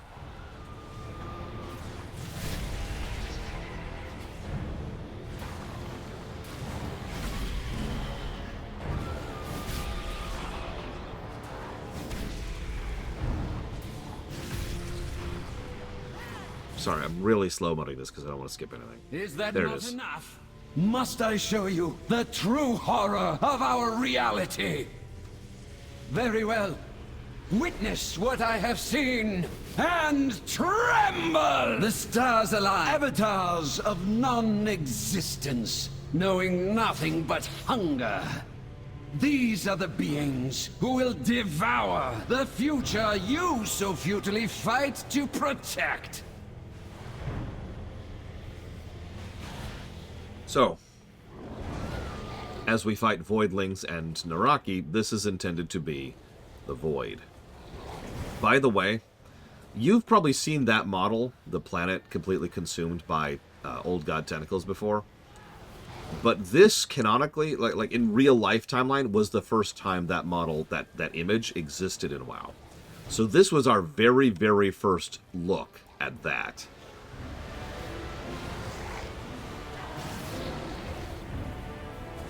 By the way, the name of that mob is Thing That Should Not Be. And yeah, as you notice, there's several planets. There's one up there, there's one over there, there's one over there in the distance, and of course the big one. The stars align. Fear their portents.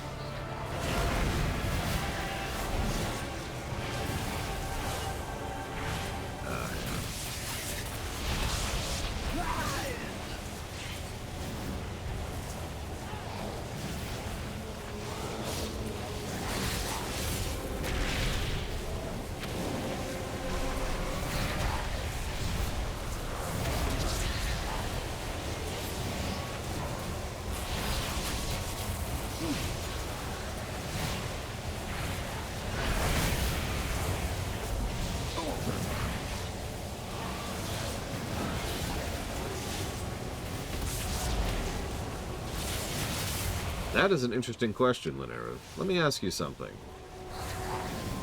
Yeah, Huthor got there before me. Do you think that planet is dead? Or do you think it is more alive than it has ever been? The stars align. Fear their portents. Long-ass fear. Good lord. Now that you know.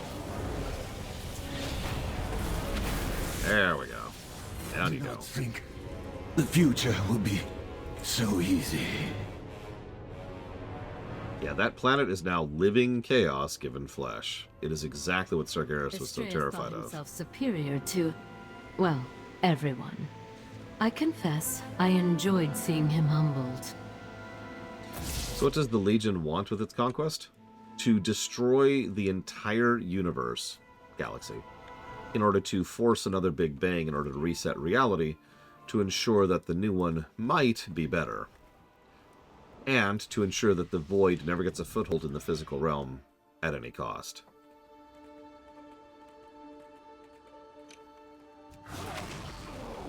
That's what the Legion is after.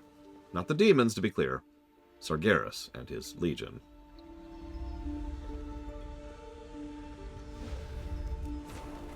So.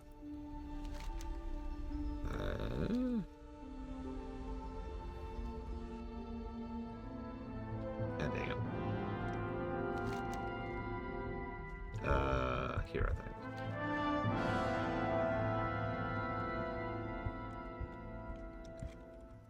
Let's avoid spoilers for the moment, Linnera. We're getting there. We're getting there. Yeah, Huthor.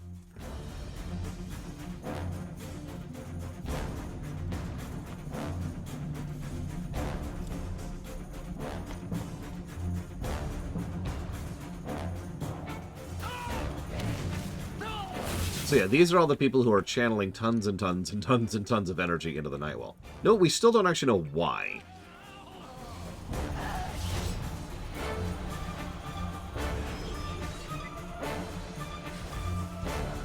Yeah, Sargeras deeply fears the concept of a Void Titan, and he should.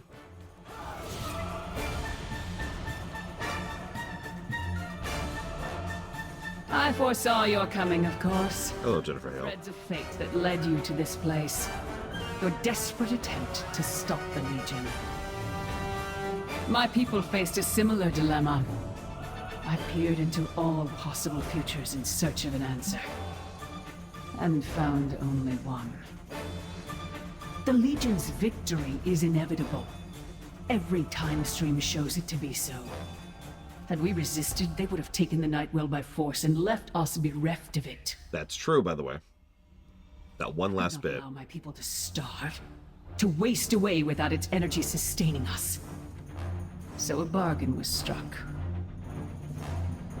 Now I see a future where the Legion is victorious and my people endure. This is the thread that must be preserved. I will do everything in my power to make it so. Your deaths ensure the future of the Nightborn. Come forward, then. Let us speed you towards your fate. As with most fiction, seeing the future is not a 100% guarantee in this setting. And there is a decent amount of evidence, including in the comic where she actually does peer into the future, that indicates that her visions were being muddled with. Your timelines end here! So, this is our big Chronomancer fight. Fun fight, by the way. You exist in but a single moment. I was trying to get a good pose. Limited. Yeah.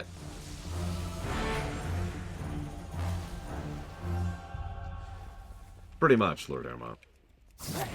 Even Velen goes out of his way to mention that most of his future sight... Time shifts again. That's another good one. And your doom draws near. ...is probabilities rather than, you know, truth. Like, we've actually seen that twice already. Once in Warlords and once in Legion. His visions can come to pass. Time is slipping away. It's not possible. I was destined to win. We will see you again in the past, Elisande. Oh my god, my inventory's full. In all the possible futures I scried, I did not foresee one in which you were victorious. I wonder, will you defeat the Legion? Will you fail? Time eddies about you in fits and starts. Nothing is certain. Perhaps you will win. And in saving your world, my people would be freed from the terrible bargain we were forced to make. Fates be damned. I cast my lot in with yours, champions. Go now. Face Gul'dan. I will aid you as best I can. And perhaps together, we can save us all. It should probably be mentioned that for all intents and purposes, that is not Elisande. I don't mean like, as in she's turning hard or whatever, the bad writing that Huther and I have already discussed. No, I mean literally, Elisande's dead. That is her echo, not her. She does actually help us in the next fight. Many deals for a friend of the Grummles. Like you. One moment. We need to go over here. I think. Hang on, I gotta remember how to do this. Yep, nope, this is right, this is right. No, she did. That echo was literally what it is. It is an echo of her in the night world itself. Okay, so hang on. I think you're right, Uthor, and I think they failed. The problem is nothing anywhere indicated that Elisande was anything other than a selfish tyrant, a would-be Ashara light. Could be, Loke. As you and I both talked about, here we go. It's the middle one, of course. Ah, yes. The heroes have arrived. So persistent, so confident. But your arrogance will be your undoing. Hello, Gul'dan. Have you forgotten your humiliation on the broken shore? How your precious High King was bent and broken before me? Will you beg for your lives as he did, whimpering like some worthless dog? Your pathetic alliance will fall to dust. Your new boy king will bow down and serve me, as will all of you. The husk of Illidan will prove an ideal vessel for my master's glory. Sargeras will rise, and together we will watch your world burn. Let the endgame begin.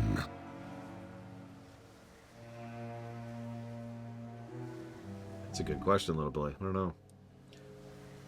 So yeah, that's Gul'dan, and this is what they've been powering the Nighthold up for this entire time. Making a portal large enough to fit a fragment of Sargeras' soul through it. You will not stop the ritual. Strike for Sargeras. Burn. This is a great fight, by the way. Yes, Aurelian. Yeah, everything he says is a straight up lie. These pests. It's very Gul'dan, actually. He is so petty, he just wants to rub it in. He even mentioned his actual motivations in that speech. In my master's name. You will bow down and serve me, as will all of you. Ready. You failed, heroes. The ritual is upon us. But first, I'll indulge myself a bit and finish you. There we go. A taste of the masters. You'll never escape my grip. I do like his fell form quite a bit, by the way. The glory. will not fail you, Master. No more distractions. I have work to do.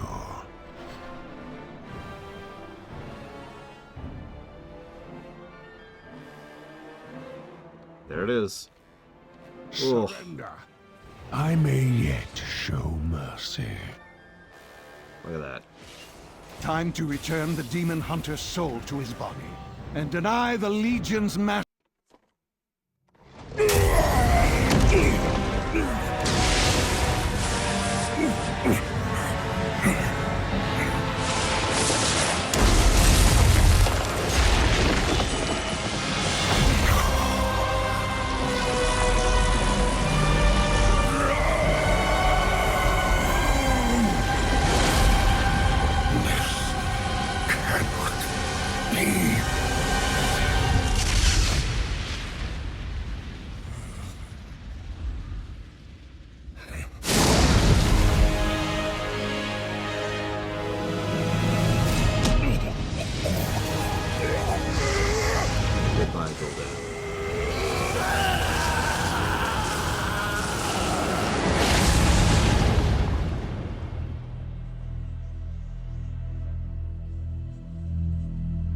You have seen what I have seen.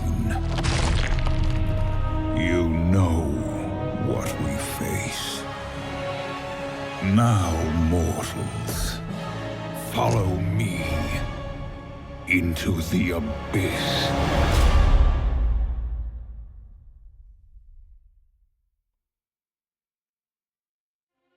I love that cutscene. There's a lot of little details about that cutscene. Do you remember... Don't like that song. Do you remember Gul'dan's vignette? There's a moment where he is, emaciated, broken, and on his knees. And he reaches out with his left hand, desperately trying to reach out to the elements. And the elements withdrew from him, leaving him alone and broken. So, he is here, desperate, beaten, broken, on his knees, reaching out. And spoilers, that red glow, that's Sargeras. It's pretty much the emblematic sign of Sargeras himself. We don't see that a lot up until now. We will see plenty of that going forwards. So he reaches out to Sargeras, portal collapses, and he's left alone again. I love the way that concludes. It's not a complete bookend in the traditional sense of the word, but it's such a wonderful callback to what really got Gul'dan started on this entire path. I love it. Gul'dan is fascinating. Whether he deserves sympathy or not is something I don't think I am qualified to answer, because he is, in my opinion, surprisingly understandable. There's a lot of relatability to Gul'dan. But make no mistake, he is a monster. He is an absolute and complete monster, and never was anything else.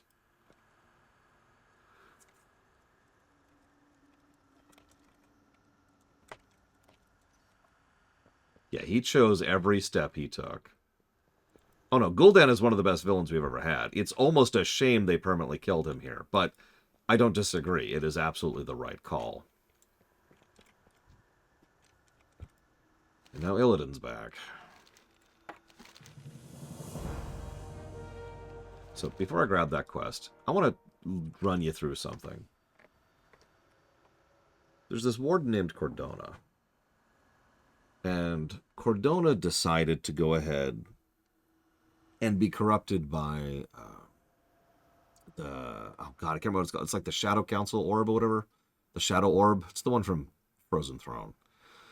In that corruption, she ended up guiding Gul'dan to the Vault of the Wardens, guided him in, and got him directly to Illidan's body so that Gul'dan could take that body.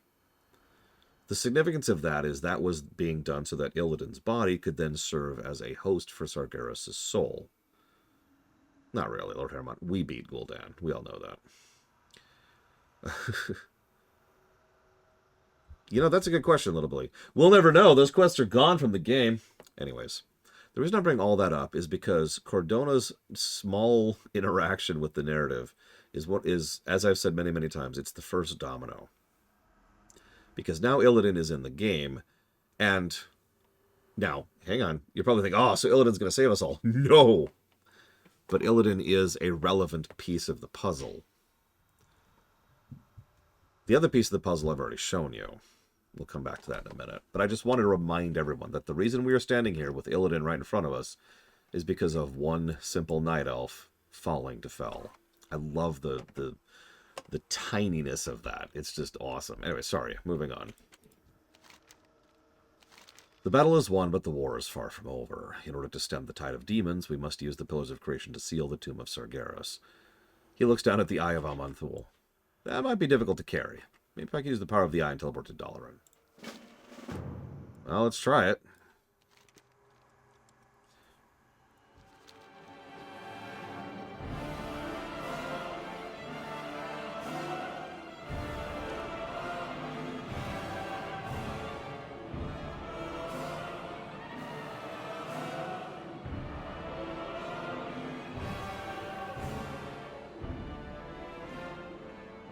Good night, J. Palmer.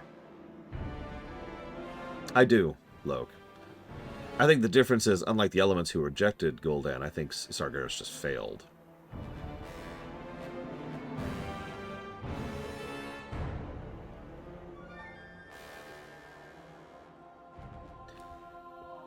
Interesting place to put it. We will defend Azeroth together.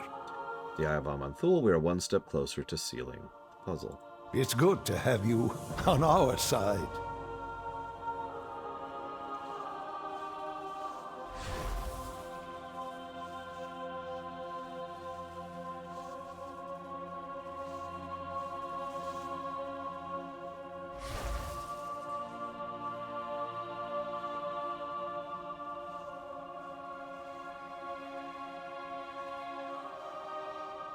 Just setting up some wards. Don't mind him.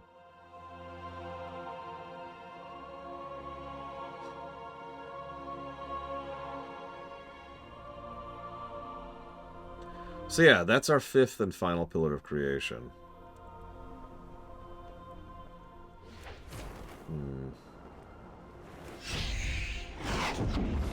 know, right, Luke? And Sargeras thought of Gul'dan as nothing more than another gear in the machine. Hello, Khadgar. Give me 1 second, please.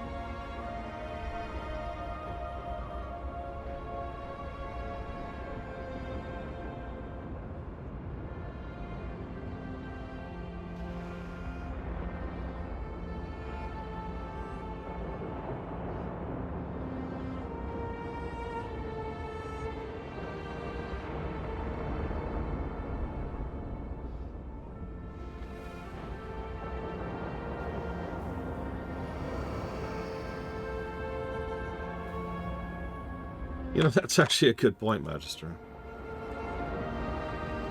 So yes, I actually need to sync for this. Thank you for reminding me. I really want to do this at level, because we might finally actually give some gameplay positives to this freaking game. I know. Shocking.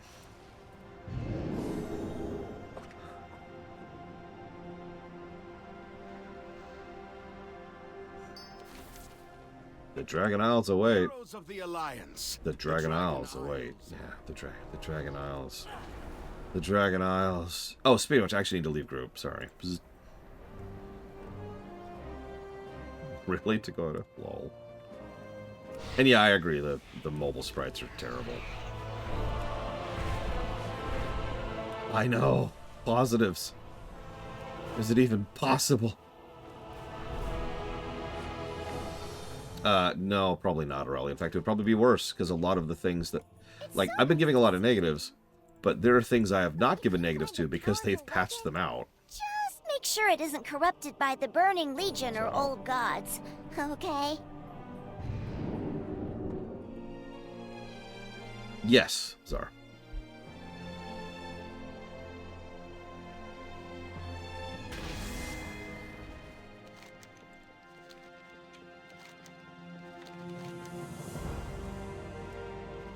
Let's get to work. I was hoping to... The answer is yes. The positives are for the game and the current expansion. Thanks to your leadership, the Demon Hunter Order Hall has grown even mightier than I had dared hope. Along with... So, there's Corvos for the Demon Hunters, Alonzus Fowl for the Priests, Amarel Shade Warden for the Hunters, Iron Body Ponshu for the Monks, Renzar Greathoof, for some reason, for the Druids, Javi for the Warriors. Yes, that's right. Odin is here as the representative for the Warriors. Because of course he is. Darian Mograine, by contrast, is the Death Knight. Meryl Fellstorm for the Mages. Ridison Flamescal for the Warlocks. Lord Jorak Ravenholt for the Rogues. Lady Liadrin for the Paladins. And Farseer Nabundo for the Shamans. We will defend Azeroth together. Actually, sorry. Thank you for reminding me. One last thing. Let's watch the trailer.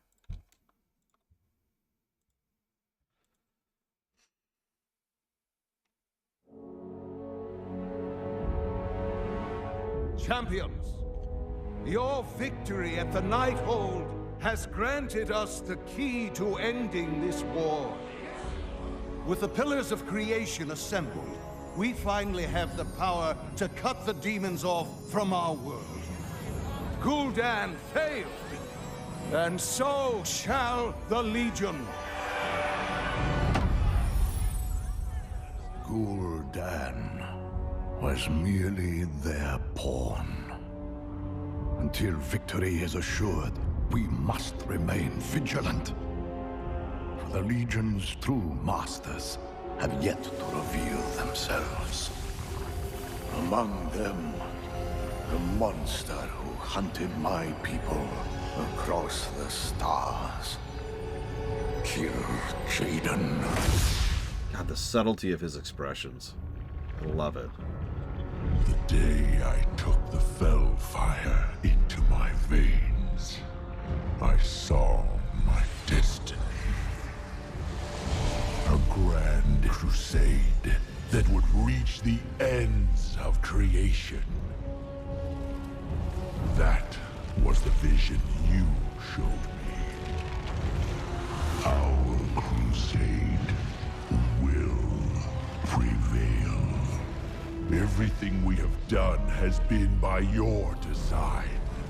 And all we have to show for it is failure. Perhaps you lost sight of our destiny. Perhaps I overestimated your resolve. I paid for that destiny with my world. And that is our first shot of Argus, ever.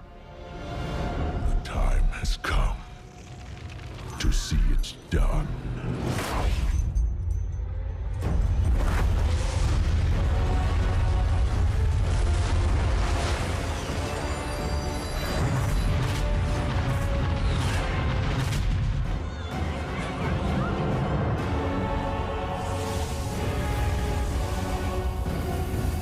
Burn it to ash.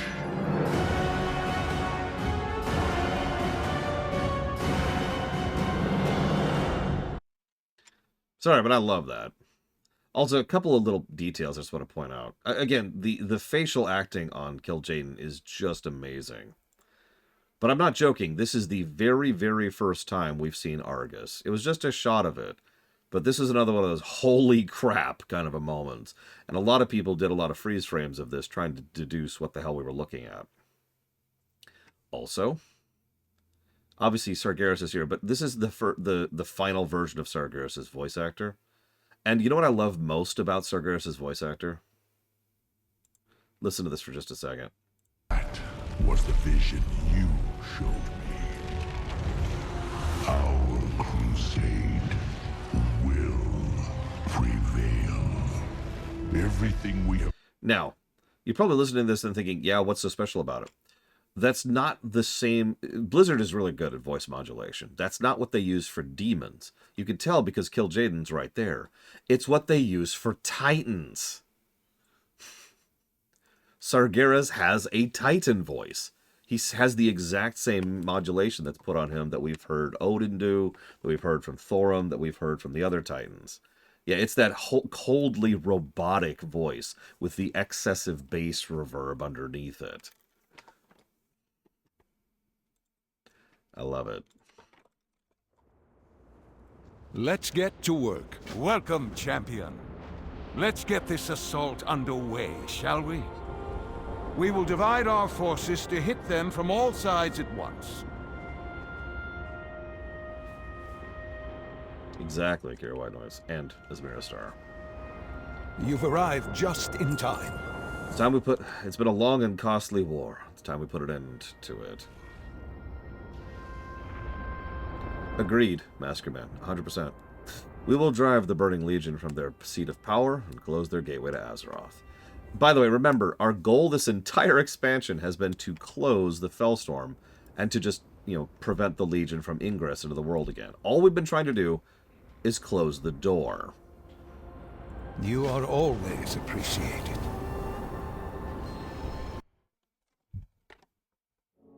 Oh!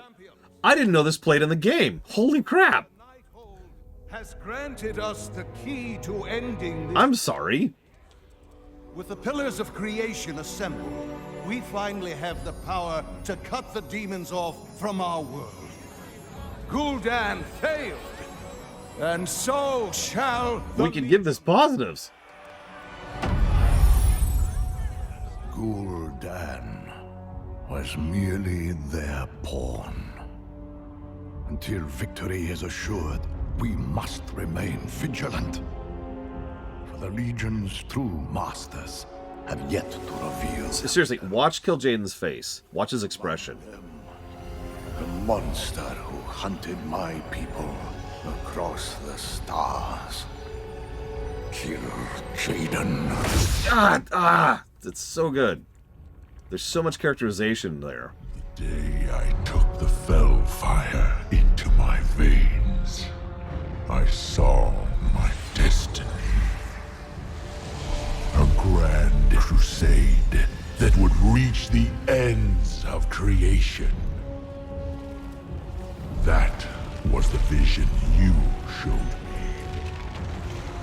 Our crusade will prevail. Listen to that. Everything we have done has been by your design.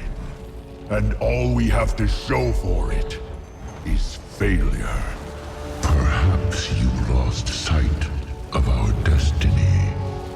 Perhaps I overestimated your resolve. I paid for that destiny with my world. The time has come to see it done.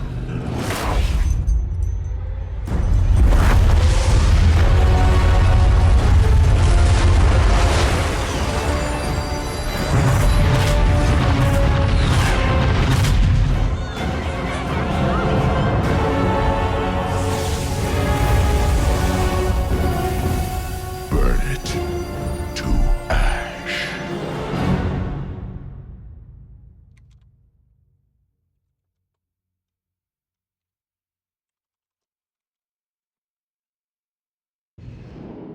Quickly, champion. We need you on the front lines. Let's frickin' do it then. Yeah, I noticed Sargeras refused to accept any responsibility, Our assault on the southern beach is being met with heavy resistance. which is very Titan. I need you spearheading our forces while I deal with these ships. We must take the ruins on the western side of the island. From there, we can funnel all our forces towards the central ship above the Soul Engine. The Legion will not win this day, We will show them what it means to stand together for Azeroth!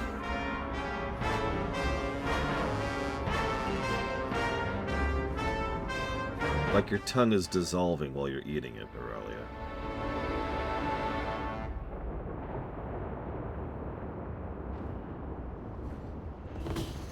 We must take the beach before we can claim the ruins to the west. Oh my god, did you catch that? Oh, I love the details. 2 of the mages call out incoming, and I think 3 of them manage to ice block in time. Siegebreaker hits, kills the ones that didn't ice block. I love it.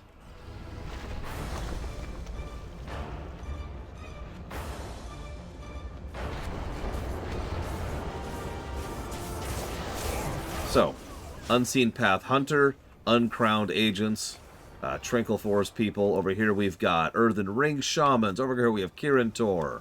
Over here we have the Vrykul, because of course we have the Vrykul. Up here, what do we got? We got Priests, we got Black Harvesters, we've got Knights of the Ebon Blade. I think I already mentioned those. I love this moment.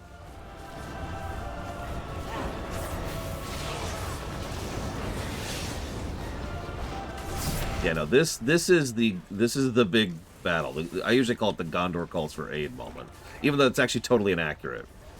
This is the battle for the skirmish of the Silver Dragons in FF9, for those of you familiar with it.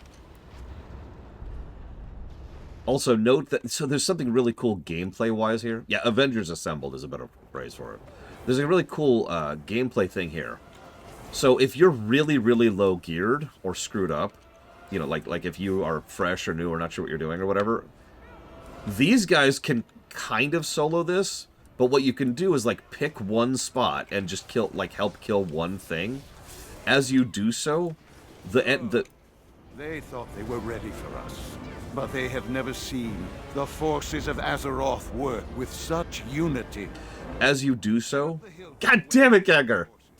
An Eridar and his underlings guard the point. You know what to do. As you do so, the NPCs who were fighting that enemy are now released from that battle. And you notice how they're all streaming to the same location. See?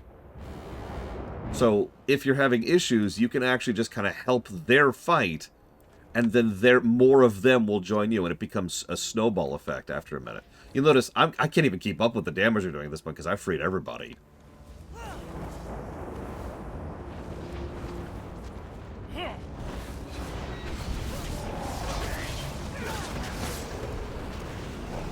That's right, ladies and gentlemen. It's time to finally give some gameplay positives for a well-designed scenario.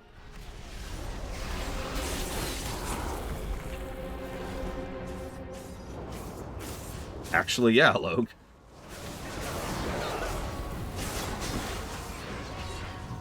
I mean, they managed an 80-man once. One time I was doing this, I think I was on my mage, and I got too far ahead of the group and just got murdered.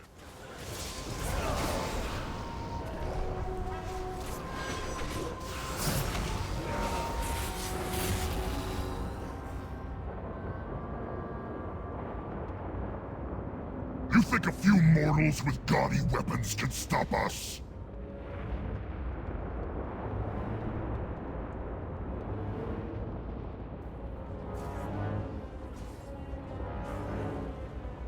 I'd be shocked if Metzen hadn't read the Wheel of Time.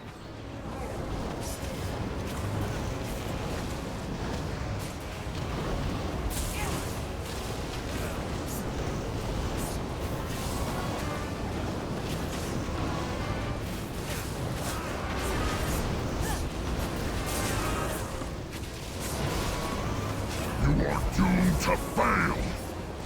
It seems you are doomed to fail, Lord Calgarath. Yeah.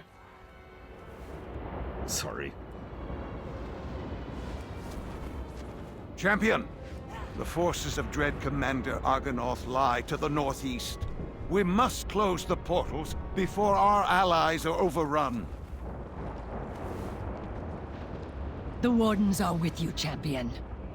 It's sort of weird Sees the light. not seeing all the stuff here.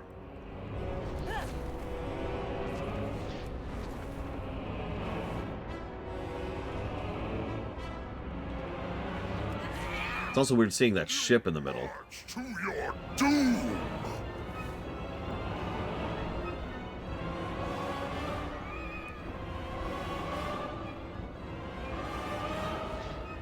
I mean, canonically speaking, all of these elite troops are here with their champions. So canonically, every single one of the main characters is here at the Battle for the Broken Shore.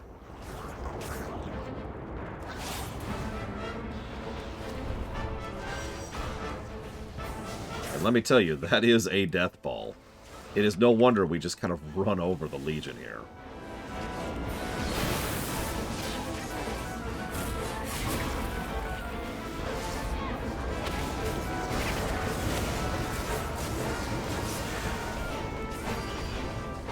Yeah, we've had a lot of practice. We have our artifacts now. We have empowered our artifacts, and we are unified in a way that we have literally never seen in the history of this setting.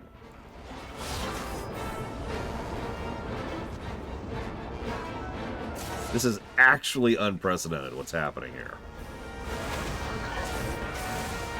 Yeah, this is what Mass Effect 3 should have been, to put it very bluntly. Which is funny, given the timing. Maybe they too saw it and were like, you know, maybe we could do better than that.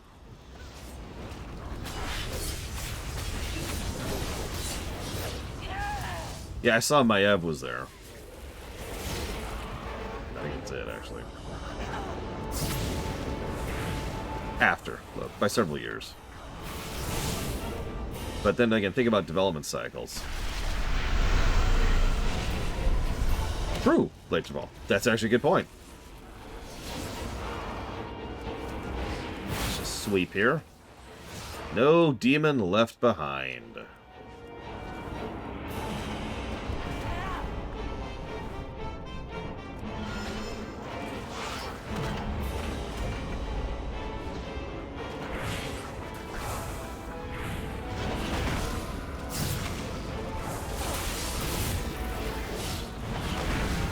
Bad writing on Earth.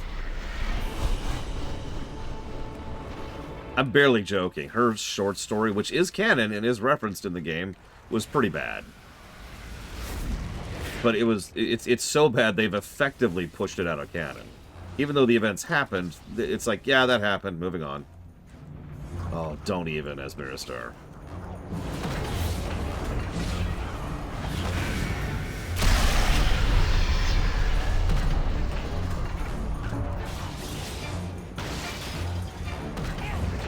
Some of these siege cannons here. Yeah, Maiev's short story was Shadowlanded. We need to make that a phrase now.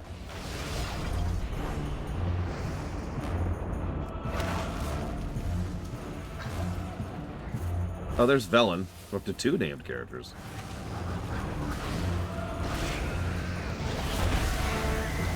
Break them! More portals? What the hell is our backup? Illidan. Take down Dread Commander Argonath. We will deal with the rest.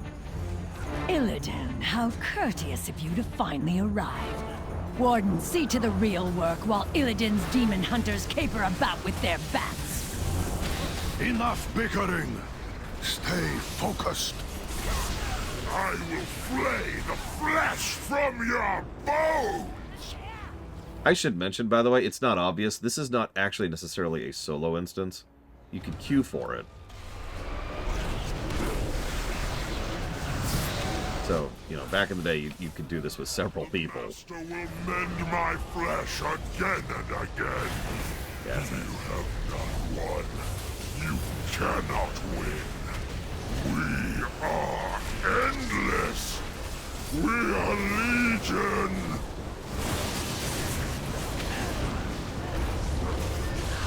Velen's like, guys, focus. He is fully HP locked for some reason. What the hell's going on here? Oh, never mind. I'm hitting him now again. What the hell?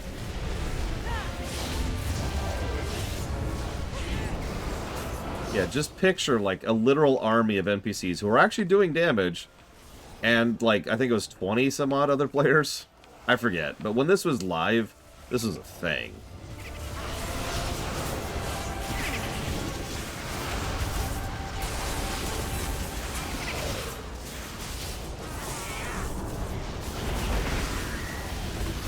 I will return.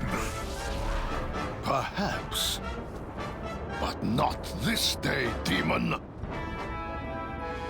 Their command ship remains. We must destroy it before Dalaran's defenses fail. The Council of the Black Harvest has set up a gate for us. You may do the honors, champion. Thanks, Citizen. Yes, come forth. I could use some entertainment. Hey, it's Mephistroth. Mephistroth. The Warlocks took your world from you, Nathrazim. I would not be so arrogant if I were you. Silence! So remember, for whatever reason, they wanted Mephistroth to be like the big Nathrazim. We've already seen him in 3 Order Hall quests, and I think at least 1 artifact. I forget how many. And we're going to see him here, and we're going to see him in the upcoming dungeon. He is the Nathrazim who gets the most screen time. I'm not sure why. Here, these will help. Plant them around the ship. I will activate them from here when ready. I guess it had to be someone? I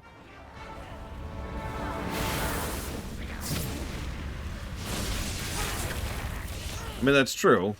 We can just kill him off, and that's the end of it.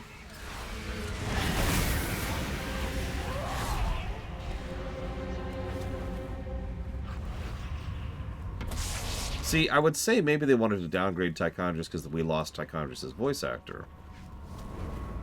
But then Tychondrius is in the game with voice acting. And yeah, I'm going to be blunt. I wish this was Tychondrius. Call back to Warcraft 3. The guy who got this ball started.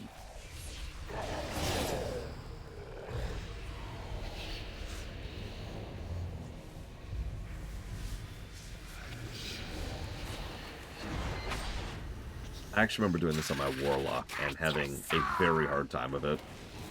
Because all of a sudden, we just couldn't actually... Like, there's no help, there's no backup here, so I had to be very careful with my pulls. No, these are definitely not little mana bombs. What are you talking about? Yes, I have a permit.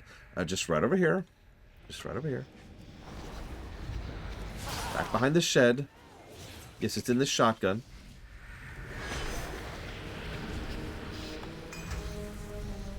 Oh no, there's an interesting thought, Master Man.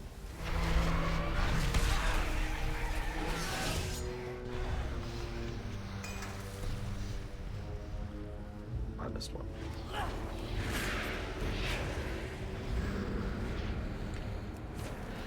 You know, that's actually an interesting question, Little Billy.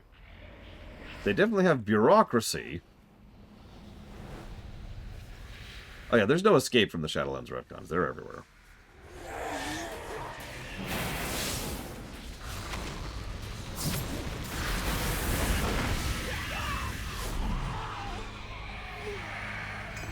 Another foolish mortal wishes to face me? So be it.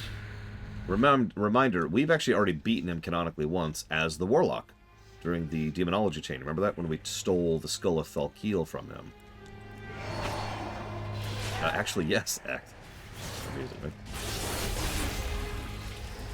Hey, Meph. Sup?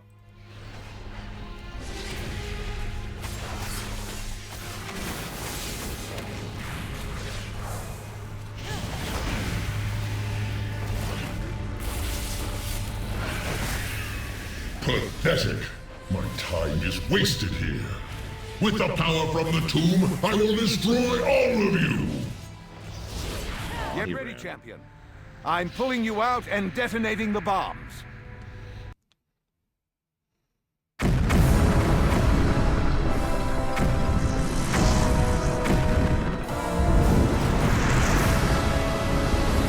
Oh yeah, did you know that the Mage Tower can do this? Because it can.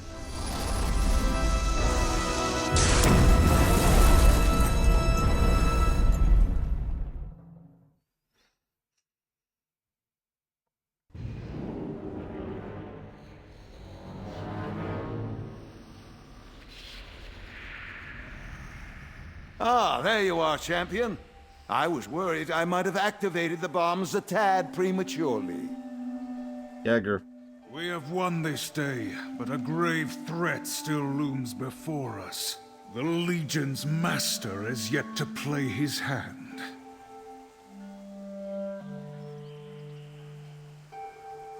The Legion's fury pales before mine. Remain vigilant. Okay, so, super quick. I love this. I'm not sure what to give. I guess maybe like a brickwork, maybe an NPC set dressing. Help me out here. I'm debating, but there's some kind of visual storytelling positive. Let me explain, and then I'll go grab lunch. This is Deliverance Point. Now look around. What do you see? What do you see? There's Illidari Enforcers, Priestesses of Dementia. There's a demonic portal we have open. We've got symbols of the Illidari literally set up all over the place. Hang on.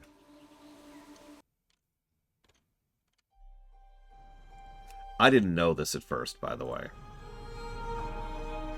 It wasn't until me and Pax were chatting about something very unrelated, and I referenced something, and his response was, "What?" I was like, "Yeah, check this out." And he's like, "That's not there." I was like, "What do you mean?"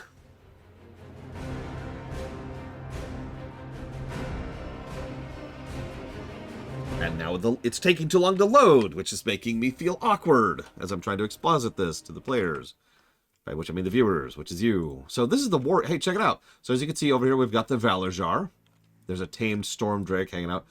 I love how Odin is so arrogant. He has to have Valkyr, whose only job is to hover in place, holding up his freaking, his banner. It's very Odin.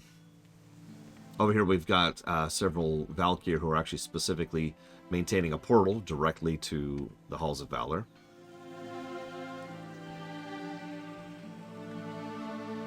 Do you see it? Let me try another one. Let's do... Who else is out here? Surely I have at least one person out here. Oh, I don't. Right, because I was doing that. What determines it? Your class.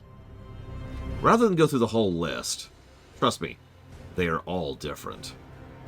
Pick a class. Somebody pick a class. I'll show off one more, then I'll go grab lunch. Good shaman.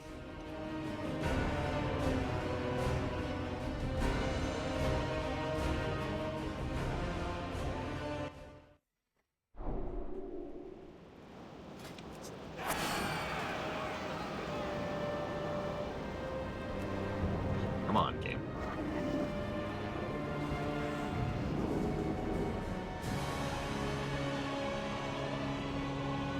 I mean, they're all cool. There's no bad answers here. Even Warrior is kind of legit, despite, you know, being Warrior. I don't remember if flying had come to Legion by now.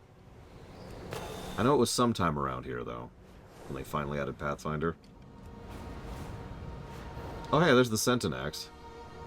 Spit, spit, spit. Harpies are distasteful enough, but harpies pledged to the Legion? Intolerable. Keep this new threat under control, champion.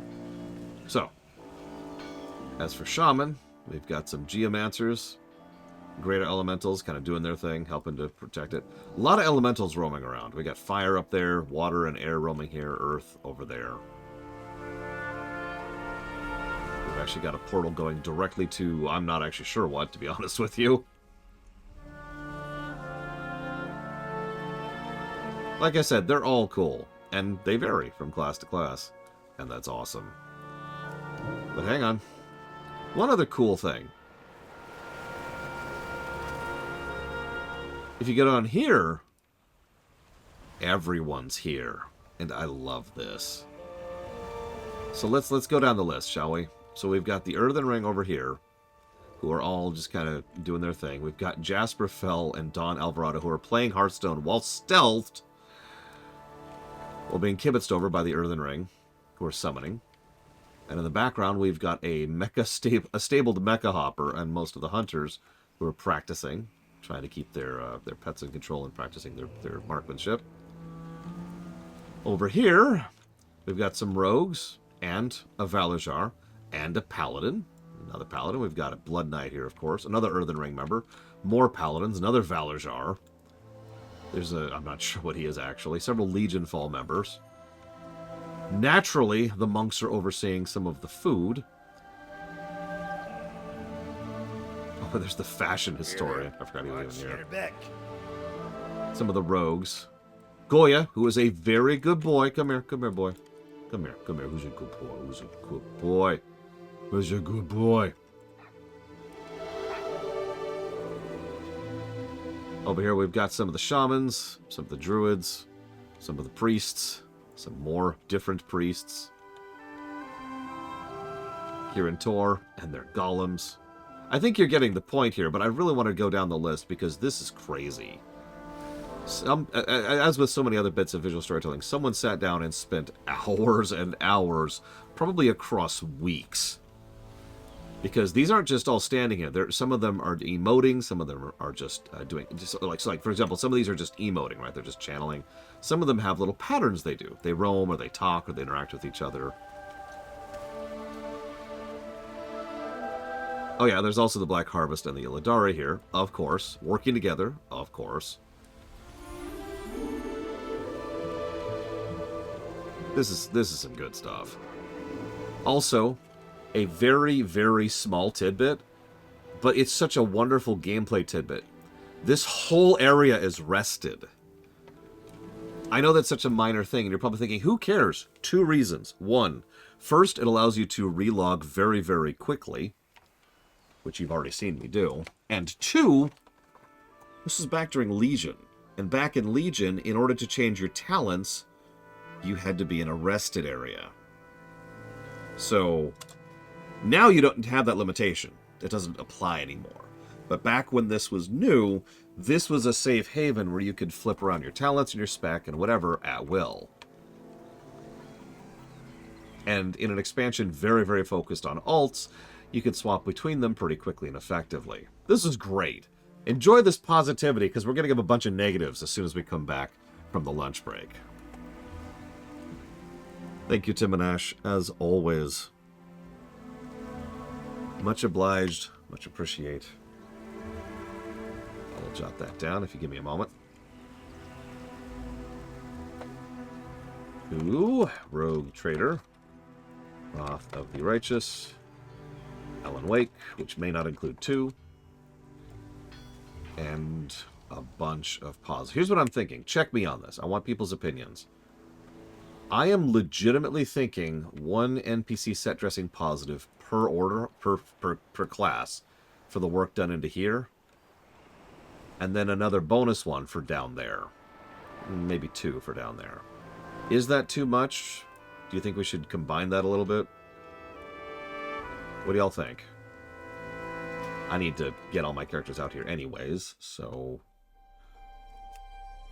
let's start working on that.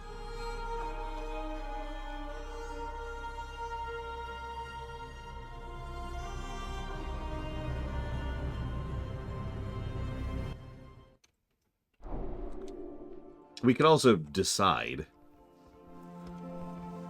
you know, based on how good any given classes was. Shaman and Warrior and Warlock, excuse me, Demon Hunter have all been good so far.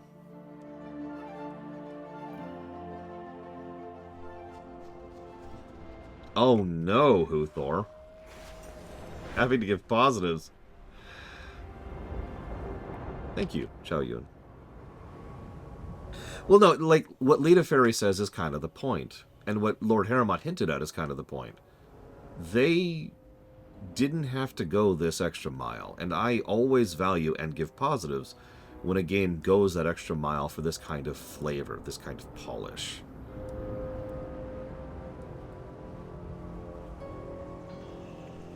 So here's Hunter. The Mecha Hopper, of course. Another mecha. Stable hands, bunch of beasts, the great eagles watching over the place. Of course, you gotta have eagles. Very important. For some reason, there's a Murloc. Don't ask questions. Don't ask questions. Oh yeah, also, I forgot to mention, the Death Knights are down there by themselves because they're Death Knights. No, Verlictum. Unless we are literally living in Star Trek, in which case it's not crypto anymore. The answer is 100% no. If you ever hear about a crypto thing and want to invest in it, then it is then it is a scam, and you are too late to invest in it to make money off of it.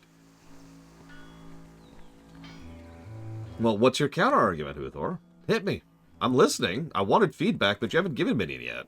You've just been like, Lord, you're dumb, and I hate you, and I'm secretly Elon Musk.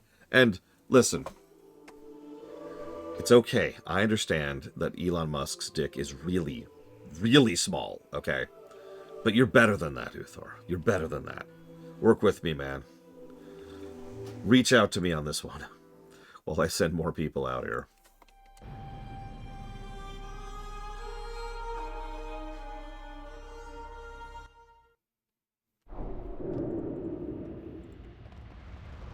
Your dick is bigger than Elon Musk's, Huthor. Evo's dick is bigger than Elon Musk's.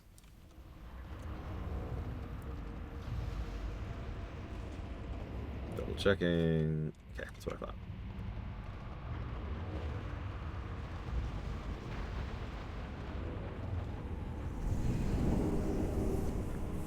It's very classic pyramid scam for Lictum. While I wait for Huthor's reaction here,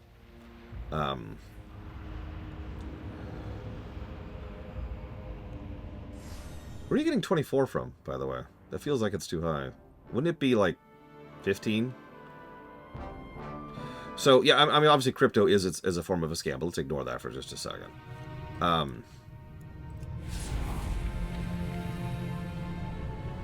The way it works is people invent a new crypto or get involved in a new crypto. They invest a decent amount of money into it, and then they try to boost it, try to create a burstable bubble artificially. Then they inform a few other groups who have money that, hey, you should invest in this, and sell off their shares to those people, effectively making their money.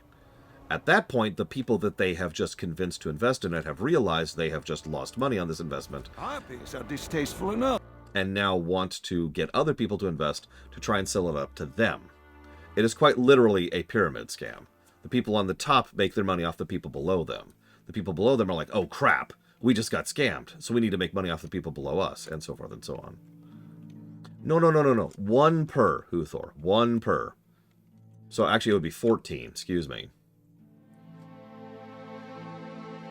The 2 was for down here, because this has nothing to do with anything. Like, this area is universal. It doesn't change that much, based on your class.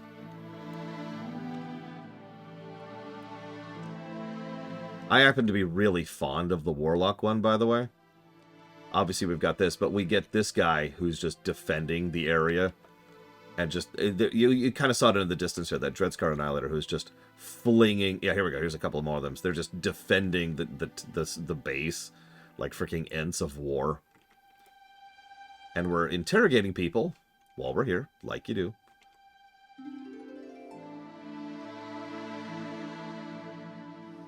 So yeah, that would be 14 total. I should probably mention the Broken Shore itself won't really get any additional positives. Like, we already covered that back during the initial invasion, so, and I have nothing else to add to it. Don't mistake me, this is nice and all. It's a decent blasted hellscape, but frankly, Argus is a much better blasted hellscape than this. So, cool, but that's it.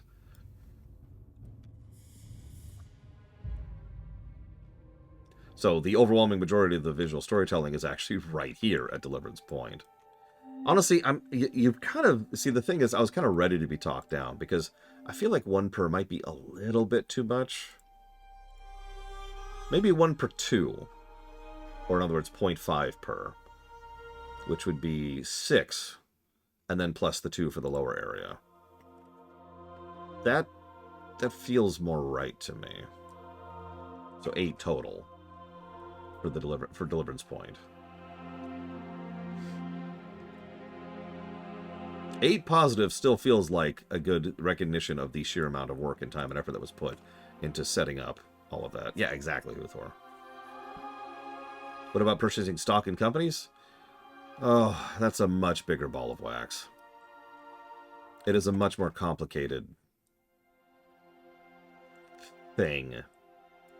See, the thing is, with crypto, it's a straight scam. right? Like we mentioned earlier, different types of scams. With crypto, they're trying to get you to waste your money on something where you will only get your money back if you get someone else to waste more money on it. With stock, you probably will make some money off of your investments. You just won't make as much as other people will. So there's Mage. Again, defenses, in this case, Arcane Protectors and Mages. Just kind of keeping watch on the line here. I love this. I love this. They've got a mage table out. Refreshments. Mana buns. Get your mana buns. I love how they've just got a bunch of freaking books over here floating around. Summoning portals, of course.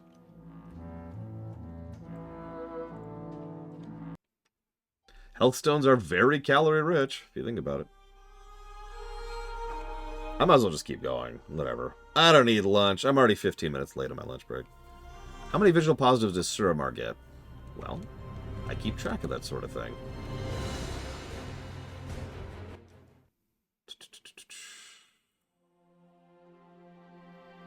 $17.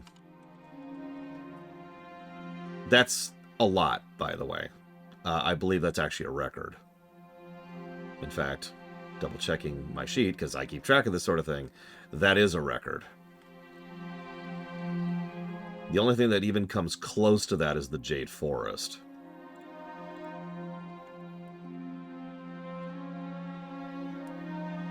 Yeah, no, Suramar was crazy detailed. It deserves that many positives to visuals.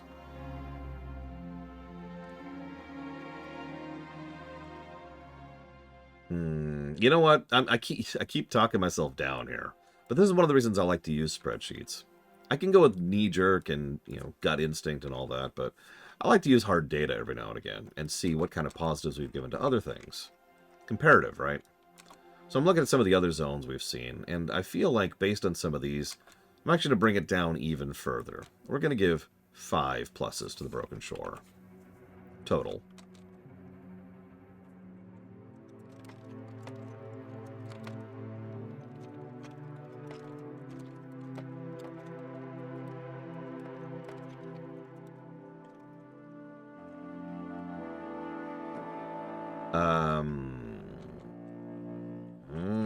Hang on. I don't think... Let me double check.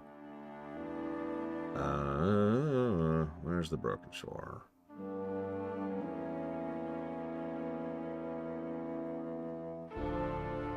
There it is. 1. Which makes sense.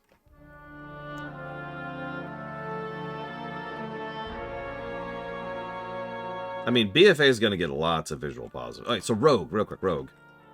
Tents, Blade Merchants. There's Granny Smith. Oh my god, Granny Smith is with the Rogues. I've always known. I've always known.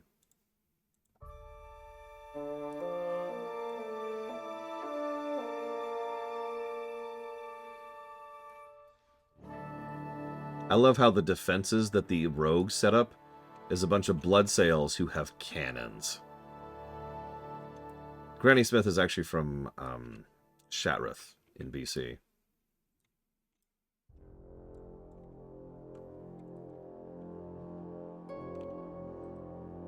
So I lied. Sorry. I just noticed this. There's one difference down here, depending on your class. It's the middle stuff. You notice the Warlock was like summoning a demonic portal. Well, here's the middle stuff if you're a rogue. Noggin Fogger. On a giant pile of money. Of course.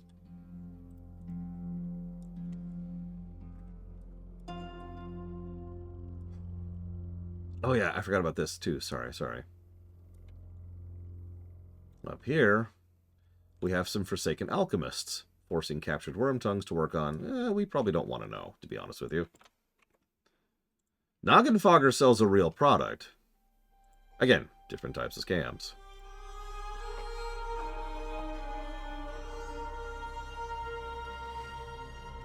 Oh.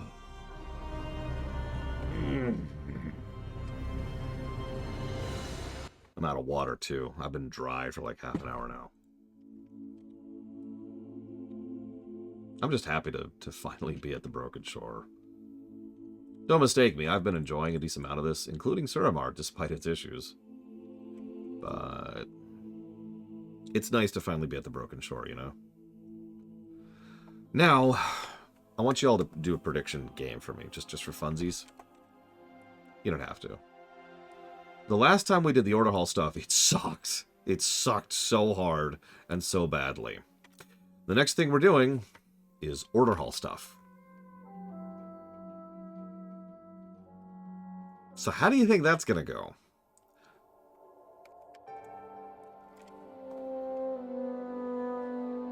So Druids, down in the middle here. Whoa, there we go. We've got an Ultra Moonfire Beam going. That's cool. And up here we have Ancient Protectors, of course. Good defensive line. Several Druids just kind of hanging out. Emerald Defenders. Got to have the aerial defenses, of course. And naturally, the tank is asleep. Wake up! God.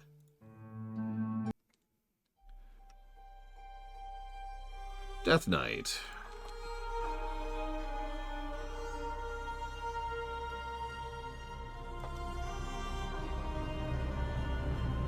No, thankfully. The narrative. Although we will talk about that.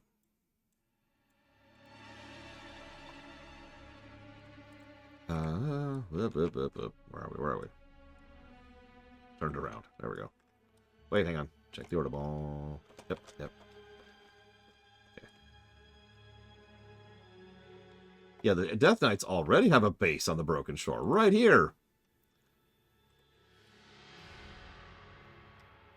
Actually, it might be faster to just straight up fly there. I mean, Akros have a floating fortress. Of course, they were the first ones on the front.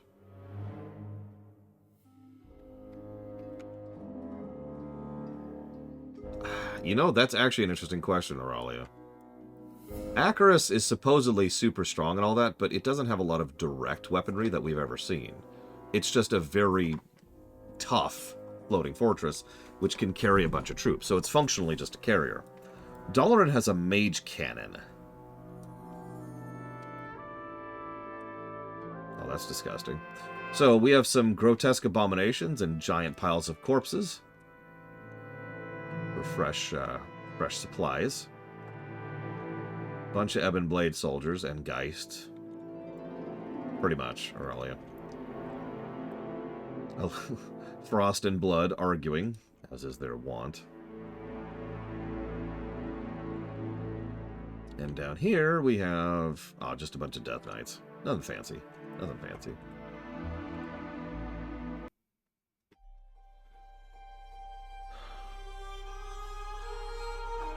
Three more Blades roll. 3 more. No is the answer. I need food. I'm already shaky. I'm like really, really shaky, actually.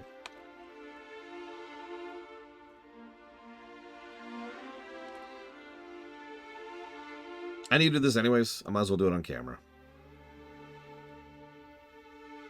Every now and again, I wish I had like a droid or a bot or something. I could be like, could you fill my water, please?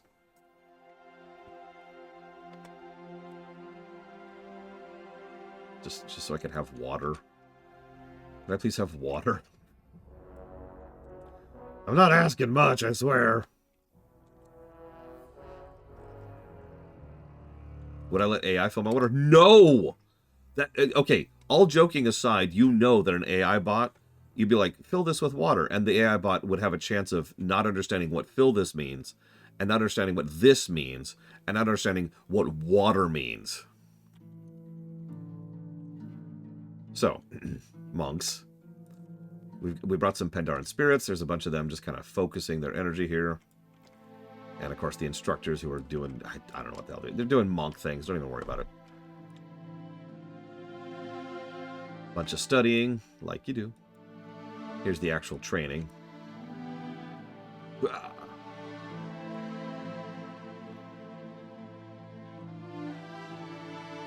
And we brought the brew. Of course we brought the brew. What else are we going to bring?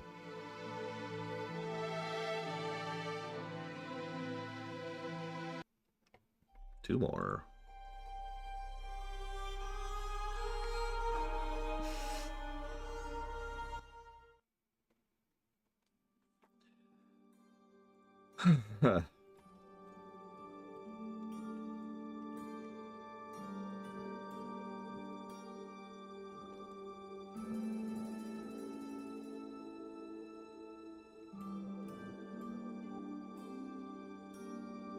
Damn it, Lord Aramont. Yeah, Monk doesn't do that much. We'll see what we get with Priest.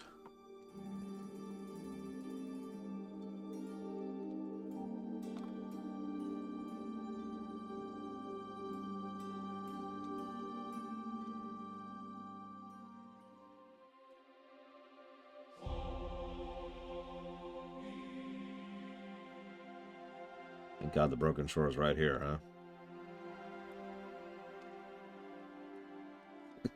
Look, Lunaru. Anybody who's ever worked in programming knows what I mean. You have to define things in programming. You're welcome, Giga. Thank you. Sorry, I'm kind of slorgan right now. So Priest.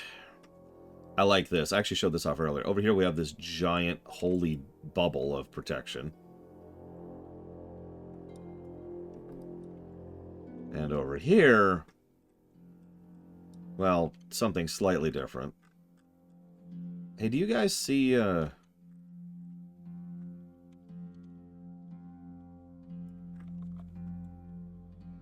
know what? I'm sure it's nothing. I'm sure it's nothing.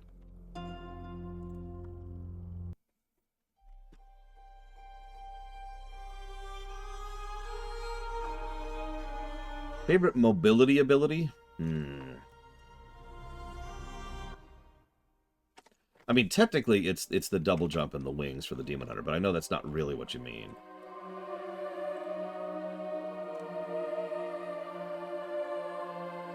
It totally understands, Lunaruth. It comprehends the material. You could tell because it copied information from people who comprehended the material. I haven't done Evoker. I have a feeling Evoker is actually going to be my favorite with that, like the sweeping whatever it does. But I haven't played Evoker yet. So honestly, real talk, my favorite is Paladins. Divine Steed. Leap atop your charger for X time, increasing your movement speed by double, usable indoors and in combat. 36-second recharge, 2 charges.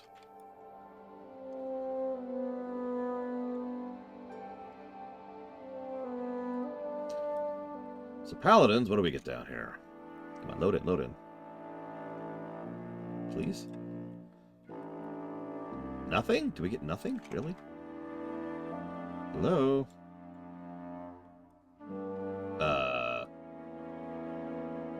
Okay, that's weird. There's nothing here. Oh, it's... Never mind. That actually makes perfect sense. Right.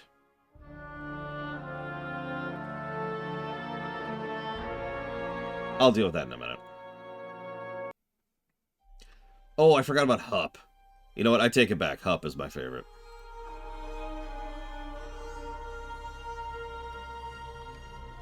Oh my god, Blinterfall. I can see that. Okay. I'm gonna go grab food, and then we're gonna give a bunch of negatives. For real. For those of you who know what I'm about to get negatives for, do me a favor. Debate in your head how many negatives for the quests we're not doing deserve. Okay? For those of you who don't know, don't worry about it. See you guys.